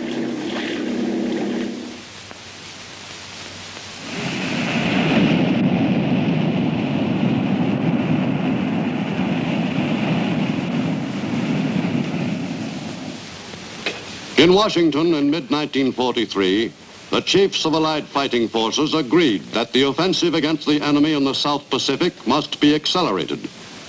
It was of the utmost importance to Allied leaders that a strategic plan be formulated, which would call for the knocking out of the enemy's key South Pacific bases at the earliest possible moment. With Guadalcanal and the New Georgia Group in U.S. hands, the campaign up the Solomons ladder reached its final phase, the assault against Bougainville. At newly won bases in the central and southern Solomons, preparations were made for the operation against that Japanese island stronghold. First step in the campaign was the mounting of an air offensive of sufficient proportions to soften up the island for the invasion, and also to knock out other enemy airfields within fighter range of Bougainville. In the late summer of 1943, U.S. forces prepared to launch the attack against Japanese positions in the strategic northern Solomons, in the campaign which would give the U.S. control of the entire Solomons chain.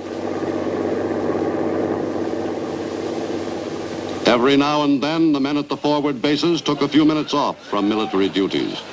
Tireless performers like Joe E. Brown knew well how important it was for the men to relax.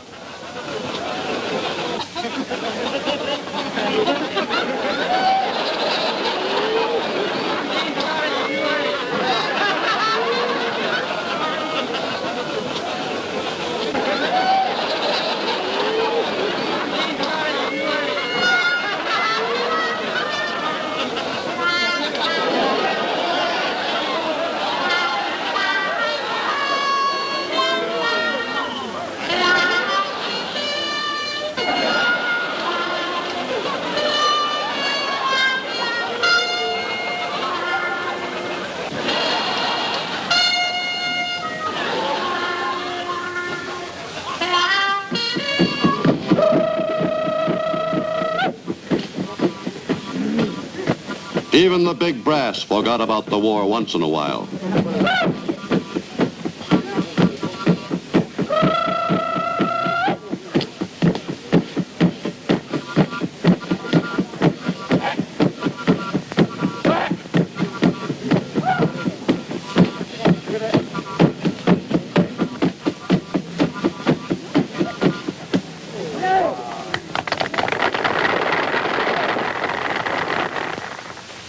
To the westward in Australia, Southwest Pacific Theater Commander General Douglas MacArthur endorsed the proposed attack on Bougainville.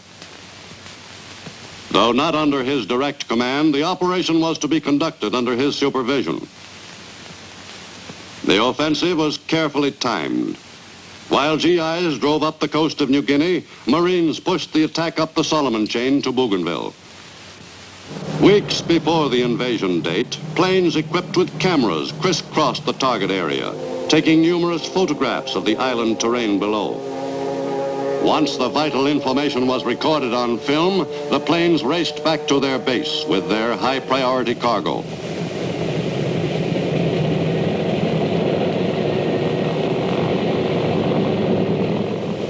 At the base, other members of the unit were waiting, ready to go to work on the film. The job done by the photo reconnaissance units in the Pacific during World War II was a key factor in the success of U.S. invasions in that theater.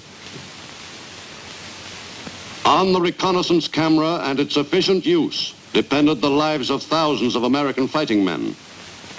The successive steps in the operation were carefully coordinated so that no time would be lost.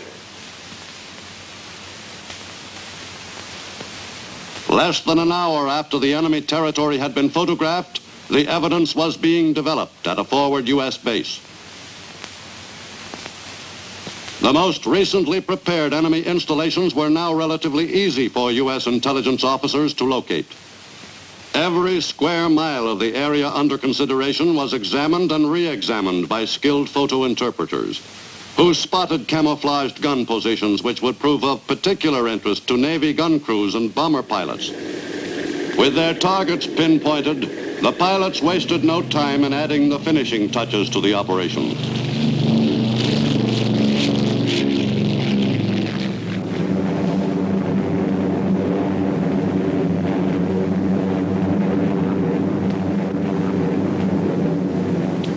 Often it was only a few hours from the time the area had been photographed to the moment when bombs were falling on the newly spotted positions.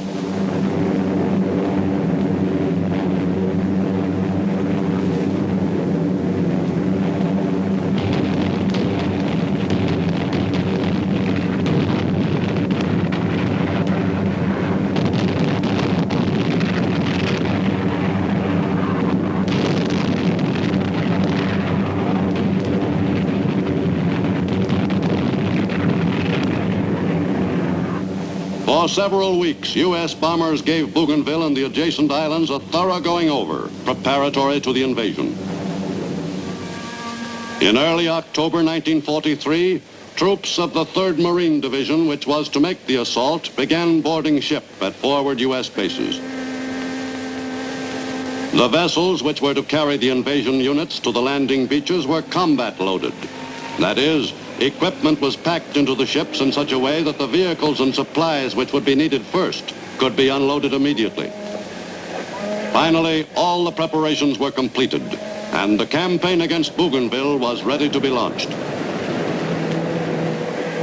The ships carrying the assault waves moved out of their berths at the rendezvous area on the morning of October 31st. The most important offensive against the enemy in the Solomons since the attack on Guadalcanal was underway. Every ship in the area that could be spared was pressed into service for the operation. Preceding the main assault at Bougainville, a preliminary landing was made on the Treasury Islands by New Zealand troops in late October. In addition, U.S. Marines made a landing on Choiseul to draw the enemy's attention to that island. Meanwhile, the main assault force moved toward Bougainville. On November 1st, the invasion fleet was in position offshore.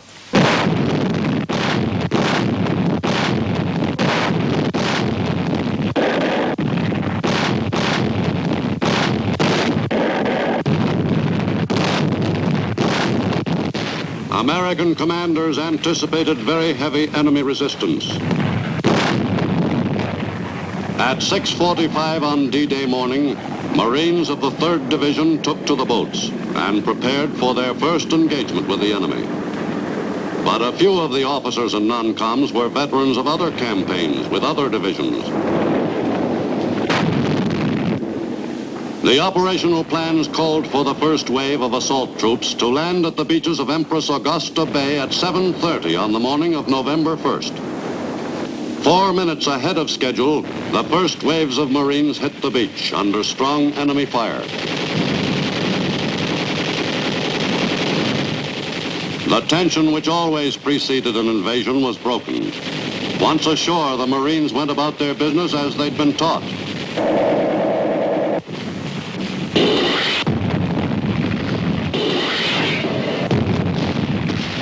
The battle for the beachhead was hotly contested.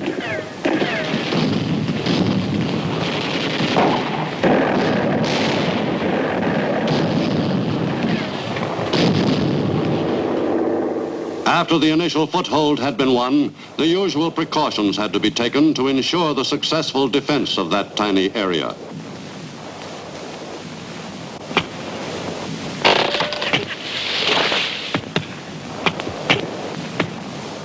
Any enemy counterattack would have to contend with a firmly entrenched beachhead force. But the invading troops were concerned not only with defense.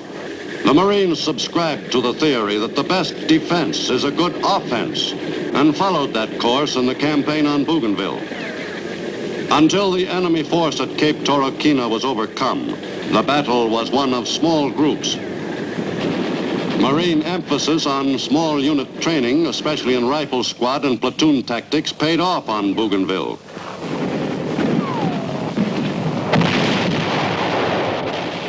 The enemy had to be dug out of the jungle.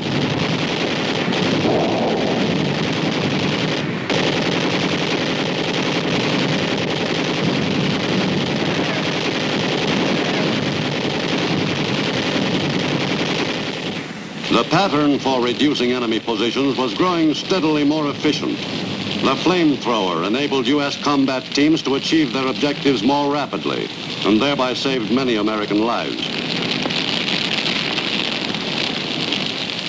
The seizure of Cape Torokina was the key to success.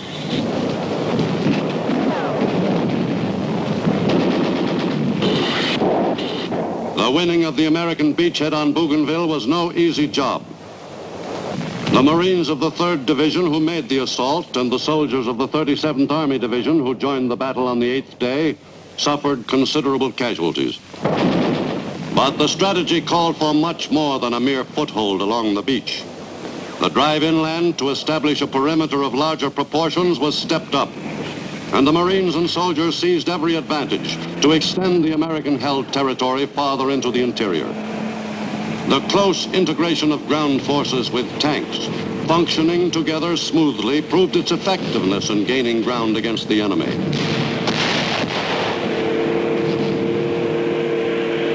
Meanwhile, directly following the invasion at Empress Augusta Bay, a Japanese fleet raced southward from Rabaul toward Bougainville, bent on wiping out the beachhead force.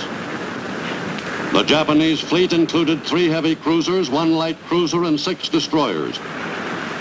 Originally, the enemy had planned to bring troop ships down for a counter-landing. But after the Japanese fleet had been spotted by Allied aircraft, the fast warships continued alone, intent on annihilating the American amphibious forces. The enemy's plan called for a quick strike to be accomplished before U.S. naval units could get set. Thus, the enemy was counting on surprise. But the U.S. Navy was not caught off guard. A force of 4 cruisers and 8 destroyers headed north from the Central Solomons, and thanks to accurate information on the movements of the enemy fleet, intercepted the Japanese naval units at a point some 45 miles northwest of Empress Augusta Bay. The battle was joined at 2:45 in the morning of November 2nd.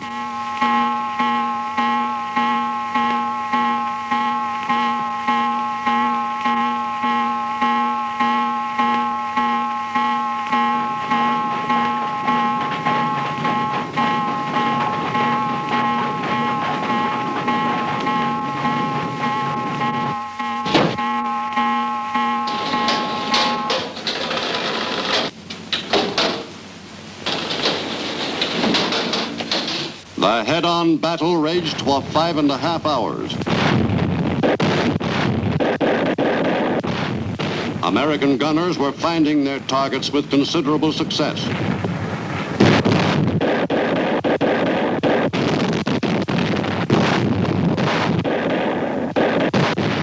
The enemy force suffered severe losses. The naval battle of Empress Augusta Bay was an overwhelming U.S. victory. Ashore, the Marines and soldiers were engaged in a series of continuing actions. Throughout November, the campaign to extend the American beachhead was a grueling job of driving the enemy off virtually every square foot of the territory in question. The assignment called for all the perseverance the U.S. fighting men could muster. With materiel arriving on Bougainville in greater quantities, the offensive against the stubbornly resisting enemy developed more and more power as the weeks went by. The American ground forces knew well with what determination the enemy would fight. Before each thrust farther inland, artillery was brought into play to soften up the area. The artillerymen often had their targets pinpointed for them by light spotter planes, which proved invaluable in locating new enemy positions for the gunners.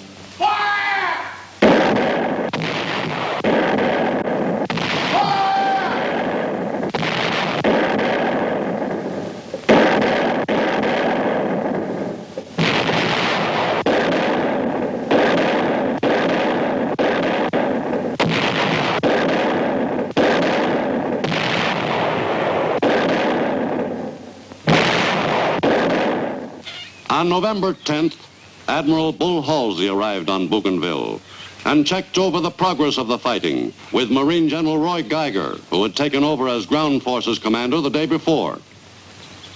The admiral, who as commander of the South Pacific area was in charge of the entire operation, seemed well satisfied with the course of the action in the fight for control of the last major enemy island in the Solomons.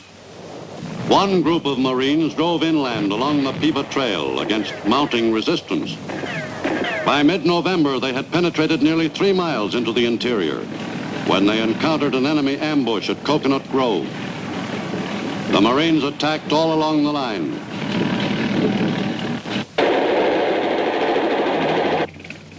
All that day, the Marines carried the fight to the enemy and slowly took possession of the area.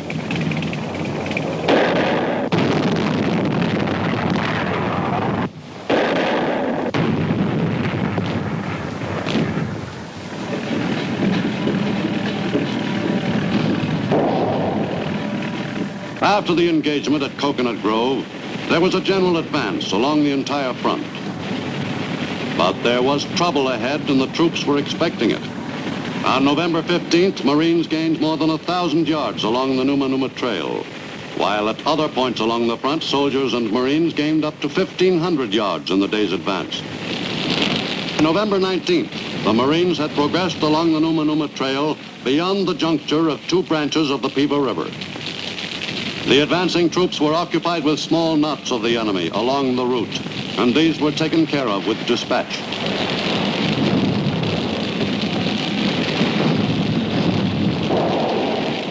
Some 900 Japanese were killed during the first 3 weeks of the fight for Bougainville.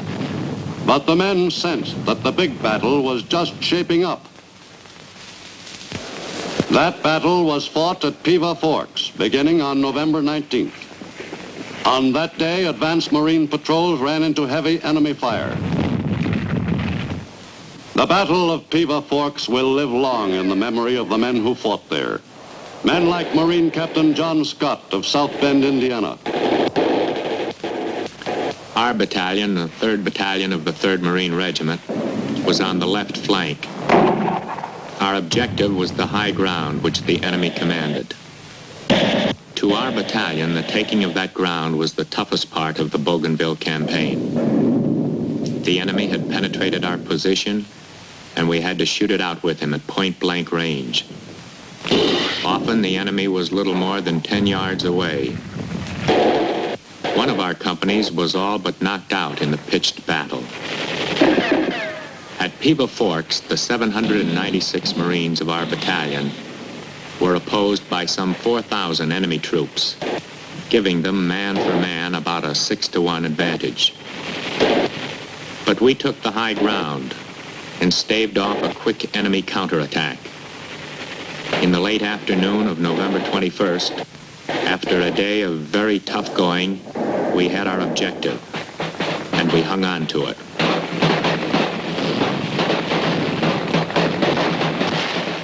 We wiped out quite a number of enemy troops, but there were still quite a lot left.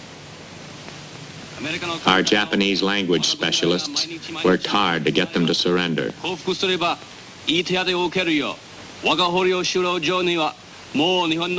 Taking prisoners was worth all the trouble it usually turned out to be. Most Japanese soldiers, of course, preferred not to give themselves up. They couldn't seem to believe that they wouldn't be tortured and shot. From time to time, our intelligence officers picked up some really valuable information, sometimes from the prisoners themselves, sometimes from documents which they carried with them. Strangely, many of the captured Japanese were quite willing to talk. Some volunteered information about their units in great detail. Naturally, these indications of the current positions and plans for immediate movement of their units were of great value to our commanders. In our part of the Battle of Piva Forks, 1,696 Japanese were killed by our battalion alone. We suffered some casualties too, but not many in comparison. Of course, to the men who were hit, it was the toughest battle of all, no matter how light the casualty figures. In the 3rd Battalion, 3rd Marine Regiment, 107 men were wounded at Piva Forks, and 27 men in our battalion didn't make it.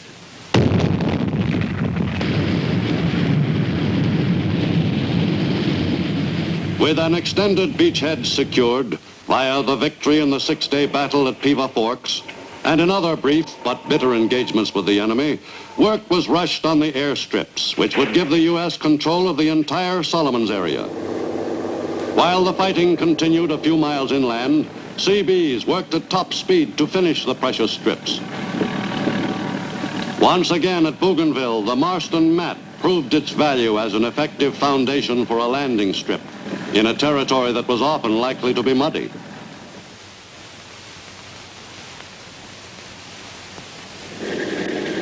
Before long, the strip was in perfect operating condition, safe enough to enable the Air Force to bring in a precious cargo, the first batch of Army nurses, who in a matter of moments turned Bougainville from a hot, foul-smelling patch of ground into a pleasant, stimulating tropical island.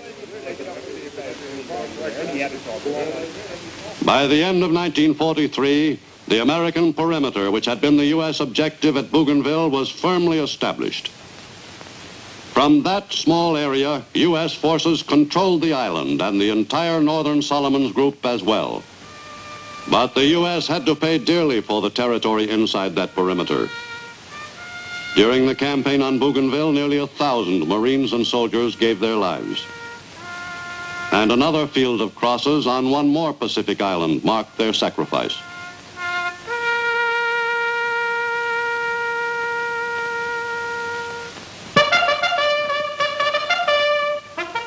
By December, the men who had been in the lines for weeks began to enjoy some of the little luxuries of life. After a diet of straight K rations, the men had to get accustomed slowly to regular meals. They'd almost forgotten food could taste so good. Less than a month after D-Day, the men on Bougainville had their own bakery, which turned out bread, rolls, and cake for thousands of hungry customers. In 1944, a sizable quantity of fruits and vegetables was raised right on the island to help provide a balanced diet for the men who were still putting in a good day's work guarding the perimeter. The camp truck farmers had the willing cooperation of the island's Melanesian natives who worked at odd jobs.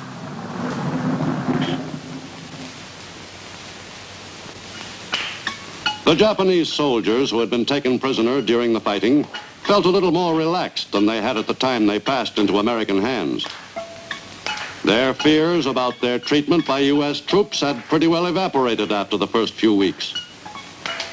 Occasionally, new prisoners would be brought in, captured in the minor skirmishes which still occurred in the interior.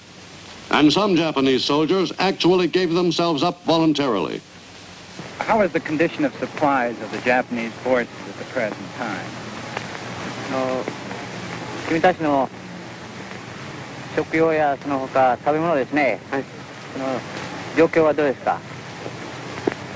今のところはもう非常に困ってるですよな。Very scarce, sir. Would that be one of the reasons why you decided to come over to our side? Give yourself up. 食べ物があまりないから捕虜になる気になったんですか。いや、そうじゃないんです。自分はそれはどうですか。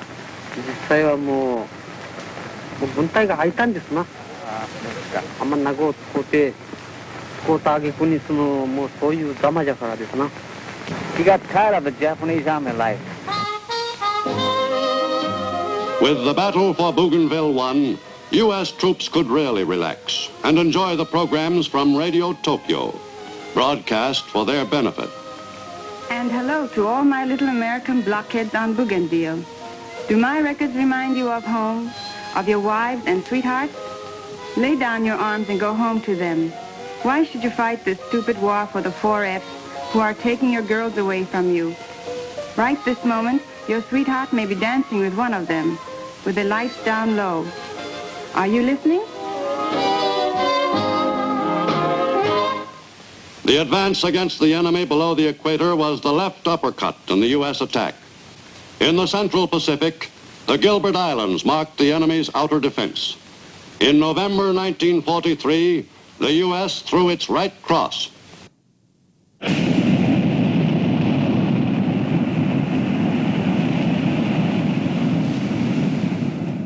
Between the Asiatic and American continents, more than 10,000 islands, large and small, rise above the surface of the Pacific Ocean.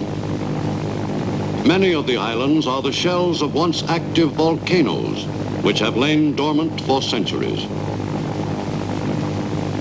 Near the equator, many of the dots in the expanse of blue Pacific are atolls, chains of tiny coral islands strung in a ring around a central lagoon.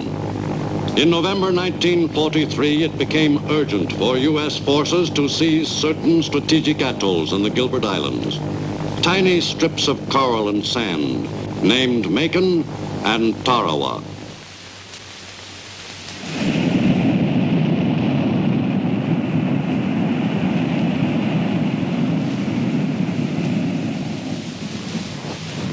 The Japanese brought to the war in the Pacific their first-hand experience in combat gained on the Asiatic continent in the 1930s, in Manchuria and China. Through necessity, the Japanese soldier became practiced in adapting himself to any conditions, no matter how miserable. Though shorter than Occidental troops, the Japanese were husky and well geared to the demands of jungle fighting. But the Nipponese fighting man also had a good working knowledge of more formal warfare.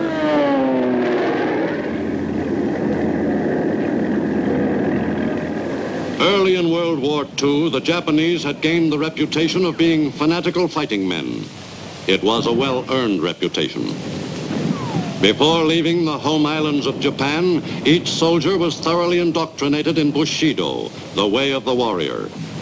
Under this code, the only honorable alternative to victory in battle was death, in the name of the emperor. On islands spread all over the far Pacific, Japanese fighting men had vowed to kill as many of the hated American enemy as possible, and to die rather than surrender.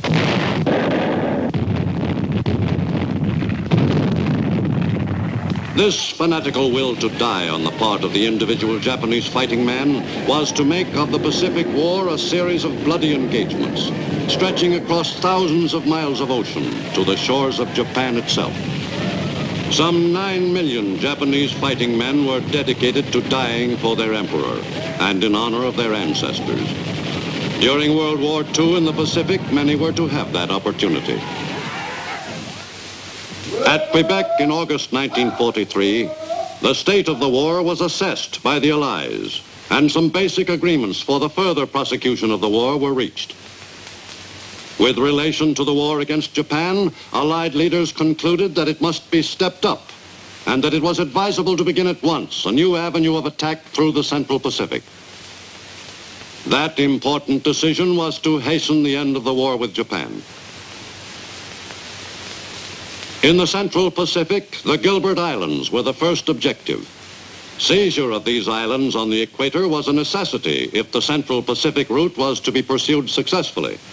The most urgent need before final planning of the operation began was for up-to-date air photographs of the islands. These indicated that the enemy was thoroughly entrenched in the Gilberts. One atoll, Tarawa, had been turned literally into a fortress. The enemy had transported heavy guns to the atoll and had carefully constructed defense positions. Navy photo reconnaissance officers realized at once that this would be no routine operation. Tarawa looked like a ring of steel. The next step in preparing for the invasion was to soften up the targets in the Gilberts as well as neighboring islands with airstrips in the Marshalls.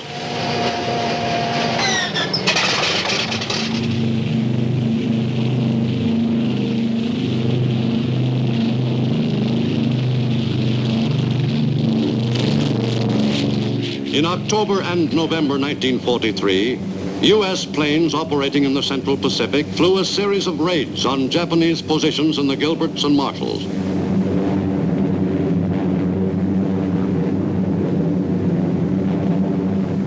The crews were well prepared for opposition.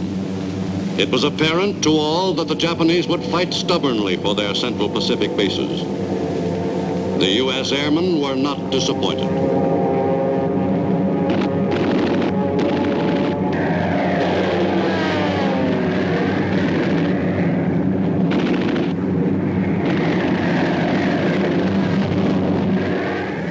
The principal targets in the Marshalls were the airfields, from which the Japanese planes operated, bases which were indispensable to the enemy's defense of the Central Pacific area.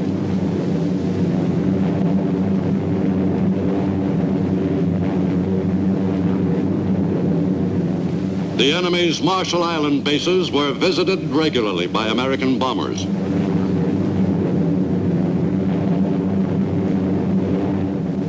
From November 14th to November 21st, American Air Force bombers flew 13 missions to the Gilberts and Marshalls. In late November 1943, Cairo was the setting for a major conference of Allied government leaders. On that hot Egyptian autumn day, the conduct of the war against the enemy in the Pacific was being crystallized, the path to final victory charted. The U.S., England, and China were committed to a policy of unrelenting pressure against the Japanese. At the same time, on the front in China, the Japanese armies were driving ahead. While the Cairo conference was in session, Nipponese ground forces were attacking the Chinese in Hunan province.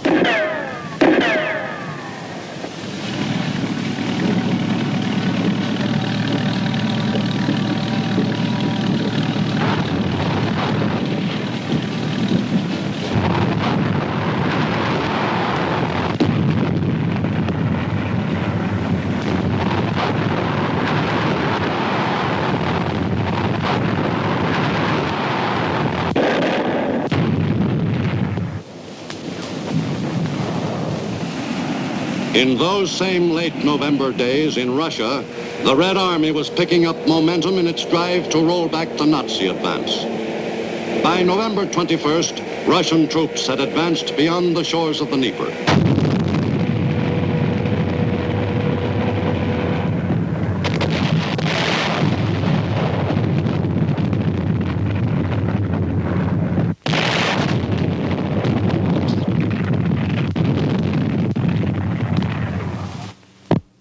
At the same moment, halfway around the globe, two American task forces from Hawaii and New Zealand were converging on the Gilbert Islands, a key position in the Japanese ring of outer defenses.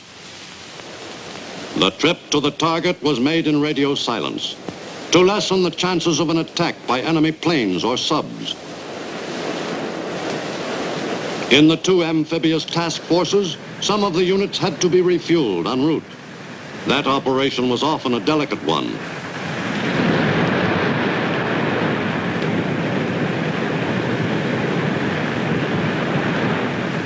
When a fighting ship needed fuel, the job had to be done, and promptly, regardless of what the weather was like.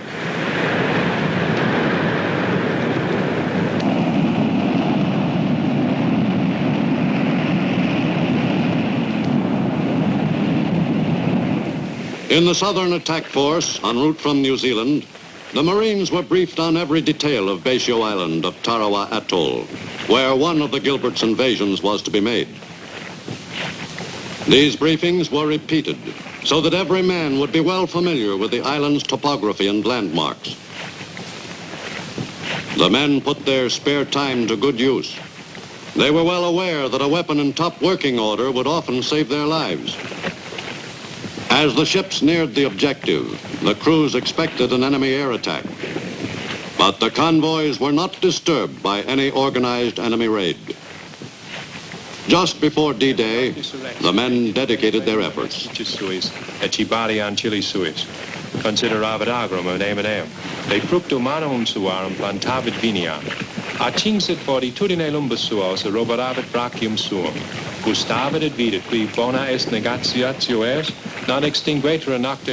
Soon after dawn on November 21st, 1943, the assault on the atolls began. At Macon, the bombardment by ships and carrier-based planes continued for almost 5 hours.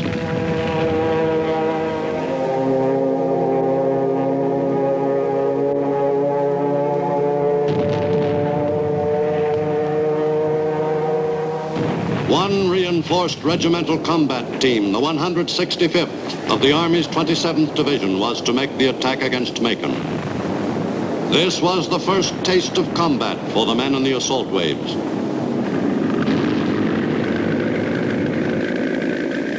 After the aerial bombing and strafing of the target and the supporting naval bombardment, the actual seizing of the objective was finally, as always, the job of the men with the rifles.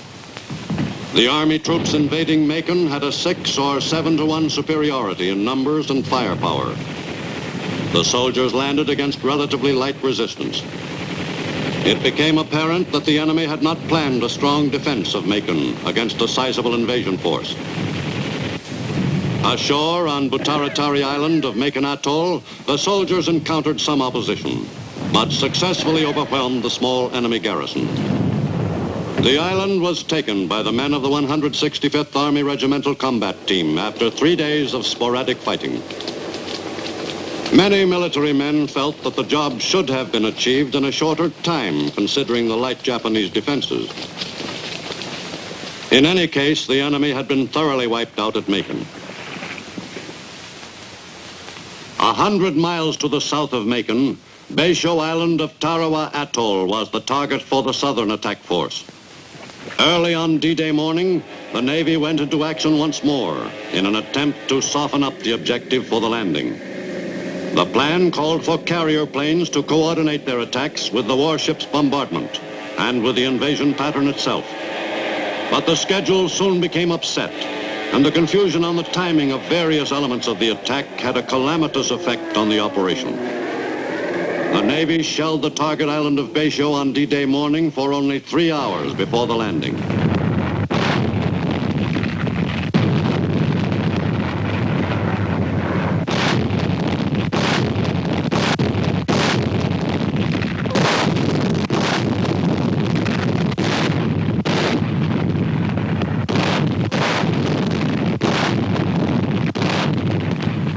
The bombardment was heavy while it lasted, yet no one knew for certain, of course, what damage was being done to the enemy's defenses.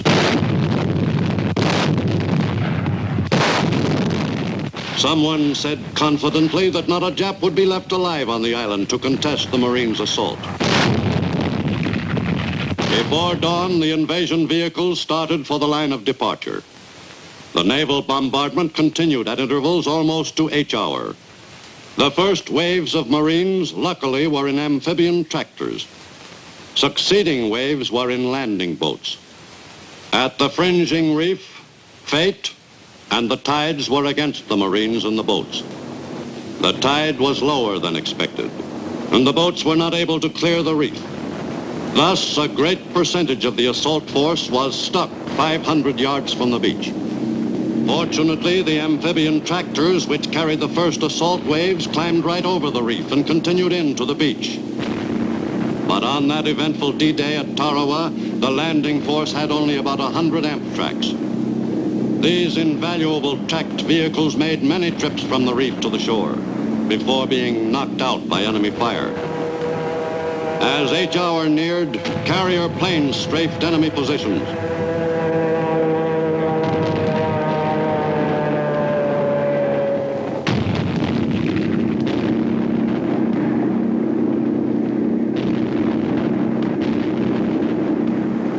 The assault Marines continued toward shore, while the carrier pilots had one last crack at the enemy.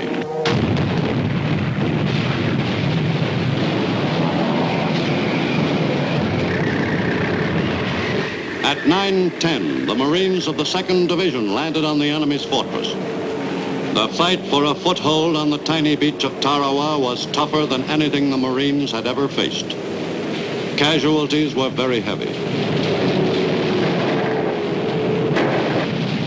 This was the first Pacific invasion which was vigorously opposed on the beach. During those first bitter hours, it grew readily apparent that the fight for Tarawa was to be a battle of epic proportions. Of the hundreds of Marines who had been forced to wade into shore from the reef, many were cut down by the enemy's fire. But none had hesitated. Those who died were killed moving forward against the enemy. With the Marines at Tarawa, Time and Life correspondent Robert Sherrod was with the assault forces throughout the battle. We got ashore all right. At least a lot of us did. But that was only the start.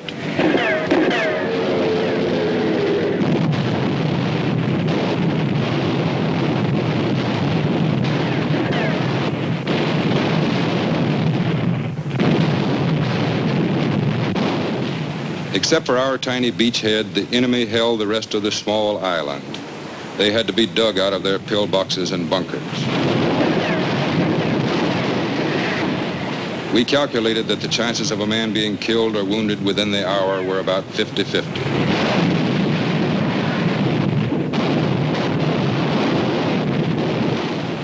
The enemy's defenses were incredible. Great coconut log bunkers.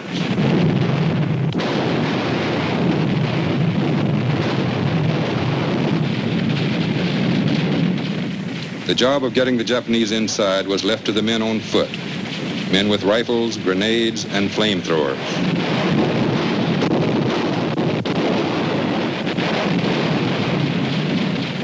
We lost most of our flamethrowers trying to get ashore, but the ones we had left worked overtime.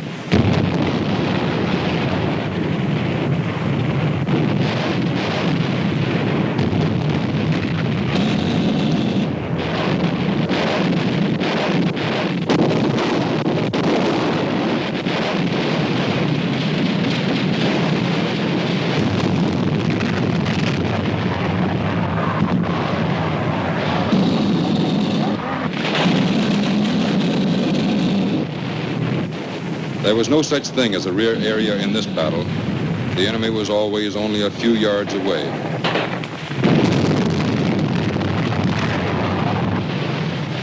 The violence of Tarawa was stunning. The only way to get at the Japanese was to flush them out or kill them in their holes. The decisive factor at the turning point of the battle was the fighting spirit of the United States Marines. There were no greater heroes on Baisio than the medical corpsmen. As the number of wounded passed 1,000, there was an overwhelming amount of work for them to do. As many wounded as possible had to be evacuated.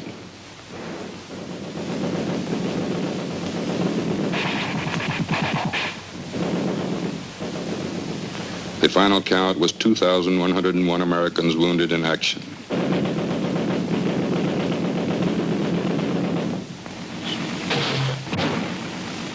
On Tarawa, above all other islands of the Pacific, the devastation of modern warfare was laid out for all to see.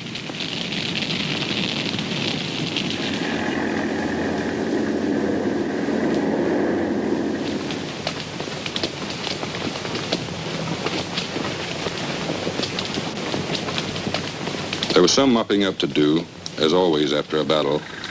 There were still caves to blow up or close up. Still some die-hard Japanese snipers to be routed out of their holes. On Tarawa, we encountered the fanaticism that we had come to expect of the enemy.